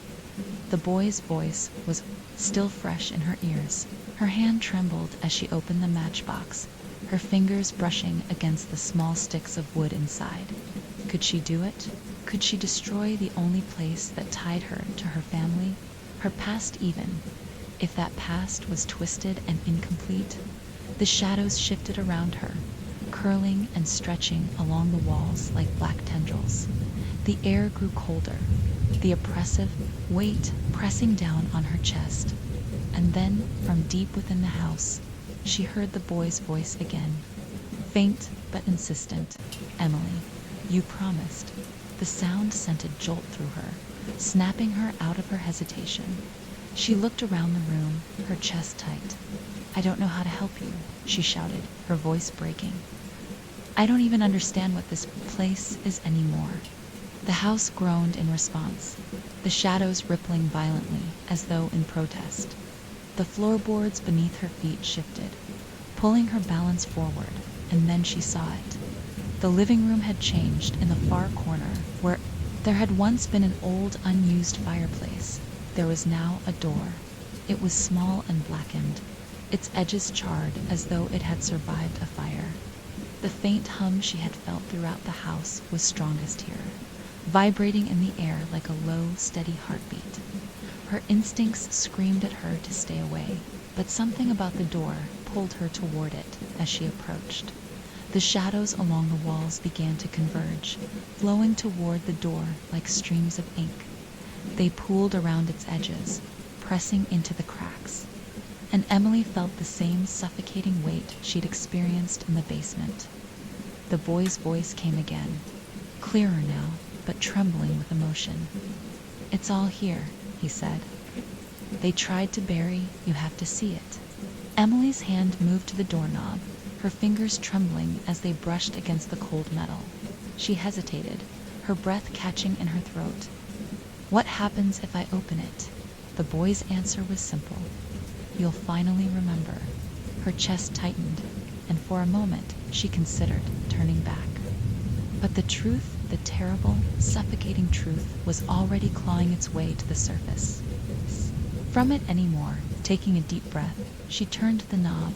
The door opened with a low, guttural groan, revealing a staircase that spiraled downward into darkness. The air that rushed out was colder than anything she'd felt before, cutting through her like ice. She stepped inside, the door creaking shut behind her. The staircase felt endless, the walls narrowing around her as she descended. Her flashlight flickered, its weak beam barely cutting through the darkness. The hum in the air grew louder, resonating in her bones at the bottom. She stepped into a room unlike any she had seen in the house before. It was vast, much larger than it should have been, with walls made of uneven stone that seemed to pulse faintly in the dim light. The floor was covered in shallow puddles of dark, stagnant water that reflected the faint glow emanating from the far side of the room. And in the center, illuminated by the glow, was a small wooden chair. Emily's stomach churned as she stepped closer, her footsteps splashing softly in the water. The air was heavier here, the metallic scent almost choking her. On the chair sat a stack of papers, bound together with a thin piece of frayed twine. Beside it was a small, cracked mirror, its surface smudged and warped. Her hands trembled as she picked up the stack of papers. The top page was covered in her father's handwriting, sharp, hurried, and erratic. Day 1. We did what we had to, for her, to keep her safe. She flipped to the next page, her heart racing. Day 7. He's not gone. The house won't let him go. It's keeping him here. The words blurred as tears welled in her eyes. Day 30. She doesn't remember him anymore. It worked, but the house remembers. The final page was different. The handwriting was shaky, almost illegible, but the words sent a chill down her spine. The house is her. It always has been. We built it around her, and now we can't undo it. It's too late. Emily dropped the papers, her hands trembling. Her breathing was shallow, her mind spinning. The house wasn't just a house. It was tied to her in a way she couldn't yet comprehend, a living, breathing thing that had been created to contain hurt, soft but insistent. Do you see it now? She turned toward the far wall, where the faint glow had grown brighter. The wall itself seemed to ripple, the stone melting away to reveal another mirror tall and jagged. Its surface cracked but clear. Emily's reflection stared back at her, but it wasn't quite right. The girl in the mirror looked younger, her features softer, her eyes wide and fearful. Her lips moved, but no sound came out. Then slowly, the reflection shifted. The girl's face twisted, her eyes darkening, her expression hardening into something unrecognizable. "You're not me," Emily whispered, her voice trembling. The reflection smiled, its teeth sharp and unnatural. "Aren't I?" it said. The shadows in the room surged forward, pressing against the edges of the mirror. The cracks along its surface deepened, spider webbing outward as the distorted reflection leaned closer. "They tried to bury me," the reflection said, its voice overlapping with her own. "But I'm still here. I've always been here." Emily stumbled back, her chest tight. "No," she said, shaking her head. "You're not real. You're just..." The mirror shattered, the shards exploding outward and plunging the room into darkness. The boy's voice echoed one last time, trembling and desperate. "Burn it, Emily. Burn it all." Emily opened her eyes to find herself back in the living room, the matchbox still in her hand. The walls around her groaned, the house shaking as though it was alive. And the boy's faint whisper came again. "You're running out of time." Emily's body shook as she stood in the center of the living room, the matchbox heavy in her trembling hand. The house groaned around her, its walls warping and pulsing as though it were alive. The boy's final words echoed in her ears. "It all, you're running out of time." Her breath came in shallow gasps as she glanced at the matchbox, the small wooden container suddenly feeling like the most powerful weapon she'd ever held and the most dangerous. Could she really destroy the house? The groaning grew louder, the sound reverberating through the floor and vibrating in her chest. She staggered back, her heart pounding as the shadows in the corners of the room began to move, crawling toward her like living things. "Emily," the whisper came from everywhere and nowhere, overlapping voices curling through the air like smoke. It wasn't just the boy's voice. Anymore, it was her father's, her mother's, and her own, twisted into an unnatural harmony. She spun around, searching for the source, but the room had begun to shift again. The furniture warped, the walls rippled, and the floor beneath her feet tilted sharply, nearly throwing her off balance. "Stop it," she shouted, her voice breaking. "You can't keep me here." But the house seemed to have a mind of its own, its movements growing more violent in response to her defiance. The shadows surged forward, swirling around her legs and pulling her down. She tried to kick free, but they held her tight, their cold tendrils wrapping around her like chains. "You brought this on yourself," the voices hissed. "You opened the door, you let it in." Emily gritted her teeth, panic surging through her as the shadows began to pull her downward. The floor beneath her seemed to soften, the wooden planks melting into a dark, viscous substance that clung to her skin. "No," she gasped, clawing at the air. I didn't know what they did." The matchbox slipped from her hand, landing with a soft thud on the floor just out of reach. The sight of it ignited a spark of determination in her chest. She couldn't let the house win. With a burst of adrenaline, she reached for the matchbox, her fingers brushing against the rough wood. The shadows tightened their grip, but she fought against them, her muscles straining as she stretched farther. Her fingers closed around the box, and a wave of heat shot through her, breaking the shadow's hold. She gasped as she pulled herself free, collapsing onto the floor and clutching the matchbox tightly. The shadows recoiled, hissing angrily as they retreated to the edges of the room. The house trembled, its groaning walls pulsing with an almost tangible rage. Emily forced herself to her feet, her legs trembling. She held up the matchbox, her chest heaving as she glared at the shadows. "You don't control me," she said, her voice steady despite the fear coursing through her. The shadows surged forward again, but this time Emily didn't back down. She struck a match against the side of the box, the small flame bursting to life in the darkness. The effect was immediate. The shadows recoiled violently, the edges of the room rippling as though the house itself was in pain. The groaning grew, louder, more frantic, and the air around her seemed to vibrate with energy. "You can't stop this," Emily said, her voice rising as she held the flame higher. "You've already lost." She turned toward the old curtains hanging over the living room windows. They were brittle and discolored, the fabric dry and cracked from years of neglect. Perfect kindling. Emily moved quickly, her heart pounding. As she pressed the flame to the edge of the curtain, the fabric caught fire almost instantly, the flame spreading upward in a wave of orange and red. The house screamed. It wasn't a sound she could describe. It wasn't human, but it wasn't entirely inhuman either. It was a deep, guttural wail that reverberated through her bones, shaking the walls and rattling the floor beneath her feet. The shadows surged forward, faster and more violently than before. But Emily didn't stop. She grabbed another curtain and held the match to its edge, her determination overpowering her fear as the flames spread. Licking up the walls and across the ceiling, the house began to collapse in on itself. The floor buckled, the walls cracked, and the shadows writhed wildly, their movements frantic and erratic.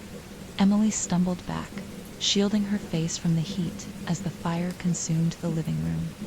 The smoke was thick, burning her throat and stinging her eyes, but she didn't stop. The boy's voice echoed faintly through the chaos, soft and steady. "You're almost there." She turned toward the center of the room, where the shadows were thickest, writhing and coiling like a living mass.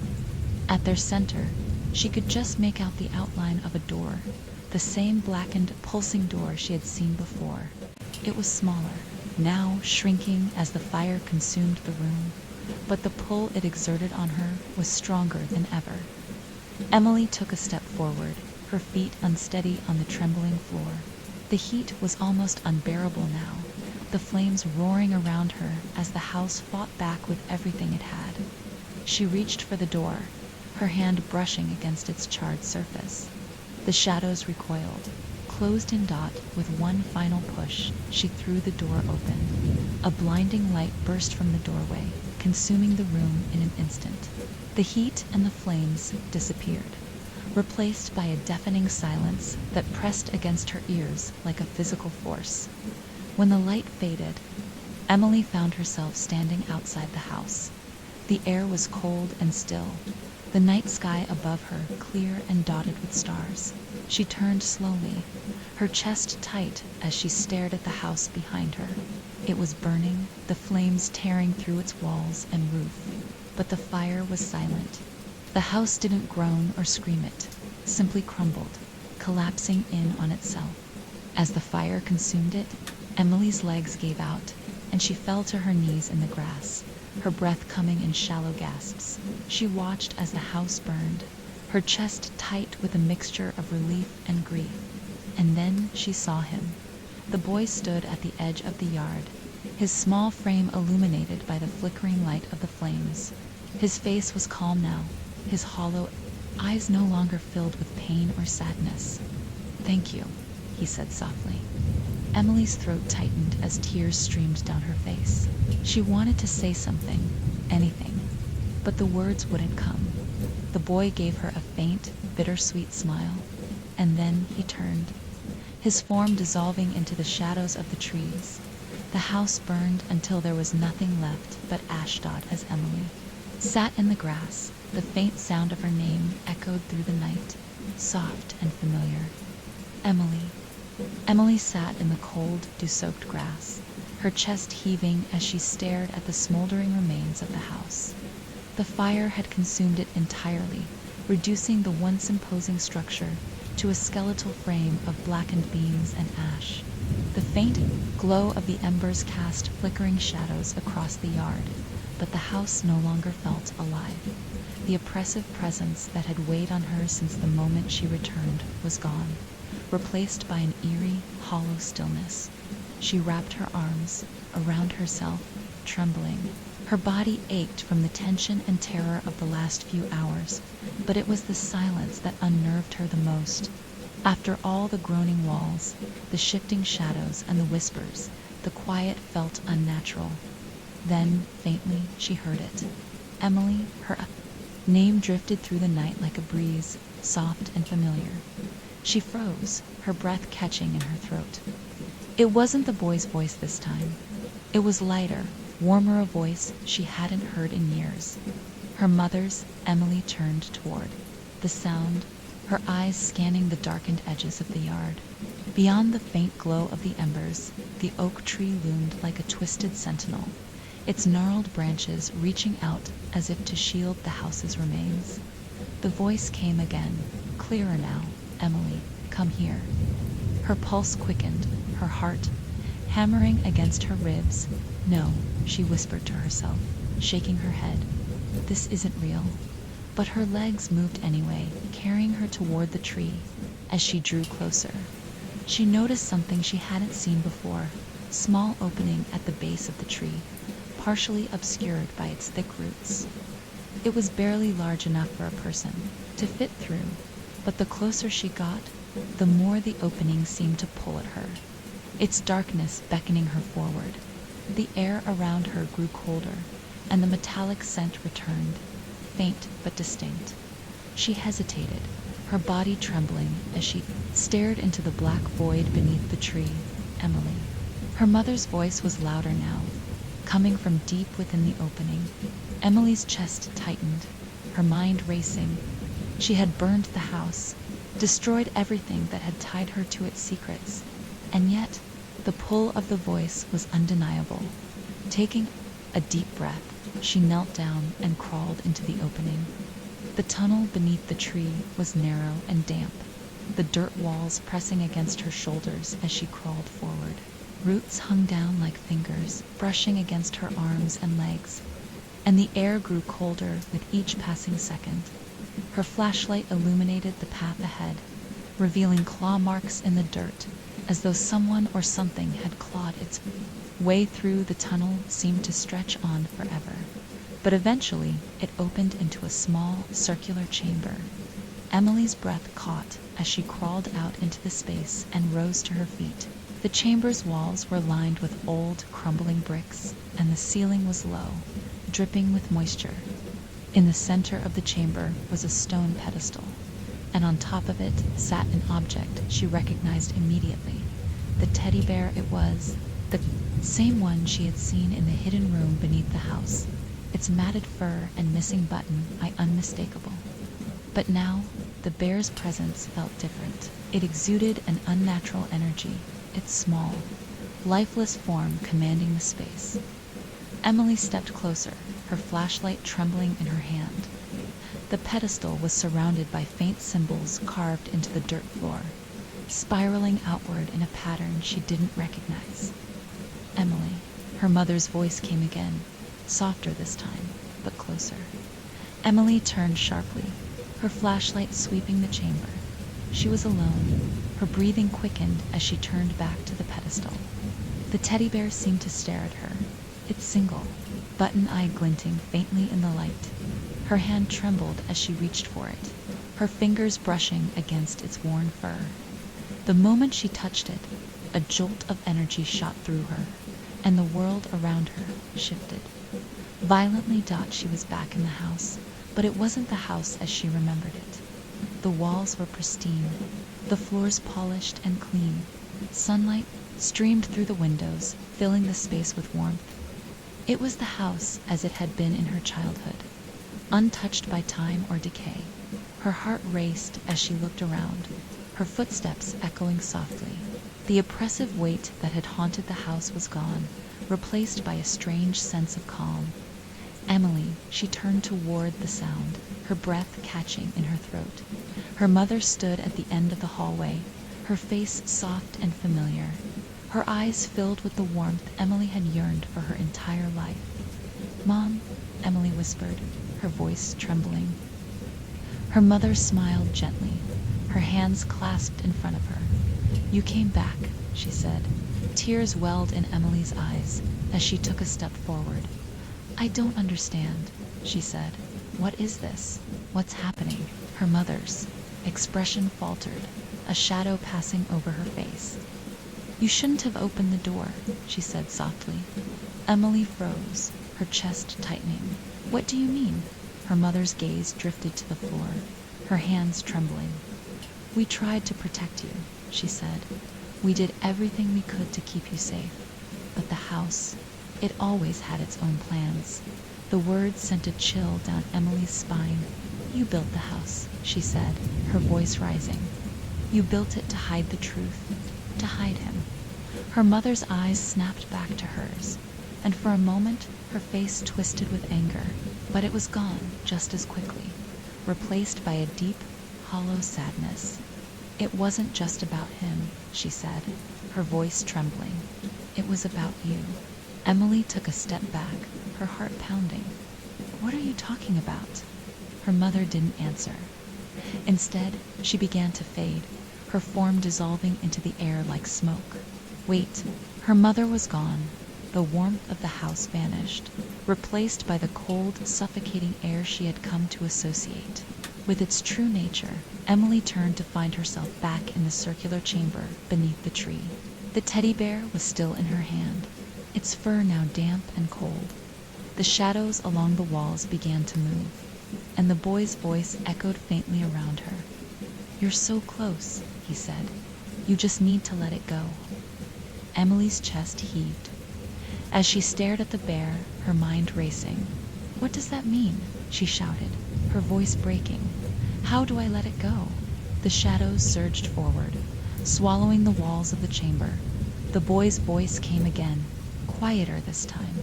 You already know. The shadows pulled her down into darkness, and as she fell, Emily heard her mother's voice one last time. You're stronger than this house. Don't let it own you. Emily was weightless, suspended in darkness so deep it felt as though it could swallow her whole. There was no air, no ground, no sense of time, just the faint echo of her mother's voice in her mind. Don't let it own you.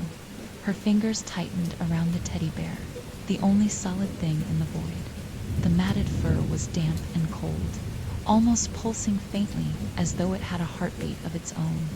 And then she fell. Her body lurched as gravity returned, pulling her downward. The air around her shifted, rushing past her ears in a deafening roar. When she hit the ground, the impact knocked the breath from her lungs, the dirt beneath her scattering in a cloud of dust. She gasped for air, her chest heaving as she pushed herself upright. Emily was no longer in the chamber beneath the tree. The world around her had shifted again, pulling her into a place that was neither past nor present. She was in the house, but it wasn't the house she knew. It was twisted, fragmented, a patchwork of memories stitched together into a labyrinth of distorted rooms and endless hallways.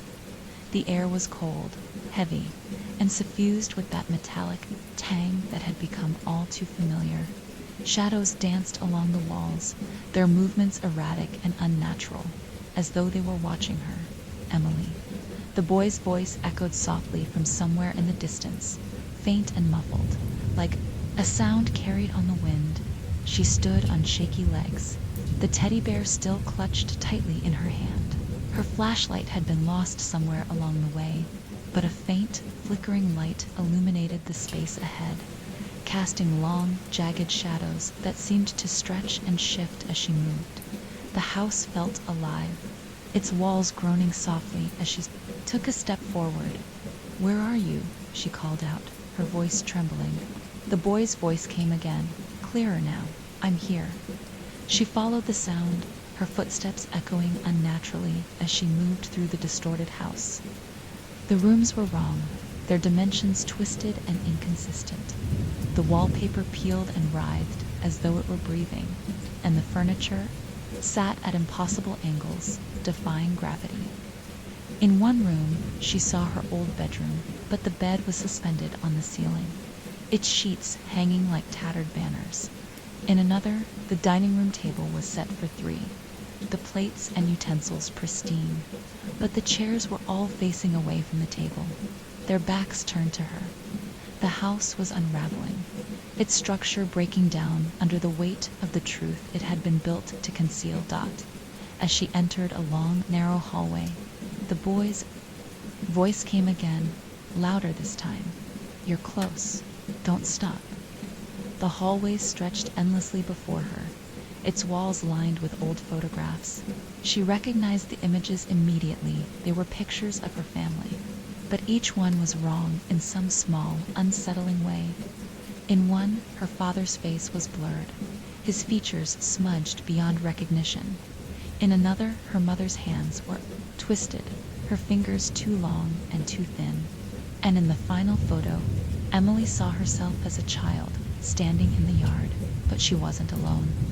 The boy stood beside her, his face shadowed, his hand resting protectively on her shoulder. She reached out to touch the photo, but the moment her fingers brushed against the glass, the hallway shifted. The walls bent inward, the floor rippling beneath her feet as the house roared in protest. The boy's voice cut through the chaos, sharp and urgent. "Emily, don't let it take you. Keep going."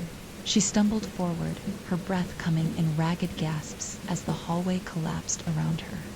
The photographs shattered, the shards of glass falling like rain as the walls closed in. Finally, she emerged into a large open room. It was the living room, but like the rest of the house, it was twisted and wrong. The fireplace was cracked and crumbling, the furniture reduced to ash. The air was thick with smoke, though there was no fire to be seen, and in the center of the room stood the boy. He was clearer now, his form more solid, though his face still carried that faint, unnatural blur. His dark eyes locked onto hers, filled with a mixture of hope and sadness. Emily's chest tightened as she stepped closer, her legs trembling beneath her. "I don't understand," she said. "Why did they do this to us? Why did they try to bury you?" The boy's gaze dropped to the teddy bear in her hand. "It wasn't just me they were trying to bury," he said. "It was you too, the parts of you they didn't understand, the parts they were afraid of." She shook her head, tears streaming down her face. "I'm not like that," she whispered. "I'm not dangerous." The boy's expression softened. "You don't remember what they saw," he said, "but the house does." The shadows around the room began to shift, converging on the fireplace. The smoke thickened, swirling into a single towering mass that loomed over them. Emily stepped back, her heart pounding. The shape in the smoke was almost human, but its edges were jagged and fragmented, its form shifting and flickering like an old, distorted film. It spoke in a voice that wasn't a voice at all, a deep, guttural sound that seemed to resonate. "From within the walls, you were supposed to stay buried," it said. Emily clutched the teddy bear tighter, her knuckles white. "I'm not afraid of you," she said, her voice trembling. The figure in the smoke leaned closer, its form stretching toward her. "You should be," it said. The boy stepped in front of her, his small frame dwarfed by the shadowy mass. "She's not yours anymore," he said, his voice steady. "You can't keep her here," the figure roared, the sound shaking the room. As the walls began to crack and splinter, Emily's mind raced as she looked at the boy, then at the teddy bear in her hand. The house, the shadows, the truth it was all connected, all tethered to the secrets her parents had buried here. If she wanted to end it, she had to let it all go. She knelt down, placing the teddy bear on the floor. The boy turned to her, his dark eyes wide with understanding. "Are you sure?" he asked. Emily nodded, her voice steady. "It's time." The boy stepped back as she struck a match from the box still clutched in her other hand. The small flame flickered in the darkness, its light casting long, jagged shadows across the room. She hesitated for only a moment before lowering the match to the teddy bear. The fire caught quickly, the flames consuming the matted fur in seconds. The room roared with heat and light as the shadows recoiled, the figure in the smoke howling in rage. The boy smiled faintly, his form beginning to fade. "Thank you," he said softly. As the fire spread, the walls of the house began to collapse, and Emily's vision blurred. The last thing she saw was the boy's face, calm and at peace, before everything dissolved into light. Emily's eyes fluttered open to an endless expanse of gray sky. The faint scent of smoke lingered in the air, mingling with the damp earth beneath her. She blinked, her mind sluggish as she tried to make sense of where she was. The oppressive cold of the house, the groaning walls, the boy's voice, all of it was gone, replaced by a vast, still silence.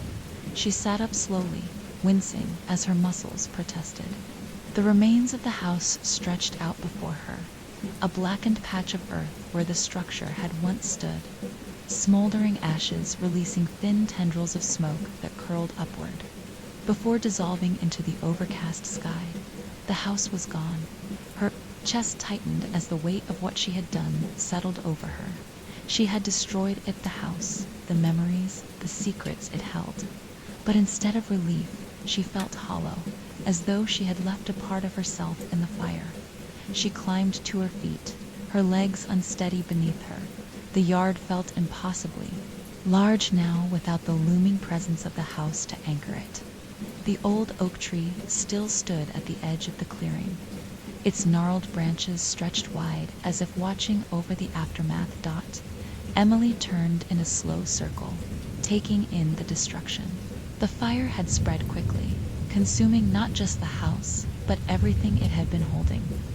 The boy was gone, along with the twisted reflection of herself she had seen in the mirror. But as she stood there, the faintest sound broke through the silence. It was a whisper, so soft it could have been the wind, but it carried with it an undeniable familiarity. Emily, her breath caught. She turned toward the sound, her eyes scanning the edges of the yard. There was no one there, just the empty expanse of scorched earth and the quiet sway of the tree's branches. The whisper came again, louder this time. "Emily, don't forget." She staggered backward, her chest tightening. It wasn't the boy's voice or her mother's, it was her own. Her heart pounded as she turned toward the tree. The opening at its base was gone, the roots now firmly embedded in the ground, as though the passage beneath it had never existed. But the tree felt different, its presence heavier, more significant. Her feet moved on their own, carrying her toward it. As she reached the base of the tree, her eyes caught something lying in the grass, a small, blackened object that stood out against the charred earth. It was the teddy bear. Her stomach churned as she knelt down, her fingers brushing against the matted fur. The fire had scorched it, leaving deep, blackened marks along its body, but it was still intact. Its single button glinted faintly in the weak light. Staring up at her, she picked it up, her hands trembling. The moment her fingers closed around it, a rush of memories surged through her mind. The boy's face, clear and unblurred for the first time, smiling at her as they ran through the yard. Her father's voice, sharp and panicked, shouting for her to stay inside. The hidden room in the basement, the stacks of papers detailing their family's attempts to bury the truth, and the reflection in the mirror, that twisted, darker version of herself smiling as though it knew a secret. The boy's final words echoed in her mind. "You can't let it own you."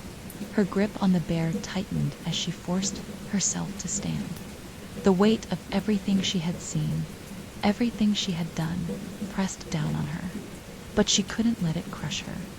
The house was gone, but its presence lingered. It had been more than just a place, had been a part of her, a manifestation of everything her family had tried to hide. She turned toward the road, the path leading away from the yard barely visible through the overgrown grass. The world beyond the house felt impossibly distant, like stepping into a dream she hadn't been a part of for years. The teddy bear felt heavy in her hands, its weight a reminder of everything she had uncovered. She thought about leaving it behind, burying it in the ash and walking away. But as she stared at it, she realized she couldn't. The bear wasn't just a symbol of what had been lost. It was a reminder of the truth she had fought so hard to uncover. With a deep breath, she tucked the bear under her arm and began walking toward the road. The wind picked up, carrying the faint scent of smoke and earth. As she reached the edge of the yard, she paused, turning back one last time. The scorched ground where the house had stood seemed smaller now, its vast, looming presence reduced to a shadow of its former self. The oak tree swayed gently in the breeze, its branches reaching upward as if releasing a long-held breath. For the first time in what felt like forever, the air felt lighter. But as she turned away, a faint whisper drifted through the wind, so soft she almost didn't hear it. Emily, remember, she didn't look back. Final reflection. As Emily walked away from the house, the weight of her family's secrets followed her, lingering like a shadow.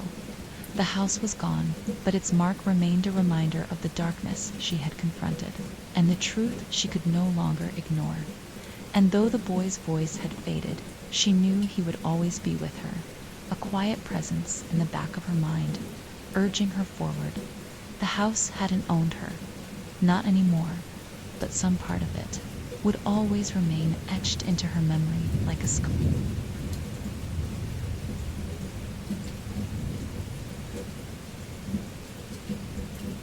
The winding forest road had stretched far longer than Daniel Harper expected. What should have been a 2-hour drive felt like a lifetime as the sun dipped below the horizon, leaving the world in twilight. His aging sedan rattled with each pothole, the steady rhythm of the tires interrupted by the occasional snap of a stray branch beneath him. A shiver ran down his spine, but he chalked it up to the cool evening air creeping in through the vents. He checked the GPS on his phone for the third time. The blue dot on the screen pulsed faintly, marking his location as somewhere between nowhere and nothing. The cabin's coordinates had been input correctly, but the signal flickered in and out, leaving him questioning whether the property even existed. This better be worth it, he muttered to himself. His voice was hollow against the silence, the words dissipating into the empty air. Daniel had rented the cabin out of desperation. His latest manuscript, a psychological thriller, was months overdue. His publisher's once encouraging tone had soured, and his bank account barely had enough left for groceries, let alone the city apartment he'd called home for years. A change of scenery, he thought, might just be the key to unlocking his creativity. When he finally reached the property, the sight of it caught him off guard. Nestled between a wall of towering pine trees, the cabin was almost too perfect, its wooden exterior pristine, with not a speck of dust or decay in sight. The windows were spotless, glinting in the fading light, and the porch steps didn't creak when he climbed them. It looked as though it had been built yesterday and left untouched by time. He unlocked the front door with the key he'd picked up earlier from the property manager. The click of the mechanism echoed unnaturally loud, and as the door swung open, the scent of pine wood and faint cleaning chemicals hit his nostrils. Daniel frowned. The interior was just as immaculate as the exterior. The open-plan living area was cozy, with a stone fireplace, a well-stocked bookshelf, and plush furniture arranged in a way that invited you to sit and stay a while. Yet there was something unsettling about the house's perfection. Not a single cushion was out of place. Every item in the kitchen gleamed as though it had never been touched. Even the air inside felt still, almost too still. Dragging his suitcase over the threshold, Daniel allowed himself to exhale. "All right," he said aloud, trying to fill the silence. "Let's get this over with." He spent the next hour settling in, unpacking clothes into drawers and setting up his laptop on the small desk in the corner of the living room. It wasn't until he explored the rest of the house that he noticed the room. It was the only door in the house that was closed. Unlike the others, which were slightly ajar or swung wide open, this one was shut tight. The door itself was unremarkable, painted white like the rest, with no lock or distinguishing features. But when Daniel placed his hand on the knob, a strange sensation coursed through him. The metal felt cold, unnaturally so, and a faint vibration hummed against his palm. He hesitated, his breath catching. For a fleeting moment, he considered leaving it shut. Then, curiosity got the better of him. The door opened without resistance, revealing the pristine room behind it. Daniel blinked.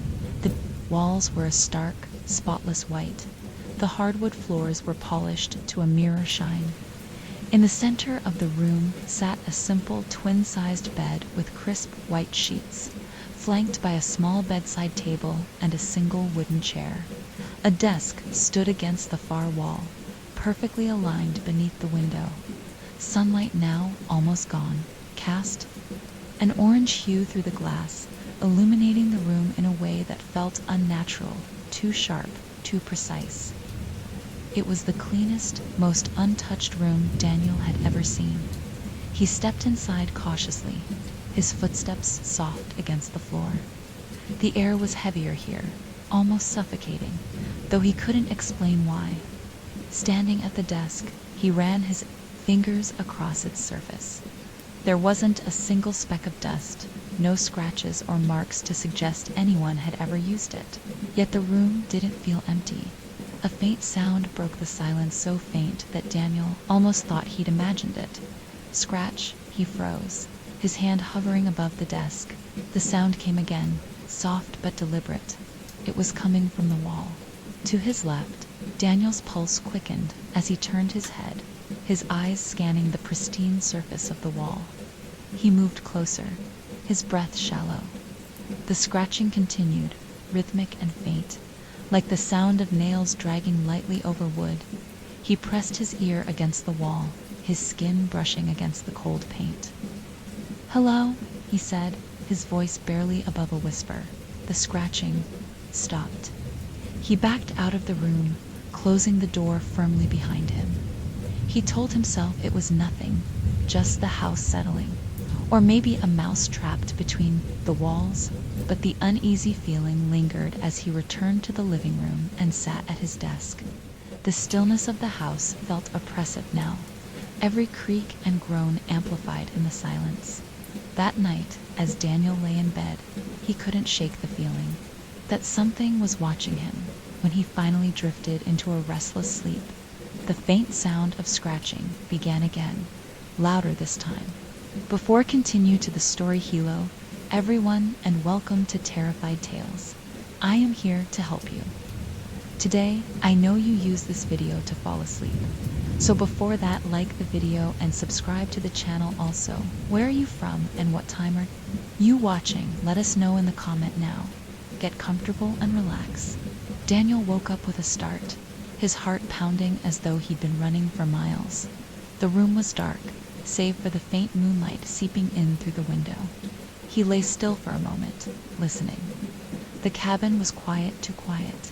He held his breath, straining to hear anything beyond the oppressive silence. For several seconds, there was nothing, just the dull hum of blood rushing in his ears. Then it came again, scratch. It was faint and distant this time, barely audible over the pounding in his chest. The sound sent a wave of unease crawling up his spine. He turned on the bedside lamp, flooding the room with soft light. The sound stopped, immediately, as if snuffed out by the light itself. "Get a grip, Daniel," he muttered to himself, wiping a hand across his face. His throat was dry, and a dull ache throbbed at the base of his skull. He swung his legs over the edge of the bed and sat there for a moment, staring at the floorboards. The memory of the sound nagged at him, but he forced himself to push it aside. It was just a mouse, he reasoned, or maybe the old wood settling. He'd been tired, on edge, and his imagination had likely filled in the gaps. Still, the thought of that pristine room lingered in his mind. Daniel spent the next hour pacing the small living room, waiting for the first light of dawn. He sipped a cup of coffee, its bitterness doing little to settle his nerves, and sat at his laptop, staring at the blank document on the screen. The cursor blinked at him mockingly, a relentless reminder of his failure to produce anything meaningful. He tried to focus, to summon the words that had once come so easily, but his mind kept drifting back to the room. Something about it nagged at him, pulling at the edges of his thoughts. He shook his head and forced himself to focus, his fingers hovering over the keyboard. Hours passed, but the page remained blank. He slammed the laptop shut and leaned back in his chair, rubbing his temples. Writer's block was nothing new to him, had been his constant companion for months, but it felt different now. He wasn't just blocked. He was paralyzed, as though something unseen was holding him back. The sun climbed higher in the sky, spilling light into the cabin. The warm glow did little to dispel the creeping unease that had settled in Daniel's chest. He decided to distract himself by exploring the rest of the house. The cabin wasn't large, but it had an odd layout, with narrow hallways and several small rooms that seemed almost haphazardly placed. The kitchen was spotless, its stainless steel appliances gleaming under the sunlight. A door at the far end led to a small pantry stocked with canned goods and supplies. In the attic, Daniel discovered a collection of items left behind by previous tenants' old suitcases, dusty books, and a stack of faded photographs. He thumbed through them absent-mindedly, the faces in the pictures staring back at him with frozen expressions. Most of the photos were unremarkable family snapshots, vacation memories, but one caught his eye. It was a black and white photo of a man standing in front of the cabin. He looked to be in his 30s, his expression unreadable. Daniel squinted at the picture, trying to make out the details. Something about the man's face seemed off, as though the features had been blurred or smudged. The pristine room was visible in the background, its door slightly ajar. The sight of it made Daniel's stomach twist. Finding little else of interest, when he climbed back down, the house felt heavier somehow, as though the walls were pressing in around him. He returned to the living room and sat at his desk, pulling the photo from his pocket and studying it again. The man's face was haunting in its vagueness, the smudged features giving him an almost ghostly appearance. Daniel set the photo aside and opened his laptop again, determined to write anything, to break free from the suffocating grip of his creative block. But the words wouldn't come. Hours slipped by as he stared at the blank screen, the light outside fading into dusk. The cabin grew darker, its shadows stretching across the walls like grasping fingers. Daniel switched on the desk lamp, its warm glow casting a small pool of light around him. The stillness of the house was oppressive, broken only by the faint hum of the lamp. He tapped his fingers against the desk, trying to ignore the gnawing sense of unease that had taken root in his chest. Then he heard it again. Scratch. The sound was louder, this time more deliberate. It seemed to come from the direction of the pristine room. Daniel froze, his breath catching in his throat. He turned his head slowly, his eyes fixed on the closed door at the end of the hallway. The scratching continued, rhythmic and insistent, like nails dragging across wood. "Just a mouse," Daniel whispered to himself, though his voice trembled. He stood up, his movements slow and hesitant, and crept toward the hallway. Each step felt heavier than the last, the air growing colder as he approached the door. He reached out, his hand trembling as he grasped the doorknob. The cold metal sent a shiver through him, but he ignored it, turning the knob slowly. The door creaked open, revealing the pristine room. It was exactly as he had left it, spotless and untouched. The bed was neatly made, the desk and chair perfectly aligned. Yet the air felt thicker now, heavy with an unplaceable tension. Daniel stepped inside, his movements cautious. The scratching had stopped, replaced by a deafening silence that pressed against his ears. He scanned the room, his eyes darting to every corner, but there was nothing there, nothing out of place, nothing to explain the sound. He moved toward the desk, running his hand over its surface. The wood was smooth and cool beneath his fingers, its perfect finish unmarred by any scratches or imperfections. Yet something about it felt wrong, as though the desk were watching him somehow, waiting for him to notice something he had missed. That was when he saw Eta faint. Dusty handprint on the surface of the desk. Daniel stared at it, his heart pounding.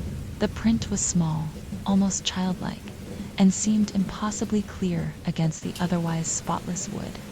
He reached out, his fingers hovering above it, but he couldn't bring himself to touch it. A cold breeze brushed past him, sending a shiver down his spine. He turned sharply, his eyes darting to the door, but there was nothing there. The room seemed to hold its breath, the silence pressing against him like a physical weight. Then, just as he began to step back, the scratching started again, this time from inside the walls. Daniel stood frozen in the center of the pristine room, his breath shallow as the scratching inside the walls grew louder. The sound wasn't chaotic or random. It was deliberate, calculated, a slow rhythmic drag, like fingernails scraping along. Wood in steady intervals.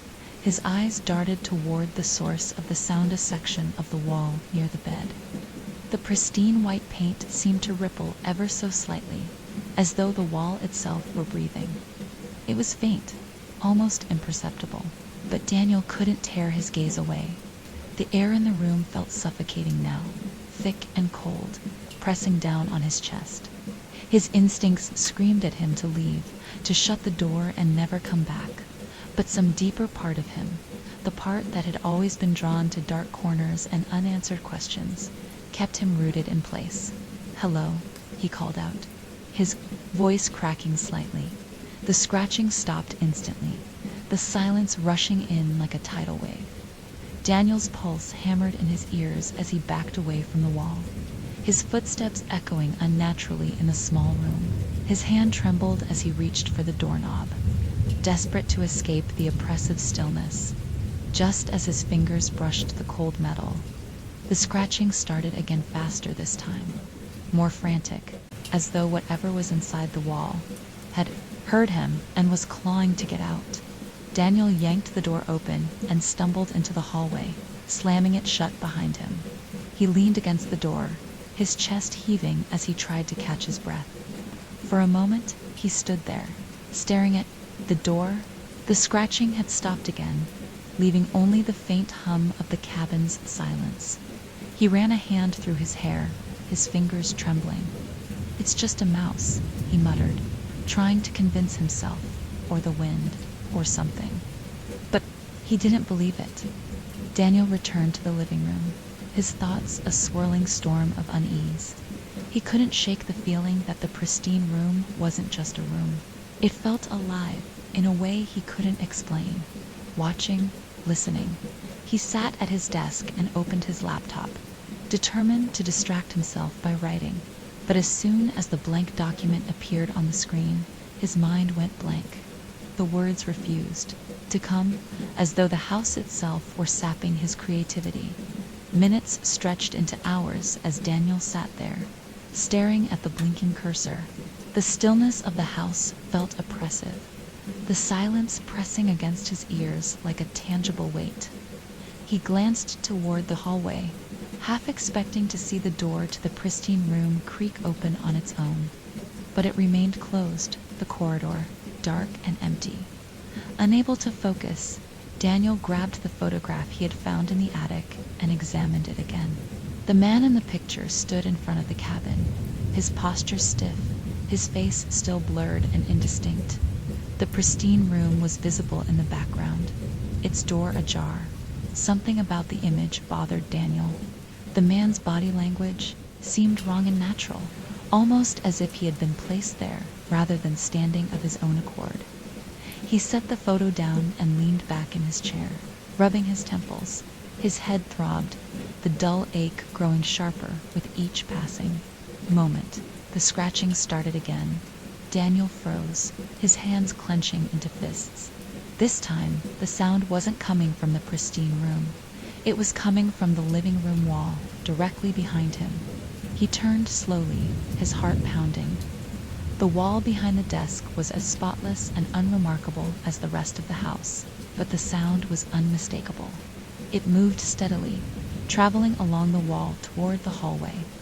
"Stop it," Daniel whispered, his voice shaking. The scratching grew louder, more insistent, as if in response. He stood up abruptly, his chair in the process, His breathing was ragged, his body tense as he followed the sound. It led him back to the pristine room. Daniel stared at the closed door, his hand hovering inches from the doorknob.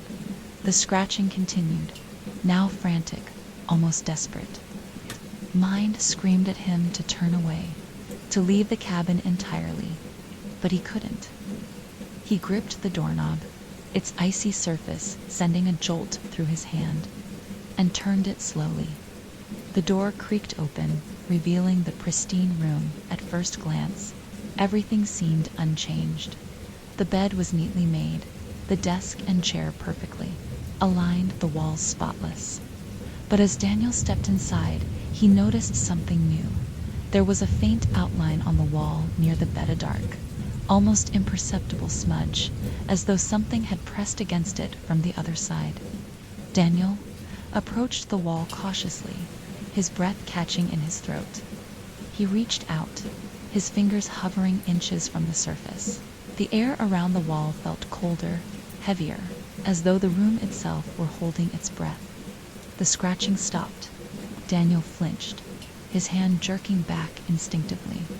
The silence was deafening, pressing against his ears like a vice. He took a step back, his heart racing. As he turned to leave, his eyes caught something on the desk.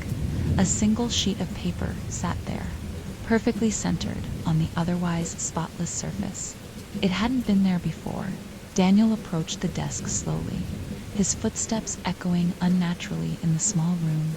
He reached for the paper, his fingers trembling as he picked it up. The page was blank, save for a single word scrawled in the center: stay. The handwriting was jagged and uneven, the letters carved deep into the paper as though written with frantic urgency. Daniel dropped the paper and stumbled out of the room, slamming the door shut behind him. His heart pounded in his chest, leaned against the door, his hands shaking.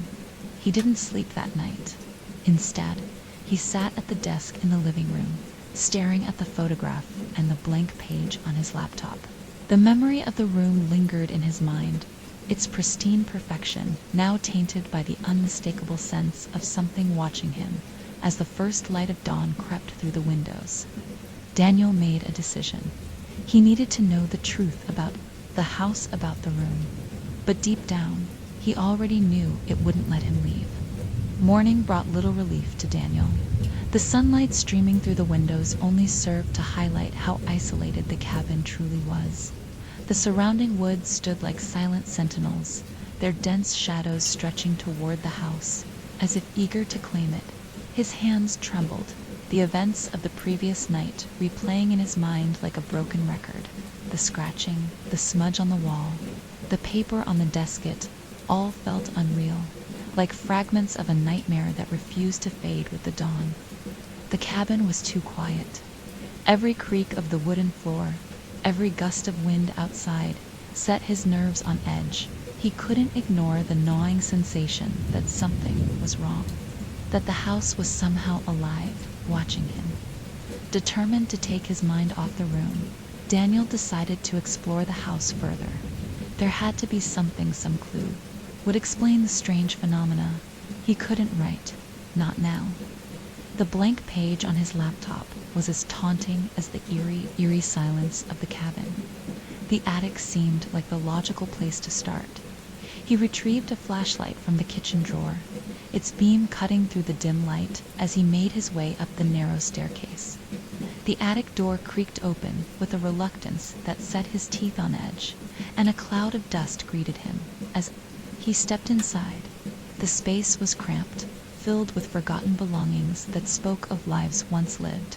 A trunk sat in one corner, its hinges rusted with age, while boxes of faded books and old clothing were stacked haphazardly along the walls. Daniel moved cautiously, the flashlight's beam darting from one object to the next. The air here was heavy, stale, carrying the faint scent of mildew and something else, something faintly metallic. He opened the trunk, the lid groaning under its weight. Inside, he found a collection of journals, their leather covers cracked and worn. One at random and flipped through its pages. The handwriting was neat at first, recounting mundane details of life in the cabin. But as he read further, the tone shifted. The entries became frantic, the words scrawled in uneven lines. The writer, someone named Eleanor, described hearing strange noises at night, scratching, whispering, a sense of being watched. Daniel's stomach churned as he read.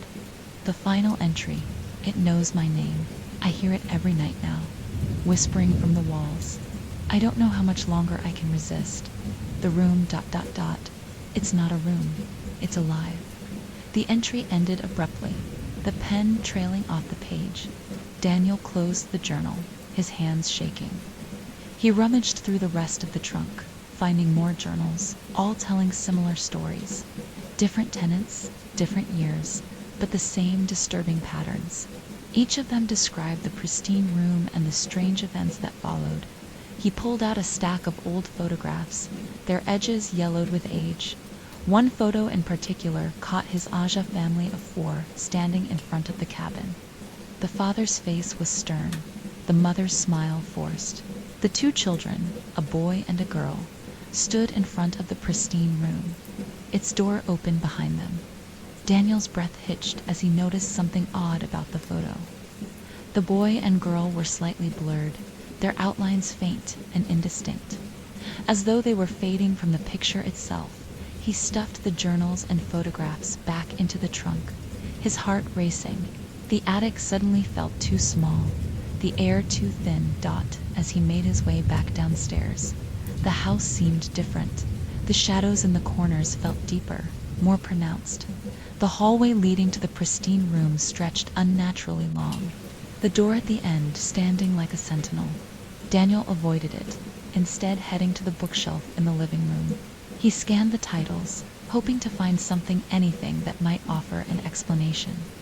One book caught his attention, Folklore and Mysteries of the Pacific Northwest. He pulled it from the shelf and flipped through the pages. The book was filled with local legends and ghost stories, tales of haunted woods and cursed houses. One chapter was marked with a faded piece of paper. The heading read, "The Vanishing Cabin."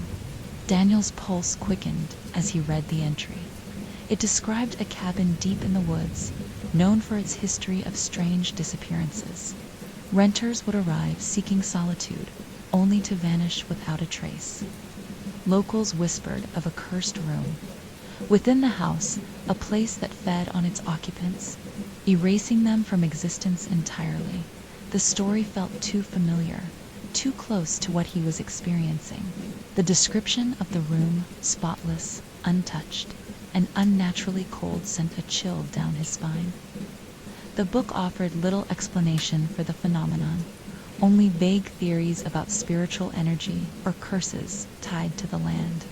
But one line stood out to Daniel, etched into his mind like a warning. The cabin does not let go. Once you step inside, you belong to it. The words sent a shiver through him. He closed the book and set it down, his hands trembling. A sudden creak broke the silence, drawing his attention to the hallway. The door to the pristine room was ajar, though he was certain he had closed it earlier. Daniel's breath caught in his throat. The air in the cabin felt colder now, heavy with an almost electric tension. The scratching started again, louder this time and more erratic. It wasn't coming from the walls anymore. It was coming from the pristine room itself. Daniel stared at the door to the pristine room, his heart pounding as the scratching intensified. It wasn't the faint, distant sound he had heard before. This was louder, more urgent, like claws raking furiously against the inside of the walls. The door, which had been slightly ajar, creaked open just a fraction more. The sliver of space revealed nothing but darkness beyond, the faint outline of the bed barely visible in the shadows. Daniel's feet felt rooted to the floor, his body paralyzed between the primal urge to run and the morbid pull of curiosity. He took a step forward, his movements slow and deliberate. His hand brushed the wall for support, the wood beneath his fingers cold and unyielding.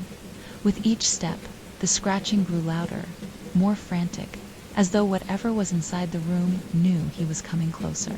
"Hello." Daniel's voice cracked as he called out. It was a ridiculous thing to say, he realized, but the silence that followed was somehow worse. The scratching stopped. The sudden stillness was deafening. The hallway seemed to stretch longer, the shadows along the floor shifting unnaturally.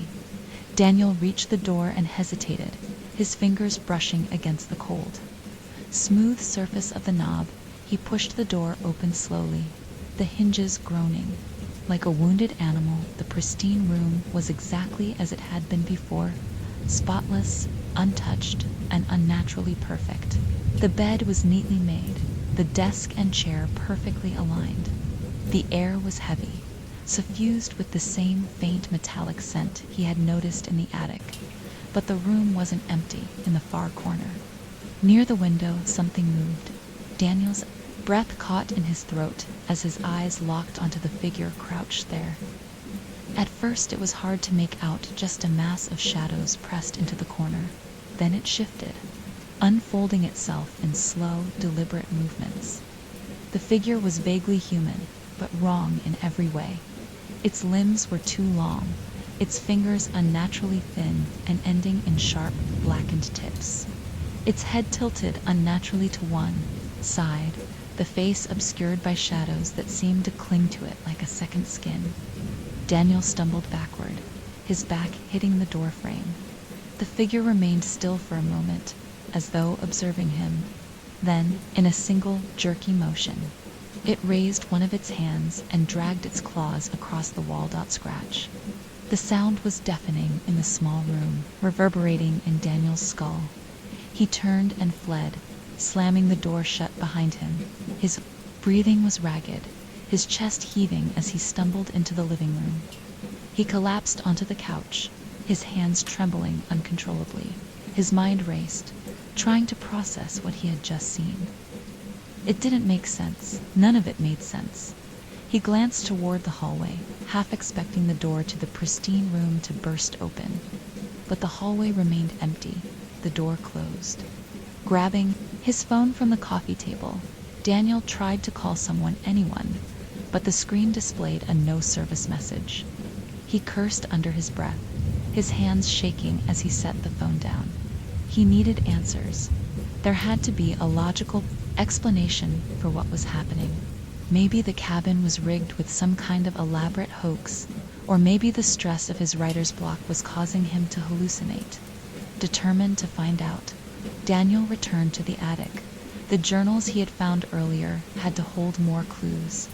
He flipped through them with frantic energy, scanning for anything that might explain the entity in the room. One entry caught his attention. It was written in the same frantic hand as the others, but the words seemed to leap off the page. "I saw it tonight. It's not a ghost. It's not human. It's the room itself. It's part of it. Every time I look at it, I feel like I'm disappearing, like it's erasing me piece by piece." The words sent a chill down Daniel's spine. He flipped to the next page, but it was blank. The remaining pages of the journal were all the same empty, as though the writer had simply ceased to exist. He shoved the journal back into the trunk, his heart pounding. The memory of the figure in the corner lingered in his mind. Its distorted form burned into his thoughts. Returning to the living room, Daniel sat at his desk and opened his laptop, determined to document everything. If he was losing his mind, he needed proof, something to anchor him to reality. But as he typed, the words on the screen seemed to shift and blur. The sentences he wrote didn't make sense, the letters twisting into shapes that weren't part of any language he recognized. His hands trembled as he hit the delete key, but the distorted words refused to disappear. The cursor blinked mockingly at him before the screen, abruptly went black. "No, no, no," Daniel muttered, pressing the power button repeatedly. The laptop remained unresponsive, its dark screen reflecting his pale, wide-eyed face. But growing louder, Scratch. Daniel turned his head slowly, his stomach twisting into knots. The sound was coming from the hallway again, louder and closer than before. He stood up, his legs trembling as he backed away from the desk. The shadows in the hallway seemed to shift and ripple, like something was moving within them. Then, with a loud creak, the door to the pristine room swung open on its own. Daniel stood frozen in the living room, his breath shallow and his gaze locked on the hallway. The door to the pristine room was now fully open, revealing its unnaturally spotless interior. The light from the living room seemed to stop at the threshold, as if unwilling to enter the room. For a long moment, nothing happened. The house was silent, except for the faint hum of electricity from the overhead light. Then, ever so subtly, the air shifted. It was as though the room itself exhaled, releasing a cold metallic breath that swept through the hallway and into the living room. Daniel shuddered, backing away until the backs of his knees hit the couch. He sat down heavily, his hands trembling. As he ran them through his hair, this wasn't normal. This wasn't his imagination. Something was wrong with this house. It felt separate, like a wound in the fabric of reality that had somehow been stitched into the cabin's layout, and now it was spreading. Daniel's eyes flicked to his laptop, still dead and unresponsive on the desk. His phone lay next to it, its screen displaying the same no-service message as before. He was completely cut off from the outside world, trapped in this silent, suffocating house with no one to call for help. He couldn't stay here. Standing abruptly, Daniel grabbed his car keys from the coffee table and headed for the front door. The idea of staying another moment in the cabin was unbearable. He needed to leave to put as much distance between himself and the pristine room as possible. But as he stepped outside and into the crisp morning air, his heart sank. The forest that surrounded the cabin was thick with fog, the trees barely visible through the dense white mist. The narrow dirt road he had driven in on was completely obscured, swallowed by the haze. Daniel hesitated on the porch, his keys clutched tightly in his hand. The fog was unnatural, too dense, too still. The air felt heavier out here than it had inside, pressing against his chest like a physical weight. He descended the steps and walked to his car, the gravel crunching softly beneath his boots. Sliding into the driver's seat, he shoved the key into the ignition and turned it. The engine sputtered once, then fell silent.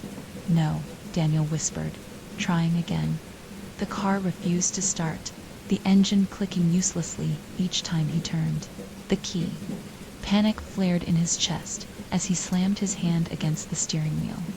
"Come on," he muttered through gritted teeth, turning the key again and again. The car didn't respond. He sat there for a moment, gripping the wheel tightly, and staring out at the fog.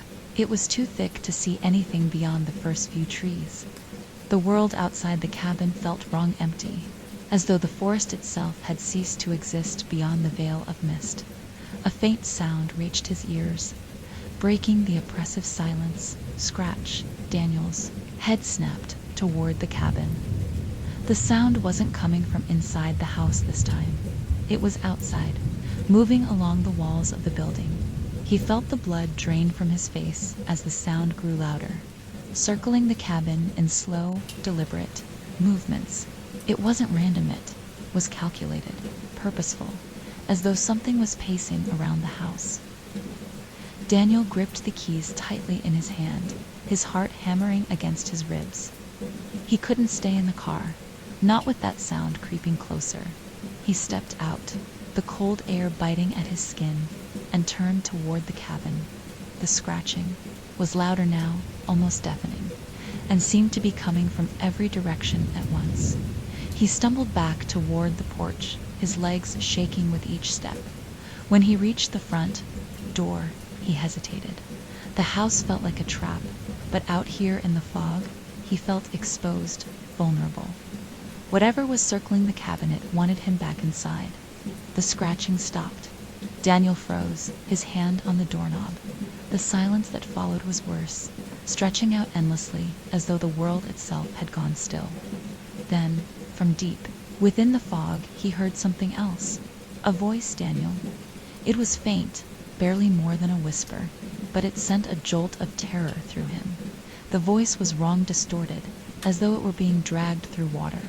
"Daniel, come back." He shoved the door open and stumbled inside, slamming it shut behind him.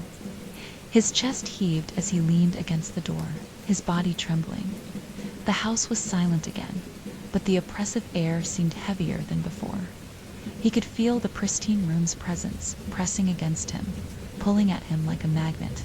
Daniel backed away from the door and returned to the living room, his thoughts racing. He couldn't leave. Not until he figured out what was happening. The book he had read earlier, Folklore and Mysteries of the Pacific Northwest, might have more answers. He retrieved it from the coffee table and flipped to the chapter on the vanishing cabin.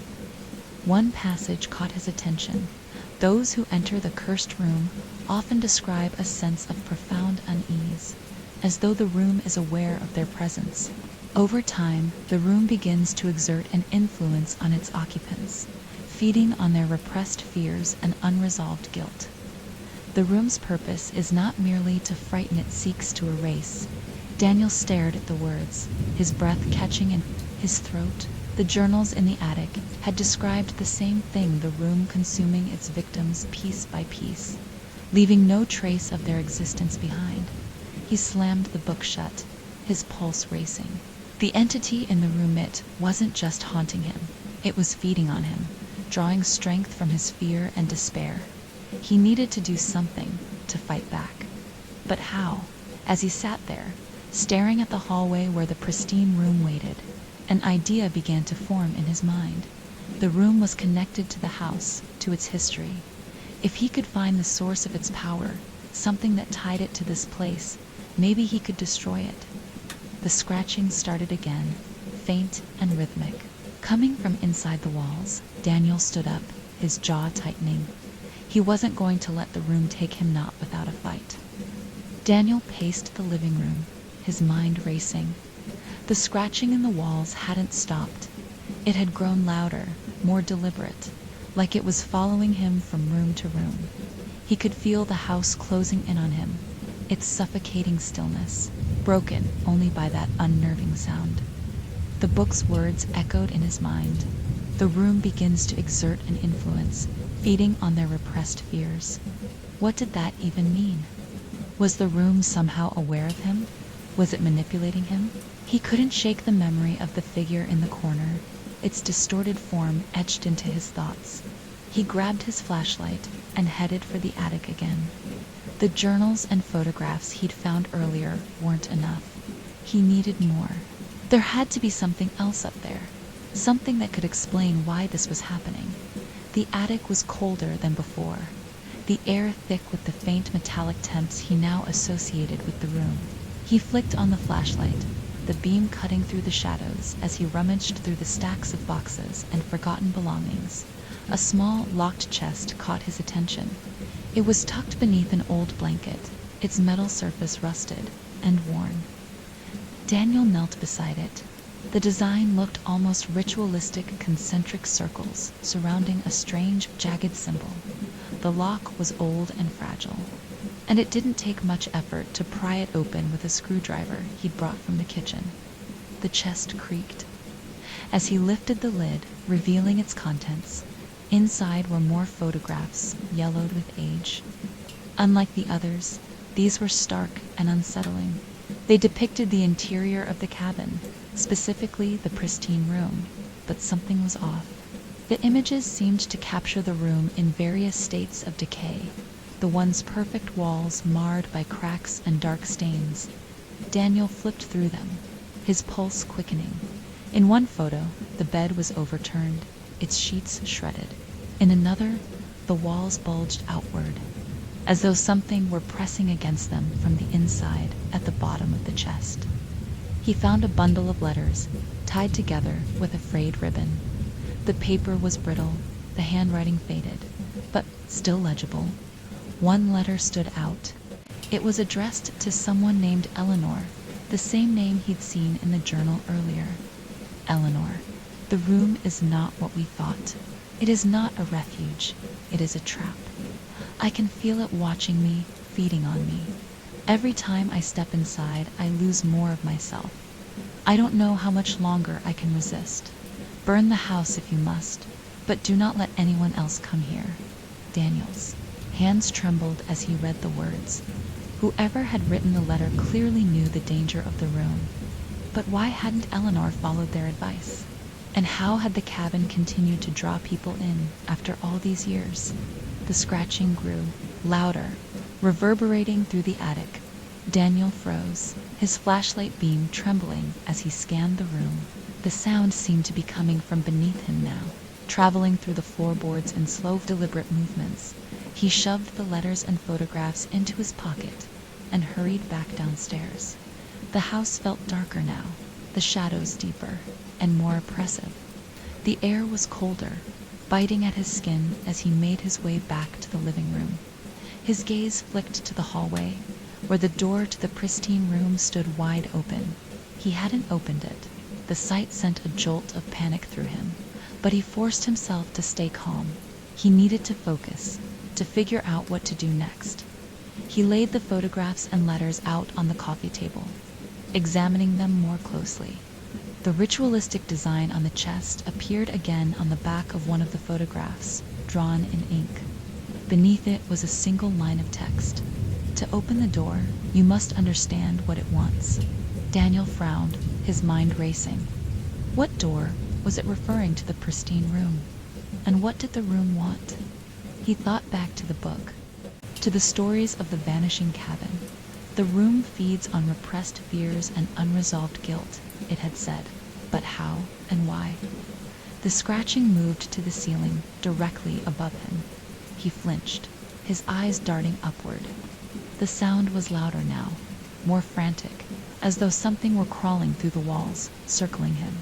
Enough, Daniel shouted, his voice echoing through the house.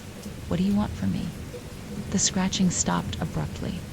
The silence that followed was deafening, pressing against his ears like a physical weight. Then, faint and distant, he heard the voice again. Daniel. It was coming from the pristine room. He hesitated, his body trembling. Every instinct told him to stay away, to leave the house entirely, but he couldn't. The room was the key to everything, he was certain of it now.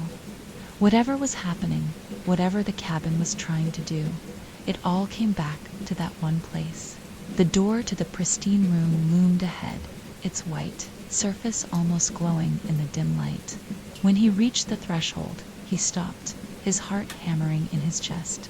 The air was colder here, heavy with that same metallic scent. He shined the flashlight into the room, illuminating its perfect, untouched interior. The bed, the desk, the walls, they were all exactly as they had been before. But as Daniel stepped inside, he noticed something new. The dark smudge on the wall near the bed had grown. It was no longer just a faint outline. It now stretched across the surface like a stain, dark and pulsing, as though the wall itself were bleeding. He approached it cautiously, his flashlight trembling in his hand. The closer he got, the more oppressive the air became, pressing down on him like a weight. But this time, it was coming from inside the wall. Daniel reached out, his fingers hovering inches from the stain. The surface of the wall seemed to ripple beneath the smudge, as though something were moving just beneath the surface. The voice came again, louder this time, and unmistakably coming from inside the wall. His breath caught in his throat as he pressed his hand against the smudge. The wall was cold and slick, the texture unnaturally smooth.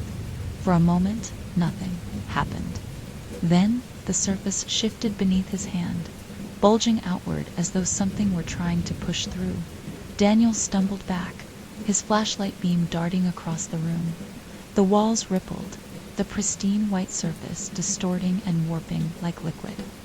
He turned to flee, but the door slammed shut before he could reach it. The room exhaled, the air rushing past him in a cold, metallic gust dot. And then it whispered his name again. Daniel's heart pounded in his chest as the pristine room pressed in on him, the air so heavy it felt like it was filling his lungs with ice. He twisted the doorknob, but it wouldn't budge. The harder he pulled, the colder the metal became, biting into his skin like frost dot behind him. The walls pulsed. The smudge near the bed had grown, spreading like ink spilled on water. It writhed, the dark patch rippling as though something alive were trapped behind it. "Let me out," Daniel shouted, slamming his fists against the door. The room didn't respond, but the faint scratching inside the walls returned, now closer than ever. It was all around him, above, below, behind. He turned to face the smudge again, his back pressed against the door. The dark stain bulged outward, its surface stretching as though a hand were pushing from the other side. His flashlight flickered, the beam trembling as it illuminated the grotesque distortion. "Daniel?" The voice echoed again, low and distorted, vibrating through the room like a vibration in his bones. This time it sounded like a cacophony of overlapping whispers, each calling his name in slightly different tones. The room wasn't just alive. It was aware. Daniel's vision blurred as his panic took hold, his breathing coming in shallow, ragged gasps.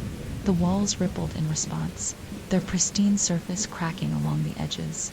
The cracks spread like veins, revealing glimpses of something dark and pulsing beneath the perfect white paint. "Please," he whispered, his voice barely audible.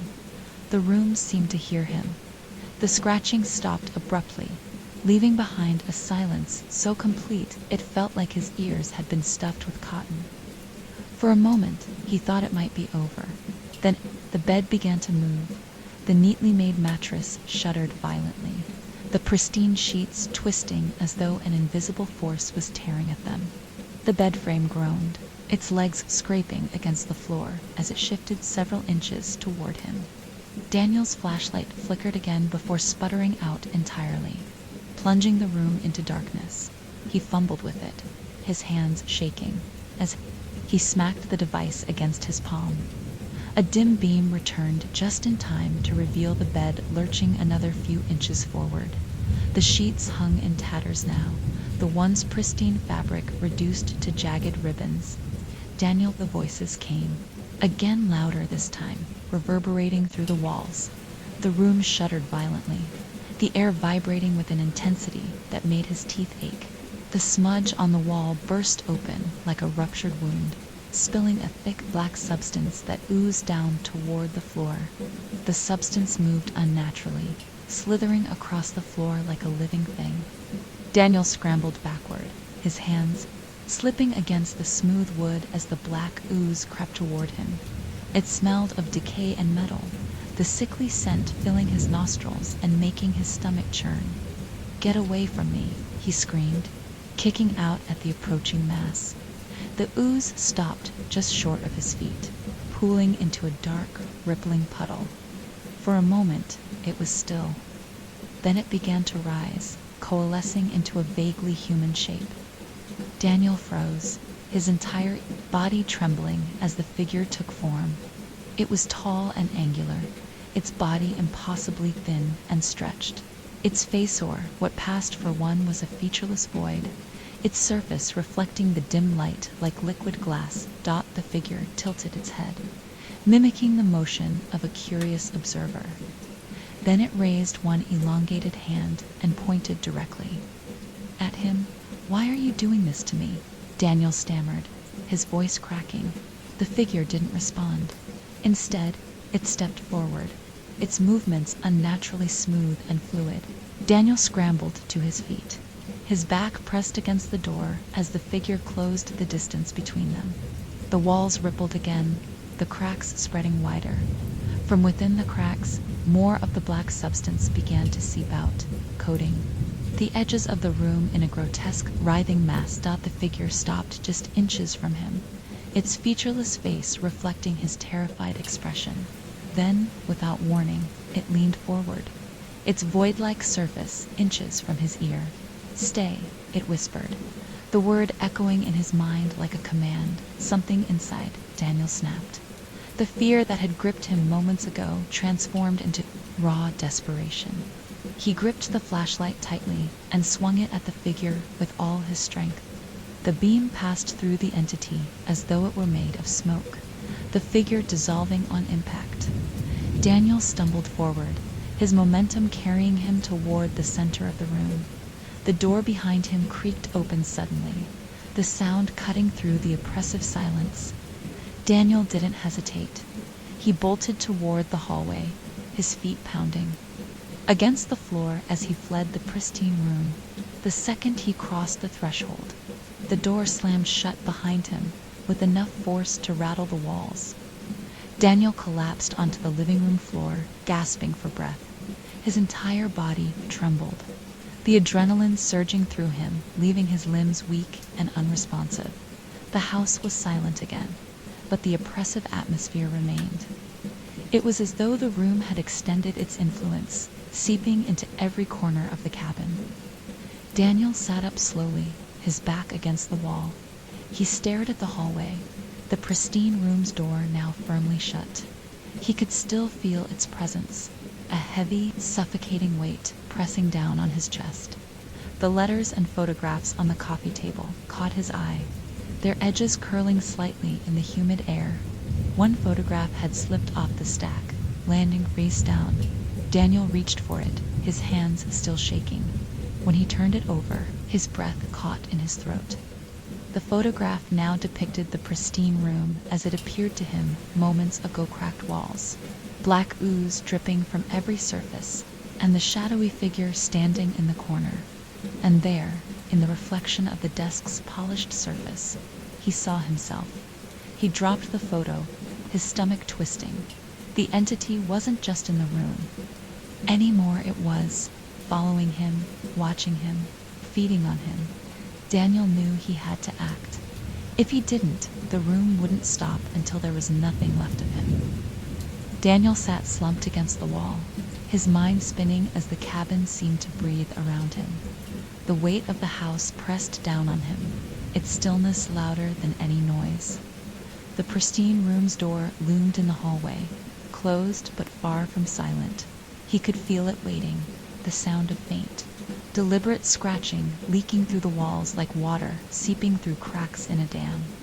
The photograph lay on the floor, where he'd dropped it. The image still burned in his mind, black ooze pouring from the walls, the twisted figure standing in the corner, and his own reflection staring back in terror. Daniel forced himself to stand, his legs unsteady. He couldn't just sit here, paralyzed by fear. The house wouldn't let him. It was pushing him, pulling him towards something, but he didn't know what or why. He needed answers. Grabbing the flashlight from the floor, Daniel headed toward the attic again. The journals and letters he'd found earlier had hinted at a pattern, a series of disappearances tied to the room. He needed to dig deeper, to understand how far back the room's influence stretched. The attic felt colder this time, the temperature dropping the moment he stepped through the narrow door. The air carried that same faint metallic temps, sharp and unnatural, clinging to his skin. Shadows seemed to linger just beyond the beam of his flashlight, darting out of view whenever he turned his head. Daniel knelt beside the chest he'd found earlier and pulled out the journals, spreading them. Across the floor, he flipped through the pages quickly, scanning for anything he might have missed. Each journal told the same story in different voices. Occupants of the house, describing the pristine room in chilling detail. The immaculate walls, the strange sounds, the oppressive air. Every account ended the same way: sudden silence, fragmented thoughts, and unfinished entries. It was older than the others, its leather cover cracked and brittle. The writing inside was faint but legible. The ink faded with time. "The room is taking them," the entry read. "First my wife, then my son. They don't remember. They don't even see it. It's been watching us since the day we arrived. I tried to keep them out of the room, but it doesn't matter. It's already inside them. It's inside me." Daniel's stomach churned as he read the final lines, written in a shaky hand.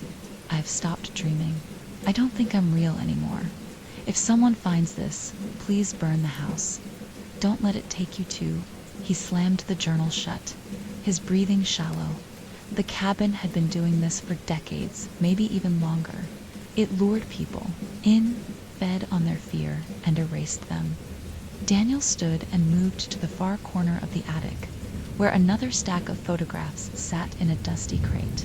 He sifted through them quickly, the images all blurring together, families posing in front of the cabin, couples smiling on the porch dot.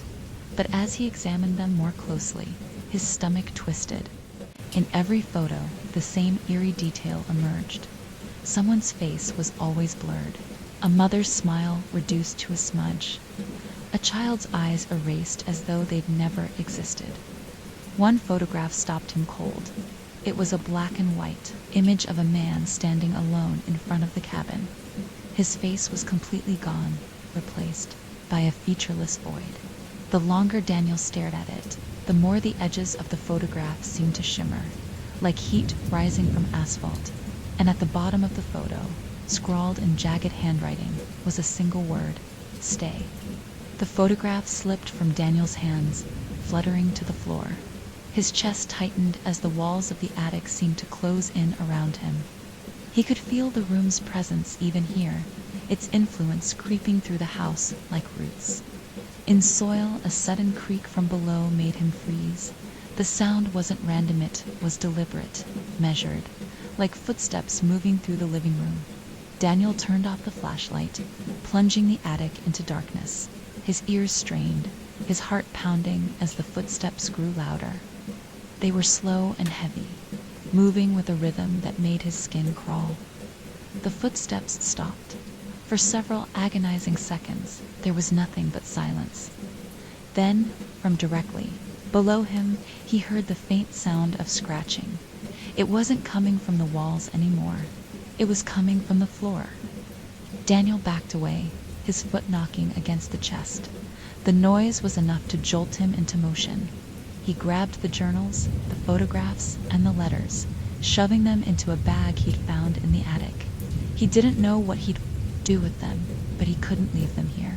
He descended the attic stairs slowly, his body tense. The cabin was darker now, the shadows in the corners thicker and more alive. The air felt oppressive, pressing down on him with every step. When he reached the living room, he froze. The door to the pristine room was open again. Daniel's pulse quickened as he stared down the hallway. The room seemed to beckon him, its immaculate interior glowing faintly in the dim light. The walls were no longer spotless.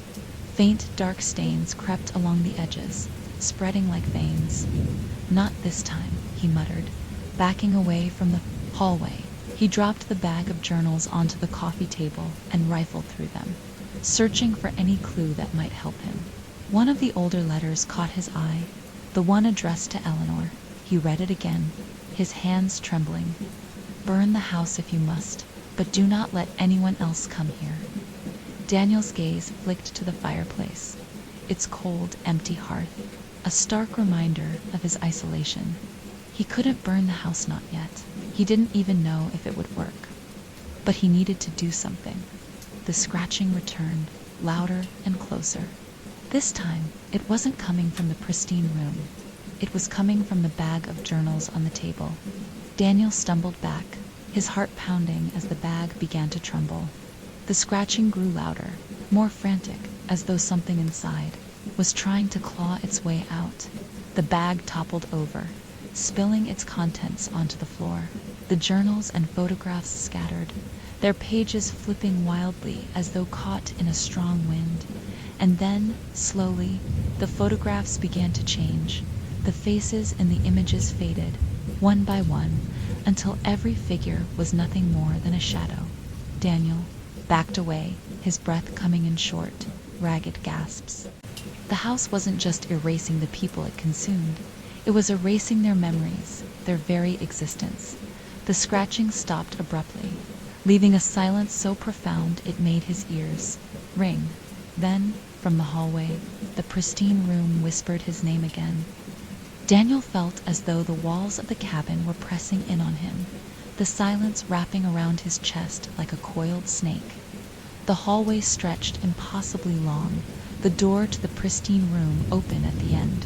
its interior faintly glowing. In the dim light, the house was no longer just a structure. It was alive, pulling him closer with every passing second. The air buzzed faintly, charged with an energy that made his skin prickle. He stood frozen in place, his eyes darting between the scattered photographs on the floor and the open door. At the end of the hallway, something in the room wanted him. He tried to ignore it, to force his focus back on the journals and letters, but the pull of the room was relentless. Every instinct in his body screamed at him to stay away, yet he couldn't shake the nagging feeling that the room was speaking to him, whispering in a language he couldn't understand. His name echoed faintly from within the room, distorted and hollow. Daniel, it wasn't a voice anymore.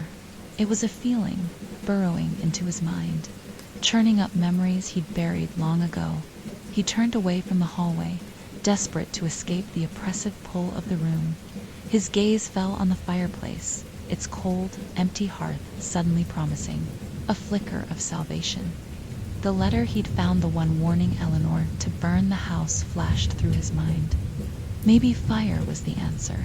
Maybe destroying the journals, the photographs, everything connected to this cursed place, could sever the room's hold on him. But as he moved toward the fireplace, the air shifted again. The sound of the scratching returned, louder and more erratic, coming from the walls, the floor, the ceiling, all around him. He froze, his breath catching in his throat. The cabin wasn't letting him go. The light in the living room flickered, plunging the space into brief, jarring darkness. When it returned, the pristine room seemed closer, its door now impossibly wide. The hallway looked shorter, the walls bending toward him as if the house itself were reshaping to pull him in. Daniel stumbled back, his pulse racing. The pull of the room grew stronger, filling his mind with half-formed thoughts and fractured images. He saw himself standing in front of the room, stepping inside. He saw the door closing behind him, the walls shifting, folding around him like a cocoon. "No," he whispered, shaking his head. "You don't control me." The scratching stopped abruptly. The silence that followed was worse, heavier. It wasn't the absence of sound, it was a presence, something vast and incomprehensible pressing down on him, suffocating him. Daniel clenched his fists, his body trembling as he fought against the weight in his chest. He wouldn't let it win. He wouldn't step into the room. But then the room began to show him. The walls of the cabin shifted, the edges of reality warping like heat waves rising from asphalt. The floor beneath him rippled, and the photographs scattered on the ground, twisted and changed again. They no longer showed the faces of the people who had been erased. Instead, they showed Daniel Dot in one photograph. He was sitting at the desk in the living room, his face pale and drawn. In another, he stood at the threshold of the pristine room, his hand on the doorknob. A third showed him inside the room, sitting at the desk, his expression blank. He picked one up, his hands trembling as he stared at the image of himself sitting in the pristine room. His reflection in the photograph was wrong. His eyes were hollow, his skin unnaturally pale, as though he were already fading. The photograph slipped from his fingers as the light flickered again. The room called, louder this time, more insistent. The images in his mind became sharper, more vivid. He saw his failures laid bare, every missed deadline, every relationship he'd ruined, every time he'd let someone down. His greatest fears rose to the surface, suffocating him, wrapping around him like chains. He saw his ex-partner's face, the argument they'd had before she left.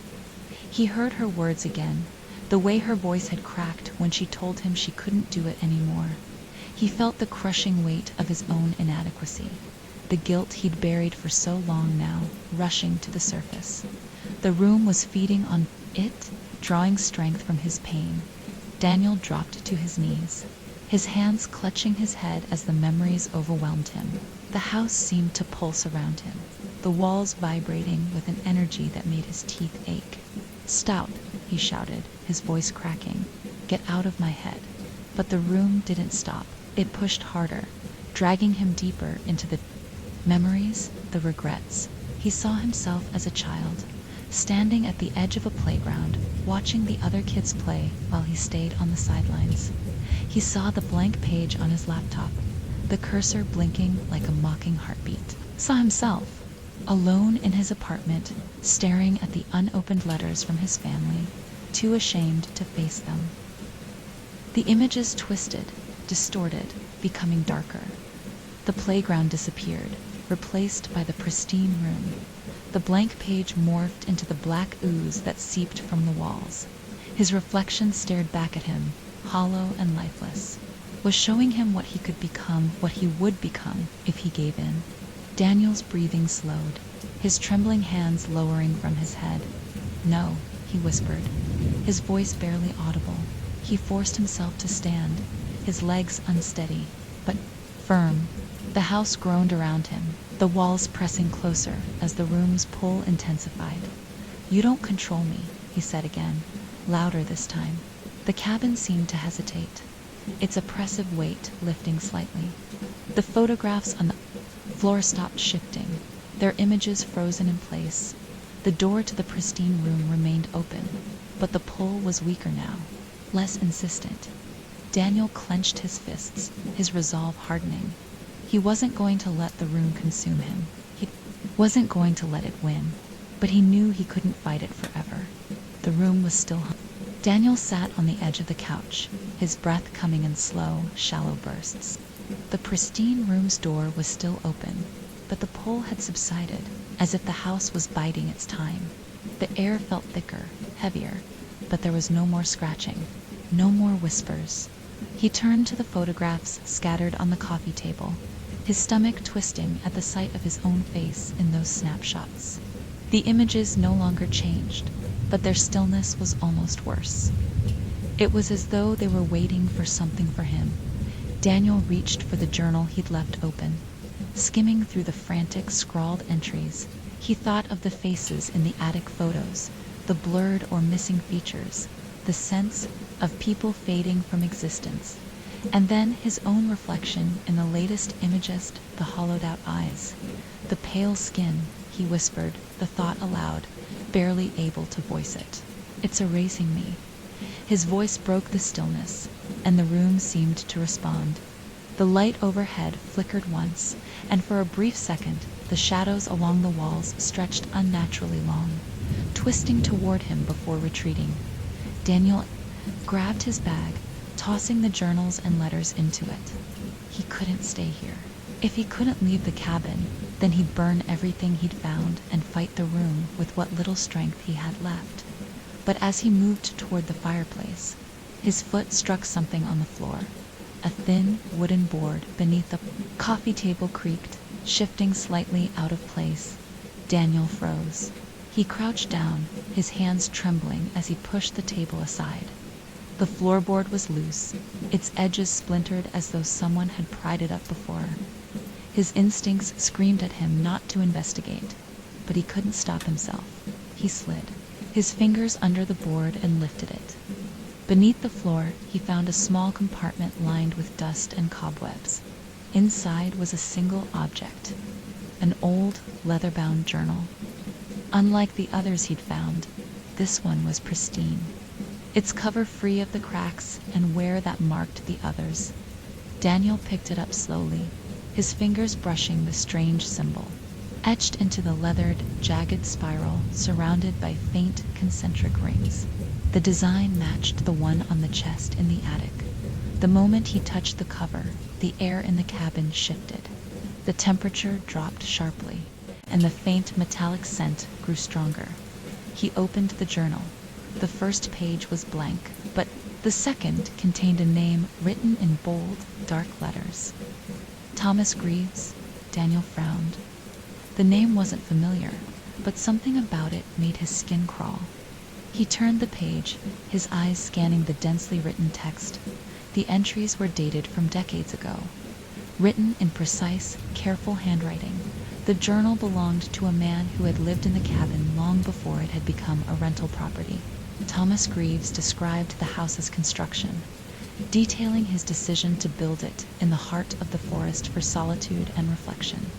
But as Daniel read on, the tone of the entries shifted. The house is not as I imagined it. There is something here, something I did not invite. I hear sounds at night, scratching whispers. At first I thought it was my mind playing tricks, but now I know better. The house has its own voice, its own will. Daniel's hands tightened on the journal. The entries grew more frantic as Thomas described the pristine room. He hadn't intended to build it, yet somehow it had been completed before the rest of the cabin. The carpenters couldn't recall constructing it, and the room's immaculate appearance never faded. No matter how much time passed, the next entry sent a chill through Daniel's body.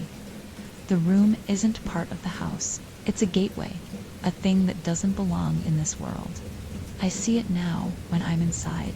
It knows me. It knows my thoughts, my fears. It feeds on them, twisting them into something I barely recognize. I thought I built this house, but the truth is, I am not its owner. I am its prey. Daniel slammed the journal shut, his heart racing. Thomas Greaves had built the cabin, but the pristine room had always been there, a parasite attached to the house. It was ancient, older than the forest itself. He opened the journal again, flipping. To the final entry, "It's too late for me. The room has consumed everything, my memories, my soul. I am fading. By the time someone finds this, I will be gone, erased as though I never existed. If you are reading this, heed my warning. The room cannot be destroyed. It can only be fed." Fed. Daniel staggered back, his mind reeling. The journal fell from his hands, landing open on the floor. He stared at the page, his eyes drawn to the final line, written in shaky, uneven handwriting. "It's not the room that's hungry, it's what's inside." The cabin shuddered violently, the walls groaning as though in response to the words. The floor beneath him rippled, and the air grew thick with the smell of burning wood and decay. From the hallway, the door to the pristine room slammed shut, then opened again slowly, deliberately. Daniel looked up, his breath catching in his throat. A dark figure stood in the doorway, its silhouette tall and thin, its edges shimmering like heat waves. It didn't move, but its presence filled the house, oppressive and unrelenting. The whispers began again, low and distorted, coming from the walls, the floor, the very air around him. Daniel. The figure tilted its head as though beckoning him forward. The pull was stronger now, the room's influence spreading through his body like a sickness. He felt his legs trembling, his willpower slipping away. He couldn't stay here. If he stayed, it would erase him, just like it had erased the others. But where could he go? The cabin was alive, its presence stretching into every corner, every shadow. The walls seemed to pulse, the cracks widening as black ooze seeped from them. Pooling on the floor like blood, Daniel grabbed the journal and the bag of letters, shoving them under his arm. His only thought was to escape. He didn't care where, as long as it was far from the room. But as he turned toward the front door, the figure moved. It stepped into the hallway, its featureless face turning toward him. The cabin shuddered again, the walls groaning as if in agony. The light flickered, plunging the room into momentary darkness. And in that brief moment, Daniel heard a voice, his own voice, whispering from within the pristine room. "Stay." Daniel's breath came in ragged gasps as the figure stepped into the hallway. Its movements were slow, deliberate, the featureless void where its face should have been locked on him like a predator sizing up its prey. The pristine room's door remained open behind it, a faint light spilling out, but the light didn't feel inviting it. The dark stains spreading further, creeping toward him like living things. Daniel clutched the journal tightly against his chest, the jagged spiral on its cover burning into his palms as though it were alive. He took a step back, his foot brushing against the scattered photographs on the floor. The faces in the pictures, his face seemed to flicker and fade, the images warping as though the room's influence was corrupting them in real time. Stay. The word echoed from every corner of the house, reverberating in his skull like a chorus of voices layered atop one another. It wasn't just the entity speaking, it was the house itself, the room, the thing inside it. Daniel's grip on the journal tightened as he forced himself to move. He turned and bolted toward the front door, the floorboards creaking and groaning beneath his frantic steps. The figure didn't chase him, but the house did. The walls shuddered violently, the cracks widening as black ooze poured from them, spilling onto the floor in thick, writhing tendrils. The air was thick with the metallic stench of decay, sharp and suffocating as Daniel reached the front door. The tendrils lashed out, slamming the door shut before he could reach it. The force of the impact sent a shockwave through the room. Knocking him to the floor, he scrambled to his feet, his eyes darting to the windows. The fog outside was still there, denser than ever, pressing against the glass like a living thing. Even if he could break the window, there was no guarantee he'd make it more than a few feet before the house pulled him back in. The figure moved closer, its distorted form gliding down the hallway. The shadows around it seemed to shift and ripple, distorting the air in its wake. Daniel, it didn't raise its voice, but the sound filled the room, wrapping around him like a cold hand on the back of his neck. Daniel backed away, his heart pounding as he searched for a way out. The journal, the letters, the photographs, they were the only things that felt real in this nightmare. The warning he'd read earlier echoed in his mind. The room cannot be destroyed. It can only be fed. His eyes darted to the fireplace. Journal in his hands felt heavier now, as though it were resisting him. The letters and photographs lay scattered on the coffee table, their edges curling as the black ooze began to creep toward them, tendrils reaching out like greedy fingers. Daniel didn't hesitate. He grabbed the stack of papers and shoved them into the fireplace. His shaking hands fumbled with the matches on the mantel, striking one after another until the flame caught. The fire roared to life, consuming the dry, brittle paper in seconds. The air in the cabin shifted instantly, the walls vibrating with a low, guttural groan that reverberated through Daniel's chest. The figure in the hallway stopped. For a brief moment, everything went still. The black ooze retreated, the tendrils pulling back into the walls as though recoiling from the fire. The room's pull weakened, the oppressive weight lifting from Daniel's chest. But then the house fought back. The flames in the fireplace flickered, the light dimming as the room's presence surged forward, stronger than before. The tendrils returned, thicker and faster, slamming into the mantel and smothering the fire. The air grew colder, the metallic stench replaced by the acrid scent of burning wood. The pristine room's door slammed shut, then burst open again, the sound echoing like a gunshot. The figure began to move toward him again, its steps faster now, more purposeful. "Feed it," the voices whispered, overlapping and distorted.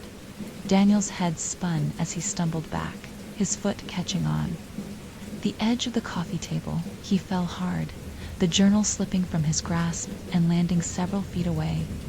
The spiral on its cover seemed to pulse faintly, as though alive. The walls rippled, the dark stains spreading faster now, racing toward him. "Feed it." The words clawed at his mind, forcing their way into his thoughts. Just trying to consume him, it was breaking him down, turning his own fear and guilt into fuel. Daniel reached for the journal, his fingers brushing against its cover. The moment he touched it, the whispers grew louder, sharper, cutting into him like knives. He turned toward the hallway, his eyes locking onto the pristine room. The door was open wide now, the faint light inside pulsating like a heartbeat. Room wasn't just calling to him, anymore it was demanding him. Feed it, or be erased. The words struck him like a physical blow, his body trembling as he forced himself to his feet. He didn't know what the room wanted, but he knew it wouldn't stop until it had consumed everything. He took a step toward the room, the journal clutched tightly in his hands. The air grew colder with each step, the floor beneath him trembling as though the house was alive, watching his every move. The figure disappeared, melting into the shadows as Daniel approached the doorway. The room's pull was overwhelming now, dragging him forward with an invisible force. As he crossed the threshold, the door slammed shut behind him. The pristine room was no longer pristine. The walls were cracked and bulging, black ooze seeping from every surface. The bed was overturned, its sheets shredded, the frame splintered. The desk was warped and twisted, the wood rotting and covered in dark stains. The air inside the room was suffocating, heavy with the stench of decay. The light that had once filled the room was gone, replaced by a faint, pulsing glow emanating from the center of the floor. Daniel stepped forward, his feet sinking slightly into the black, viscous substance that coated the floor. The whispers grew louder, coming from every direction, overlapping until they were almost deafening. And then he saw it in the center of the room, where the bed had once been.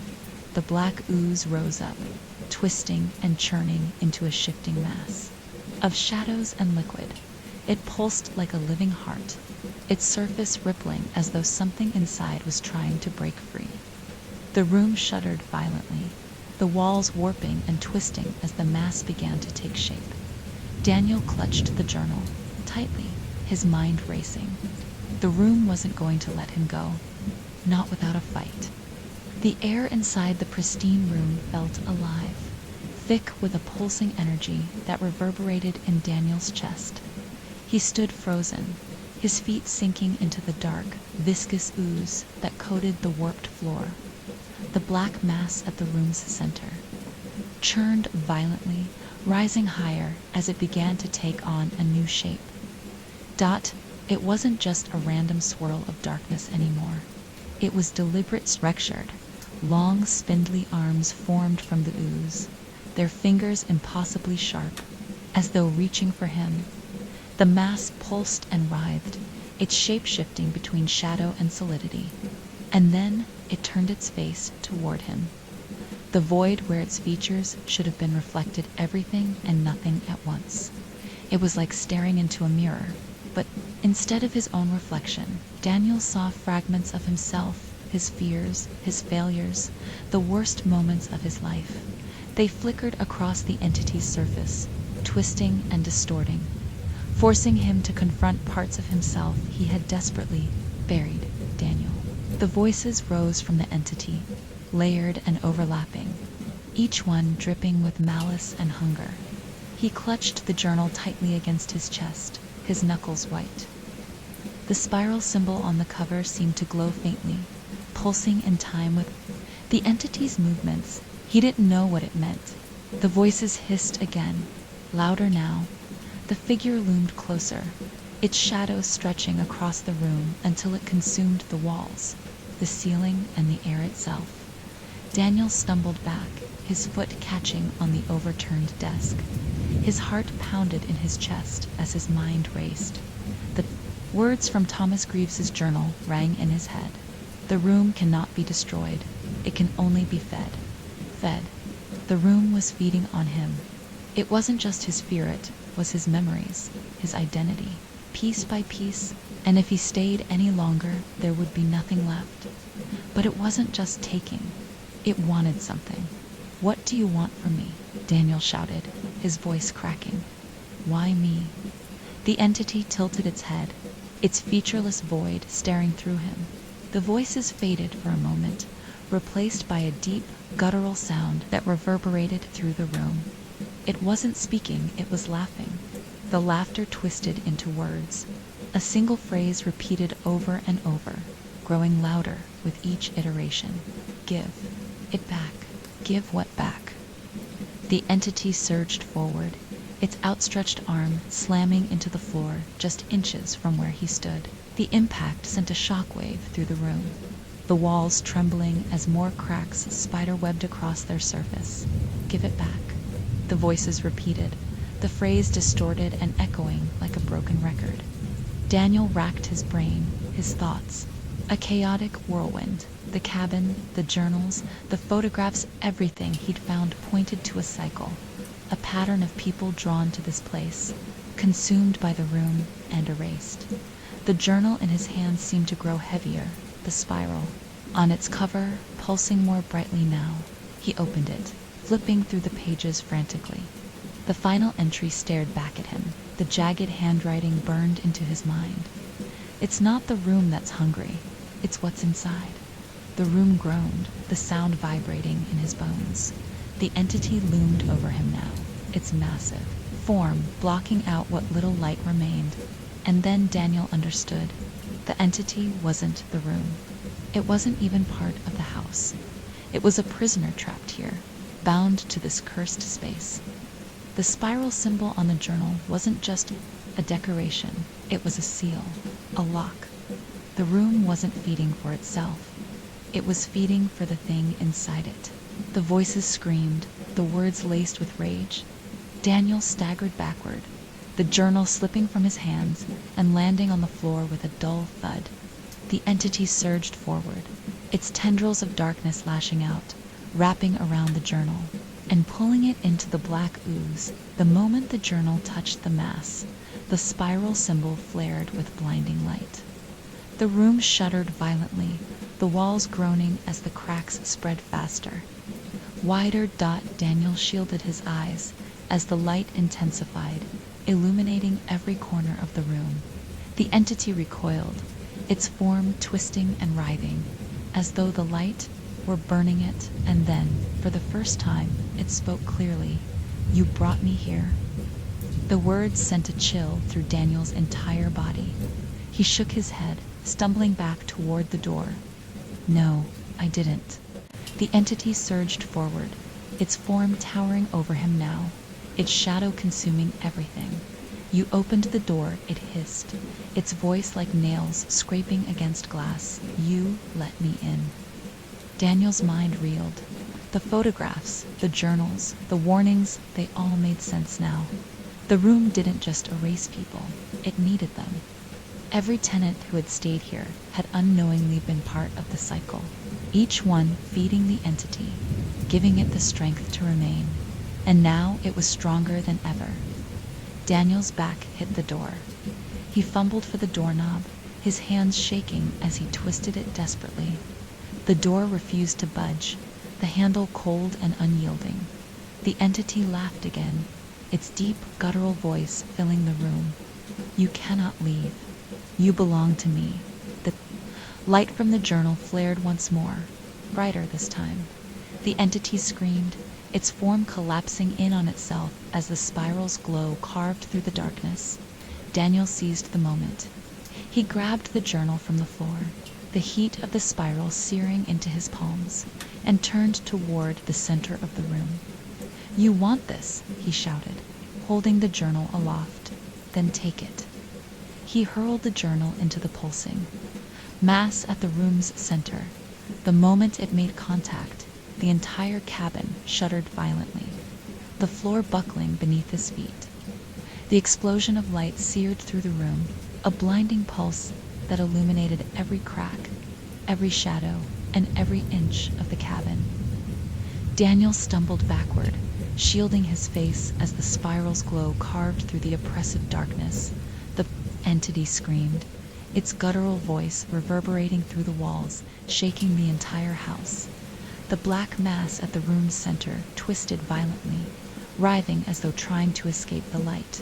Its spindly limbs lashed out, striking the walls and ceiling, but each strike only intensified the brightness. Daniel dropped to his knees, the force of the room's trembling nearly knocking him off his feet. The journal lay embedded in the black ooze, the spiral on its cover now glowing brighter than ever. The light seemed to burn the entity, its form shrinking and collapsing inward as the glow consumed it piece by piece. "You cannot stop me," the entity hissed, its voice fractured and distorted, no longer the confident force it had been moments ago. "This place is mine. You are mine." Daniel's body trembled, every muscle taut as he forced himself to stand. His gaze flicked to the journal, the spiral pulsing like a beating heart. The cabin's walls groaned, the cracks spreading wider, spilling black ooze that bubbled and hissed as it evaporated in the light. For a brief moment, Daniel felt a surge of hope. The entity was weakening. The room was losing its grip. But then, the house retaliated. The floor beneath him buckled, throwing him hard against the wall. The air grew thicker, heavier, as though the house was trying to crush him under its weight. The black ooze surged across the floor, lashing out like tendrils and wrapping around his ankles. Daniel screamed, clawing at the wall as the tendrils pulled him closer to the center of the room.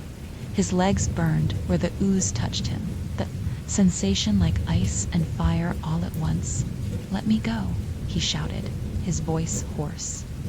The entity laughed weakly, its voice crackling like static. "You cannot escape. You are part of this now. You opened the door. You are the key." Daniel's heart pounded in his chest. He felt the pull of the room stronger than ever, a force inside his mind urging him to give in, to surrender.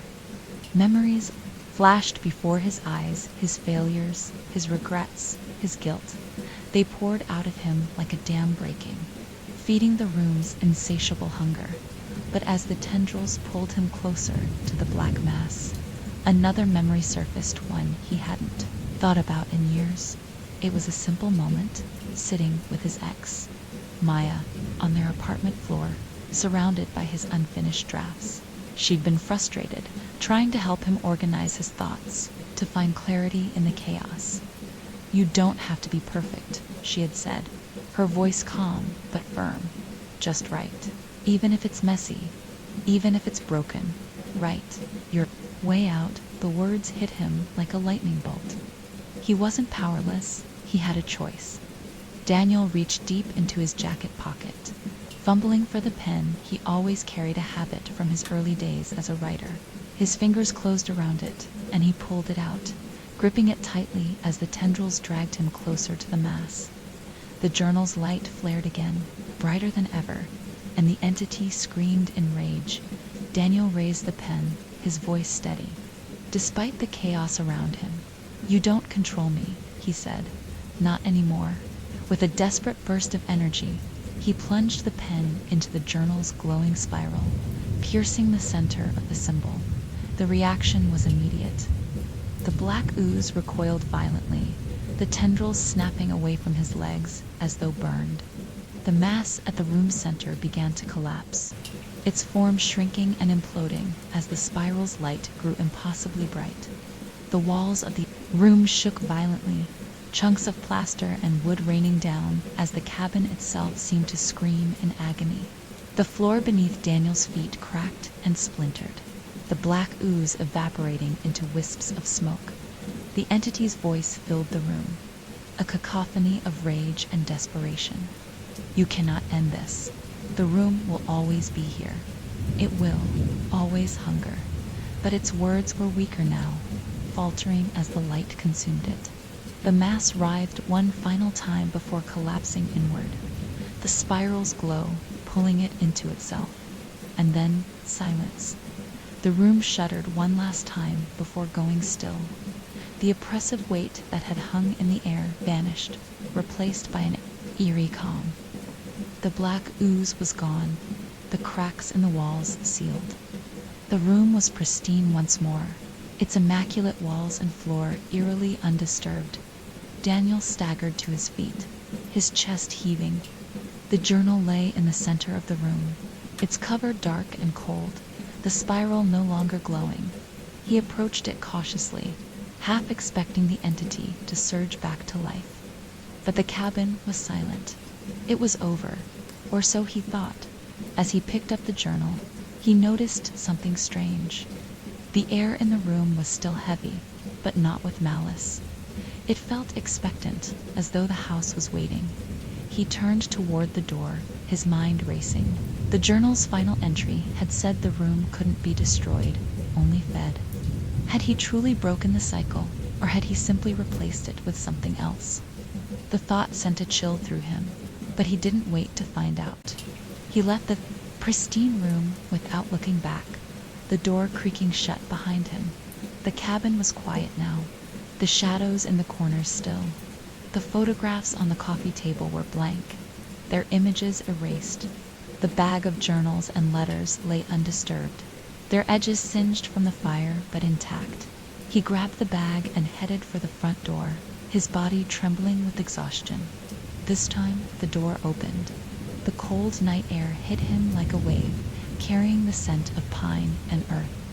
The fog had lifted, revealing the dark forest beyond. For the first time in days, the world outside felt real. Daniel stepped onto the porch, the weight of the cabin falling away with each step. He didn't look back as he made his way to the car, his feet crunching against the gravel. When he reached the car, he slid into the driver's seat and turned the key. The engine sputtered for a moment, then roared to life. Relief flooded through him as he backed out of the driveway, the cabin shrinking in his rearview mirror. The dark outline of the house loomed against the trees, its windows staring like empty eyes. As he drove away, the whispers faded, but deep in the pit of his stomach, Daniel couldn't shake the feeling that the room was still watching, waiting. The road stretched endlessly before Daniel, its winding curves and darkened forest framed by the faint glow of his car's headlights. The world outside the cabin felt fragile, tenuous, as though it might dissolve into mist if he let his guard down. His knuckles were white on the steering wheel, his gaze fixed on the narrow strip of road ahead. The events in the cabin replayed in his mind like a fever dream. The pristine room, the entity, the black ooze, they didn't feel real yet. The dull ache in his legs and the burn marks on his hands told him otherwise. His body bore the evidence of what had happened, even if his mind struggled to comprehend it. He glanced at the bag of journals and photographs on the passenger seat. The edges of the papers were singed, the faint smell of smoke lingering in the car. The journal with the spiral symbol sat on top, its once glowing cover now dark and cold. He had thrown the bag into the car without thinking, unable to leave it behind. But now, as the weight of the cabin's history pressed down on him, he began to question that decision. The car's engine hummed steadily, the rhythmic sound offering a false sense of comfort. Daniel's eyes flicked to the rearview mirror, half expecting to see the cabin's dark outline still looming in the distance. But the road behind him was empty, swallowed by shadows. For the first time since leaving the house, he allowed himself to breathe. He reached over and rolled down the window, letting the cold night air rush in. It bit at his skin, but it was a welcome contrast to the suffocating atmosphere of the cabin. The smell of pine and damp earth filled his lungs, washing away the metallic stench that had clung to him for days. But as the cool breeze brushed against his face, a faint whisper cut through the hum of the engine. Daniel, his grip on the wheel tightened, his heart skipping a beat. He glanced in the rearview mirror again, his breath catching in his throat. It's over. It's done. But the whisper came again, faint and distorted as though carried on the wind. Stay. Daniel's chest tightened, his pulse quickening. He clenched his jaw, forcing himself to focus on the road ahead. The whispers weren't real. They couldn't be real. He was miles from the cabin. Now he had escaped, hadn't he? He glanced at the bag on the passenger seat. The journal seemed to hum faintly in the darkness, its spiral symbol almost imperceptibly etched into the leather. He didn't dare touch it, but its presence filled the car, a quiet reminder of what he had left behind. The forest on either side of the road grew denser, the trees twisting together into an impenetrable wall of shadows. The headlights barely cut through the darkness now, their beams swallowed by the night. And then the car began to slow. Daniel frowned, pressing harder on the gas pedal. The engine groaned in response, but the car refused to pick up speed. A chill ran down his spine as the vehicle crawled to a stop, the headlights dimming until they flickered out completely. No, no, no, he muttered, his voice trembling. He turned the key in the ignition, but the engine only sputtered in protest. The silence that followed was deafening. Daniel sat frozen in the driver's seat, his breath shallow as he scanned the darkened road. The world outside the car was unnervingly still, the trees standing like silent sentinels. Then, in the distance, he saw it. At first, it was nothing more than a faint glow, barely visible through the dense forest. But as he stared, the light grew brighter, taking on a familiar shape. A door. The pristine room's door. Daniel's blood ran cold as the glow pulsed faintly, beckoning him. The air in the car grew heavier, pressing against his chest like a physical weight. The whisper came again, clearer this time. Come back. He shook his head violently, gripping the wheel as though it could anchor him to reality. No, he said aloud, his voice cracking. You're not real. You're not real. But the light didn't waver. It grew stronger, the glow spilling out into the forest, illuminating the trees in its eerie, sterile light. The journal on the passenger seat began to hum softly, the spiral symbol faintly glowing once more. Daniel's gaze darted to it, his hands trembling. Get away from me, he whispered, shoving the bag away. But the journal slid back toward him, as though pulled by an invisible force. The door's light filled the car now, bathing the interior in its cold, unrelenting glow. Daniel, the voice whispered again, louder this time. You belong to me. He couldn't breathe. The weight of the room, the house, the thing inside it was all here, pressing down on him, pulling him back. He could feel it clawing at his mind, unraveling the edges of his thoughts. The forest around him twisted, the trees bending and warping as though caught in a vortex. The pristine room's door was impossibly close now, its light spilling through, the windshield blinding him. No, he screamed, slamming his hands against the wheel. I'm not yours. You don't own me. The light flickered, the voice faltering for the briefest of moments. Daniel seized the opportunity. He grabbed the journal and threw it out of the car with all his strength. It landed on the darkened road, the spiral symbol glowing brighter. As it hit the ground, the whispers stopped, the light from the door dimmed, the oppressive weight lifting as the glow receded. The trees straightened, the air clearing as the pristine room's presence faded into the distance. Daniel sat trembling in the driver's seat, his chest heaving as the forest fell silent once more. He reached for the key, turning it slowly. This time, the engine roared to life. He didn't look back as he sped down the road, the darkness swallowing the cabin, the journal, and the room behind him. But as he drove, he couldn't shake the feeling that something had followed him. The weight of the cabin lingered in his mind, a quiet shadow at the edge of his thoughts. And in the distance, deep within the woods, the pristine room waited. Its door was... The farther Daniel drove, the more the forest seemed too thin, the dense walls of trees giving way to open stretches of land. The road, which had felt like a tunnel swallowing him whole, now stretched into a hazy distance illuminated by the faint glow of his headlights. Minutes, hours, it all blurred together, each second weighed down by the oppressive silence in the car. The radio was off, the hum of the engine his only companion, and yet he couldn't shake the feeling that he wasn't alone. Daniel gripped the wheel tighter, his knuckles pale. His eyes darted to the rearview mirror again, scanning the empty road behind him. There was nothing.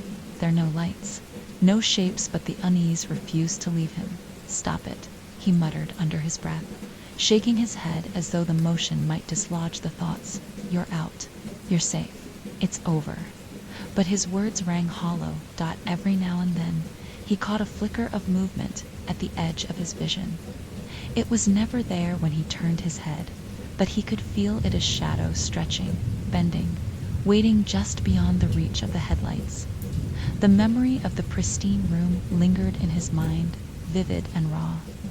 He could still feel the cold air, the sticky pull of the black ooze, the weight of the thing that had called his name. Even now, miles away from the cabin, it felt as though the room had left a mark on him, something invisible and permanent. His phone buzzed suddenly, the sound jarring in the oppressive quiet. Daniel jumped, his heart pounding as he fumbled. For the device on the passenger seat, the screen lit up, the harsh glow illuminating his trembling hands. One new notification. It wasn't a text or a call. It was a reminder.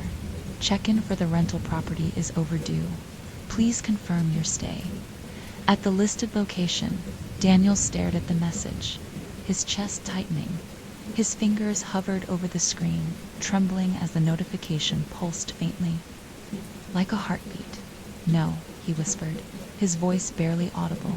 He swiped the message away, shoving the phone face down onto the seat. But the notification came. Again, and again. Each time he dismissed it, it returned, the words growing bolder, more insistent. Check-in required. Confirm your stay. The screen flashed brighter, the words shifting before his eyes. You can't leave. Not yet. Daniel slammed the phone against the dashboard, his breath coming in shallow gasps. The screen cracked, the glow flickering before the device went dark. The car's engine sputtered suddenly, cutting off his panic. The headlights dimmed, the hum of the motor fading into silence. No, no, Daniel muttered, twisting the key in the ignition. The car didn't respond. The dashboard lights flickered weakly before going out completely, plunging him into darkness.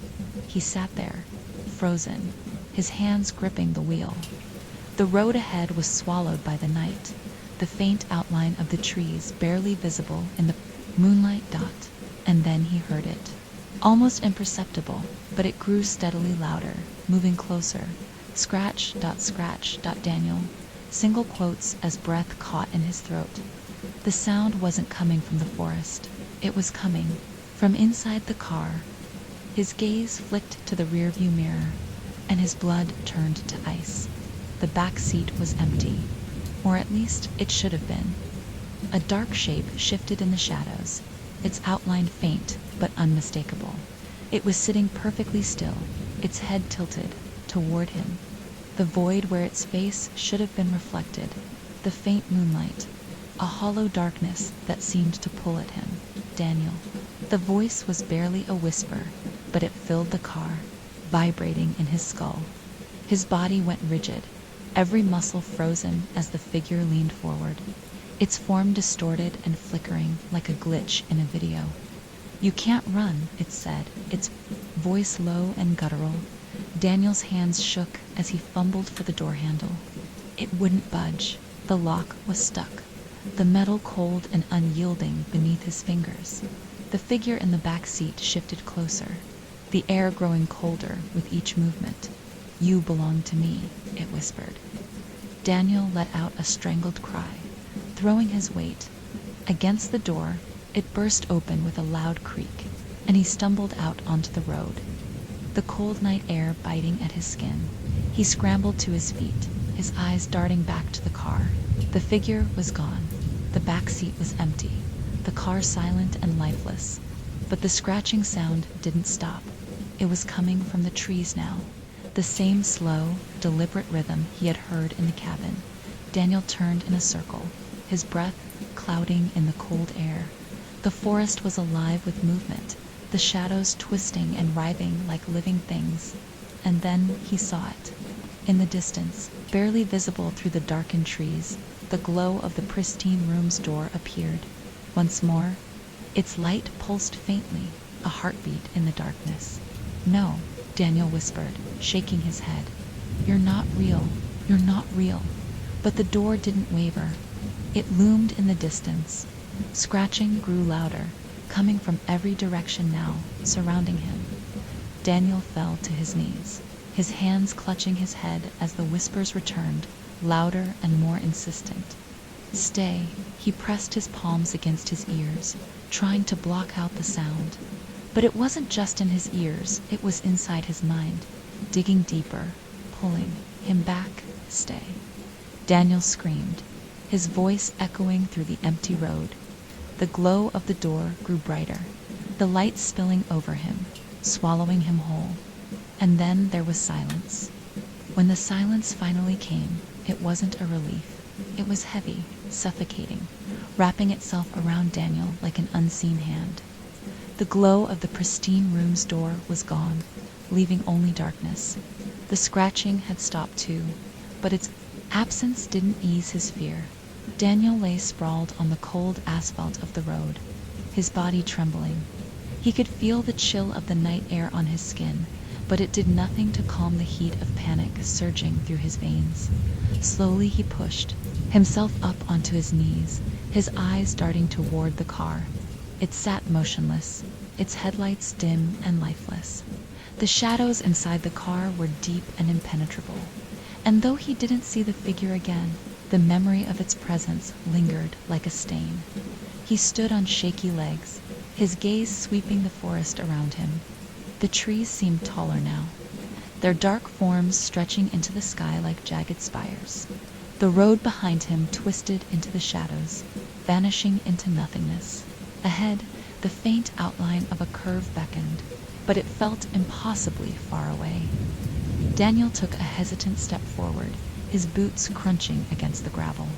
He didn't know where he was going. He didn't care. He just needed to keep moving, to put as much distance as possible between himself and whatever was still reaching for him. But as he walked, the air seemed to grow thicker, heavier. His steps slowed, his body feeling as though it were wading through water. He clenched his fists, his breath coming in shallow gasps as the oppressive weight pressed down on him. Then, faintly, he heard it again. The voice was quieter now, almost tender, but no less unsettling. It wasn't coming from the forest or the car. It was coming from inside him, a whisper that curled around his thoughts like smoke. "You can't leave," it said. Daniel shook, his head violently, his hands clutching his temples. "You're not real," he muttered, his voice trembling. "You're not real." But the voice didn't stop. "You opened the door. You let me in." The words pierced through his defenses, sinking deep into his mind. His pace quickened, his boots striking the road harder as he tried to outrun the sound. The forest around him blurred, the shadows twisting and distorting as though they were alive. And then the world shifted. It started as a flicker at the edges of his vision, a faint ripple, like heat rising from the asphalt. But it grew stronger, more pronounced, until the road itself began to twist beneath his feet. The trees swayed unnaturally, their branches stretching toward him like skeletal hands. The pristine room's door appeared again. This time, it was closer, hovering in the center of the road like a mirage.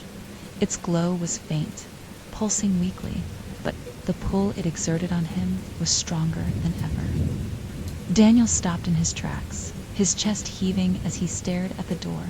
It wasn't attached to anything, just a frame of light standing in the middle of the darkness. The edges shimmered faintly, distorting the air around it. "No," Daniel said, his voice firm despite the fear tightening his throat. "You're not taking me." The door pulsed once, and the whispers returned. "Stay." Daniel took a step back, his hands clenching into fists. The pull of the door was overwhelming now, a force inside his chest dragging him toward it. He could feel the room's presence pressing against him, its hunger wrapping around him like invisible chains. "I don't belong to you." The forest responded with a groan, the trees swaying violently as the road beneath him cracked and split. The light from the door flared, the pull intensifying as the world around him seemed to unravel. Daniel stumbled, his knees hitting the ground hard. The pull of the door was like gravity now, dragging him forward inch by inch. His hands scraped against the asphalt as he fought to resist, his breath coming in ragged gasps. And then he felt the cold touch of the room. It wasn't physical, but it was there, pressing against his skin, burrowing into his thoughts. It showed him memories he had tried to forget. The arguments with Maya, the rejection letters, the nights spent staring at blank pages, drowning in his own inadequacy. The door pulsed brighter, and the voice spoke again, louder this time. "You opened the door." Daniel's vision blurred, his body trembling as the memories overwhelmed him. He saw himself standing in the pristine room, his reflection staring back at him with hollow eyes. He saw the dark figure in the corner, waiting, watching. And then he saw the journal. The spiral symbol burned in his mind, its shape twisting and shifting as though it were alive. The journal had been the key, the thing that had bound the room to him. Daniel's eyes snapped open, his hands gripping the ground as he forced himself to his feet. The door loomed before him, its light blinding now, but he didn't stop. "You don't own me," he screamed, his voice echoing through the forest. The door pulsed violently, the light flickering as the whispers grew louder. The pull intensified, dragging him closer with each step. But Daniel didn't stop. With every ounce of strength he had left, he lunged forward, his hands reaching for the door. The moment his fingers touched the light, the whispers stopped. World froze. For a brief, agonizing moment, the light enveloped him, the cold touch of the room fading into nothingness. And then the door shattered. The light exploded outward, consuming the road, the forest, and the shadows. The pristine room's presence vanished, its pull releasing him as the world around him dissolved into blinding white. When the light faded, Daniel was standing alone on the road. The forest was quiet now, the air still and cold. The door was gone, and with it, the oppressive weight of the room. Daniel collapsed to his knees, his chest heaving as relief flooded through him. For the first time in days, the world felt real again. But deep down, he knew the room wasn't truly gone. It was still out there, waiting. Daniel sat slumped on the cold, cracked asphalt, his body trembling from exhaustion. The road stretched ahead into darkness, the dense forest framing either side, silent now to silent. His breath came in uneven gasps as he tried to process what had just happened. The pristine room's door was gone, its pull severed. The light, the whispers, the oppressive weight it had all vanished in that final, blinding moment. But the emptiness it left behind felt just as heavy. The forest seemed different now, muted and lifeless. The wind had died, and the trees no longer swayed. Even the faint rustling of leaves and distant cries of wildlife were gone, as though the world around him had been drained of sound. He forced himself to his feet, his legs shaky beneath him. His car was still sitting on the road, its dark outline barely visible in the pale moonlight. Daniel staggered toward it, each step feeling heavier than the last.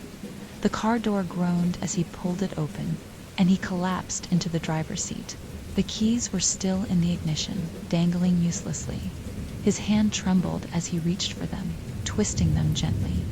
The engine sputtered weakly, then roared to life. The sound startled him, breaking the eerie stillness that had settled over the forest. For a moment he sat there, staring at the dashboard lights as they flickered to life. It was over, wasn't it? Daniel exhaled slowly, gripping the wheel tightly as he shifted the car into drive. The road ahead was dark and winding, the forest on either side seeming to stretch endlessly into the distance. He didn't know where he was going, but anywhere was better than here. The tires crunched against the asphalt as he pressed down on the gas, the car rolling forward. The rhythm of the engine was steady, comforting, a reminder of normalcy. But as he drove, he couldn't shake the feeling that something was still wrong. The air inside the car was heavy, carrying a faint metallic temps that clung to his nostrils. It wasn't as strong as it had been in the cabin, but it was there, subtle, nagging reminder of the room's presence. Daniel glanced at the passenger seat. The bag of journals and photographs he had thrown into the car was still there, the leather of the old journal's cover peeking out from the top. His stomach churned as he reached for it, pulling the journal into his lap. The spiral symbol on its cover was dark and lifeless now, but he couldn't bring himself to open it. The room wasn't gone. It couldn't be, even now. As the car rolled through the quiet forest, he could feel its presence lingering at the edges of his thoughts. The memories of the cabin, of the thing that had called his name, felt too vivid, too real to be forgotten. His grip on the journal tightened. He needed to know. He needed to understand what had happened, why it had chosen him, why it had let him go. But the answers weren't in the journal. They were in him. The whisper came suddenly, faint but unmistakable. Daniel. His hands jerked, the journal slipping from his grasp and landing on the floor of the car with a dull thud. He stared at the empty passenger seat, his chest tightening as the whisper came again, louder this time. Daniel, stay. The car's headlights flickered.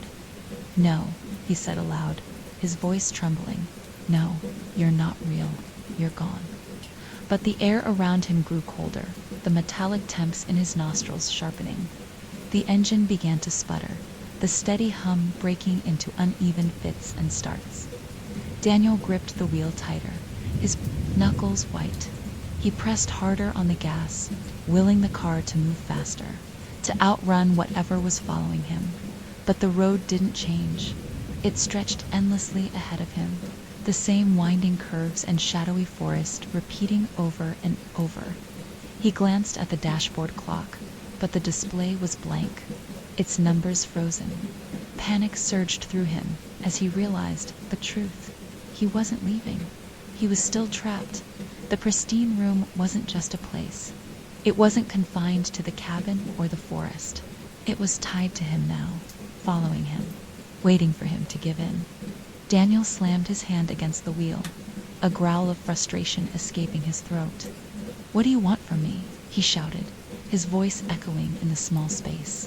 The headlights flickered again, and the whisper came once more, softer this time, almost gentle.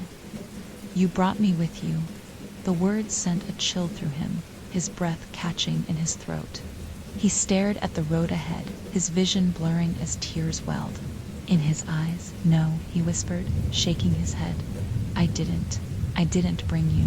But deep down, he knew it was true.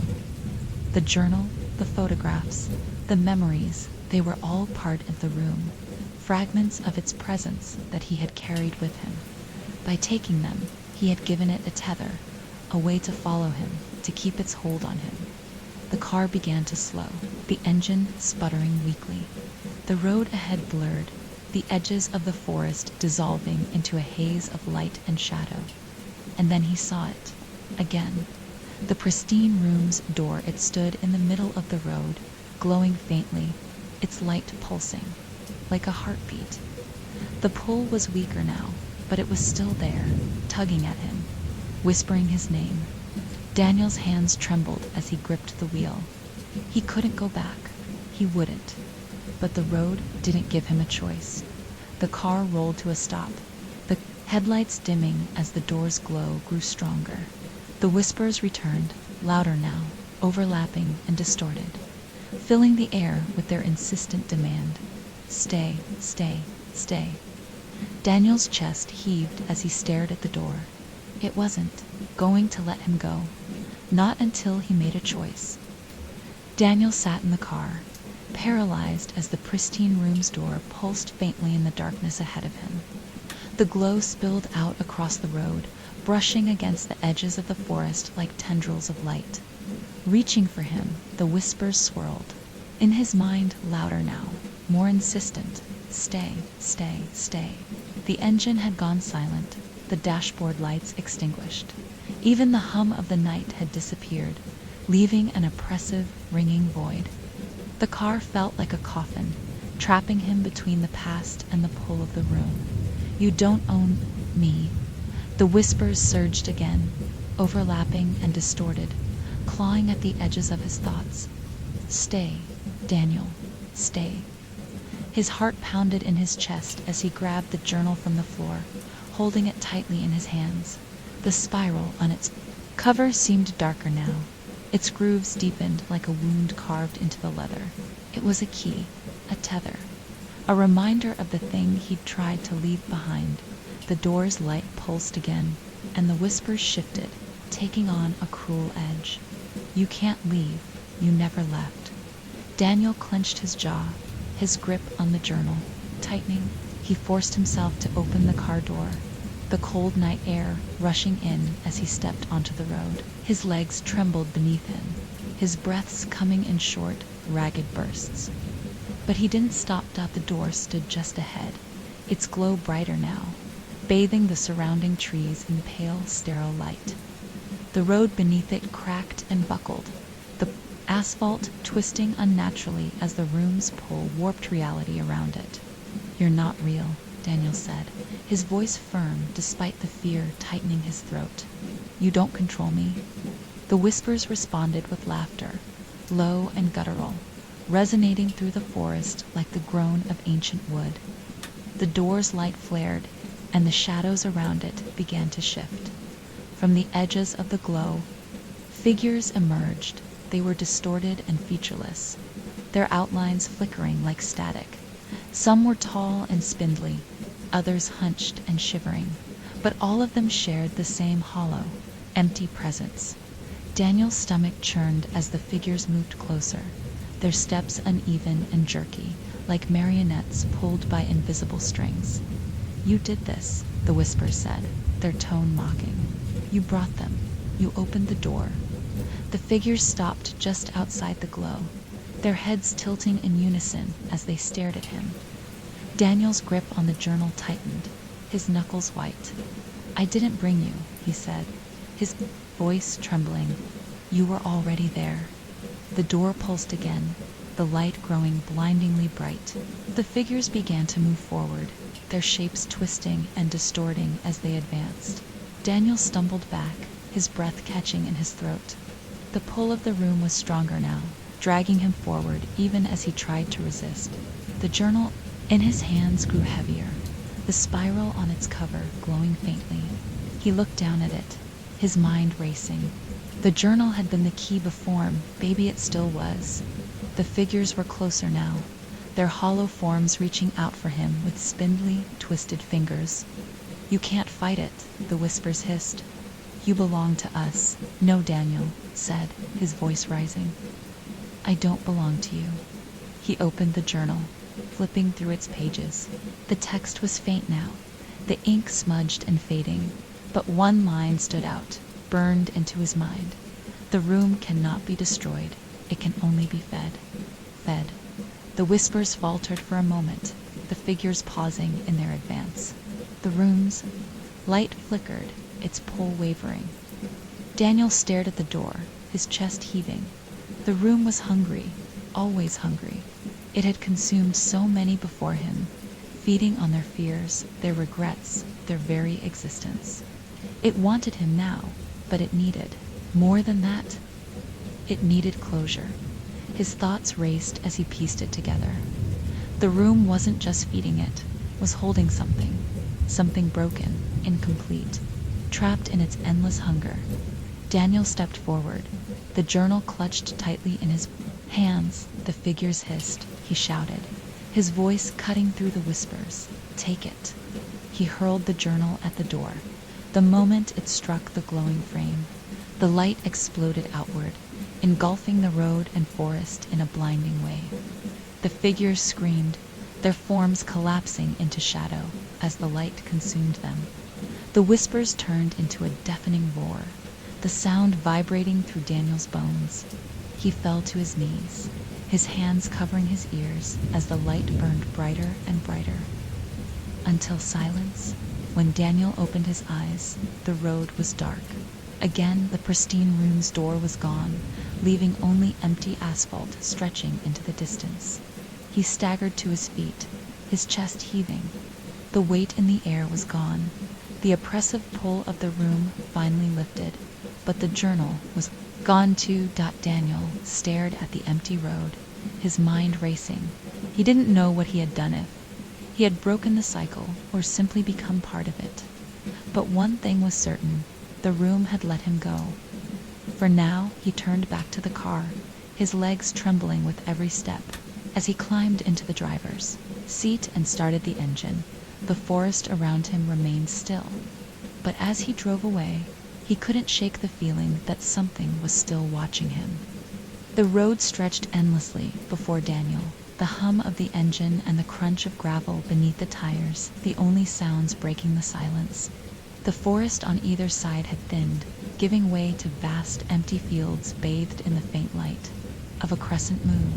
His grip on the wheel was loose now, his exhaustion overtaking his fear. For the first time in what felt like days, his heart wasn't racing. The suffocating weight of the cabin, the room, and the whisper sit was gone, and yet the unease remained. Daniel glanced at the passenger seat. The bag of journals and photographs was gone. He hadn't taken it with him, but its absence didn't comfort him. It left an ache in his chest, as if he had lost something that had become part of him. He adjusted the rearview mirror, his eyes darting to the empty road behind him.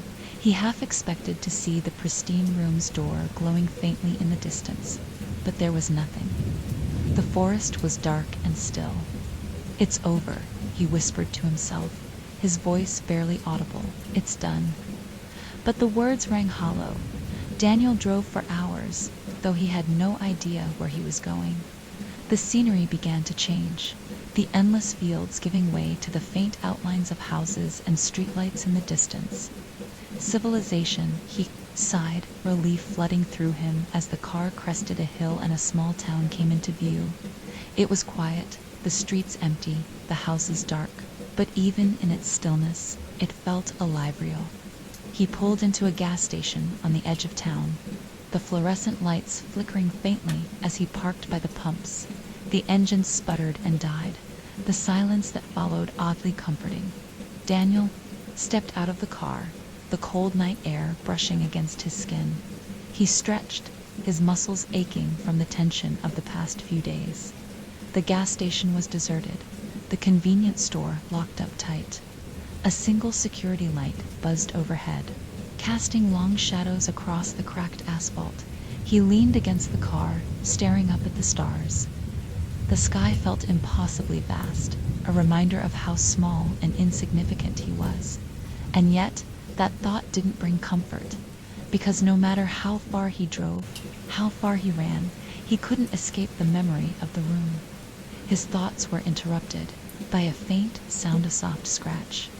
Daniel froze, his body stiffening as the noise reached his ears. It was faint, distant, but unmistakable. "No," he whispered, his chest tightening. "Not here. Not again." The sound came again, louder this time, dragging across the edges of his mind like nails on a chalkboard. His hands trembled as he turned toward the car. The back seat was empty, but as he opened the driver's door, he saw it. A single photograph lay on the seat, its edges curled and singed. Daniel's stomach twisted as he reached for it, his fingers shaking. The image was blurry, distorted, but he recognized it immediately. It was him. He was standing in the pristine room, his face pale and hollow, his eyes staring blankly ahead. Behind him, the door was open, the faint glow spilling out into the hallway. The photograph slipped from his fingers. Daniel stumbled back, his breath coming in shallow gasps. The scratching grew louder, echoing in his ears, in his thoughts.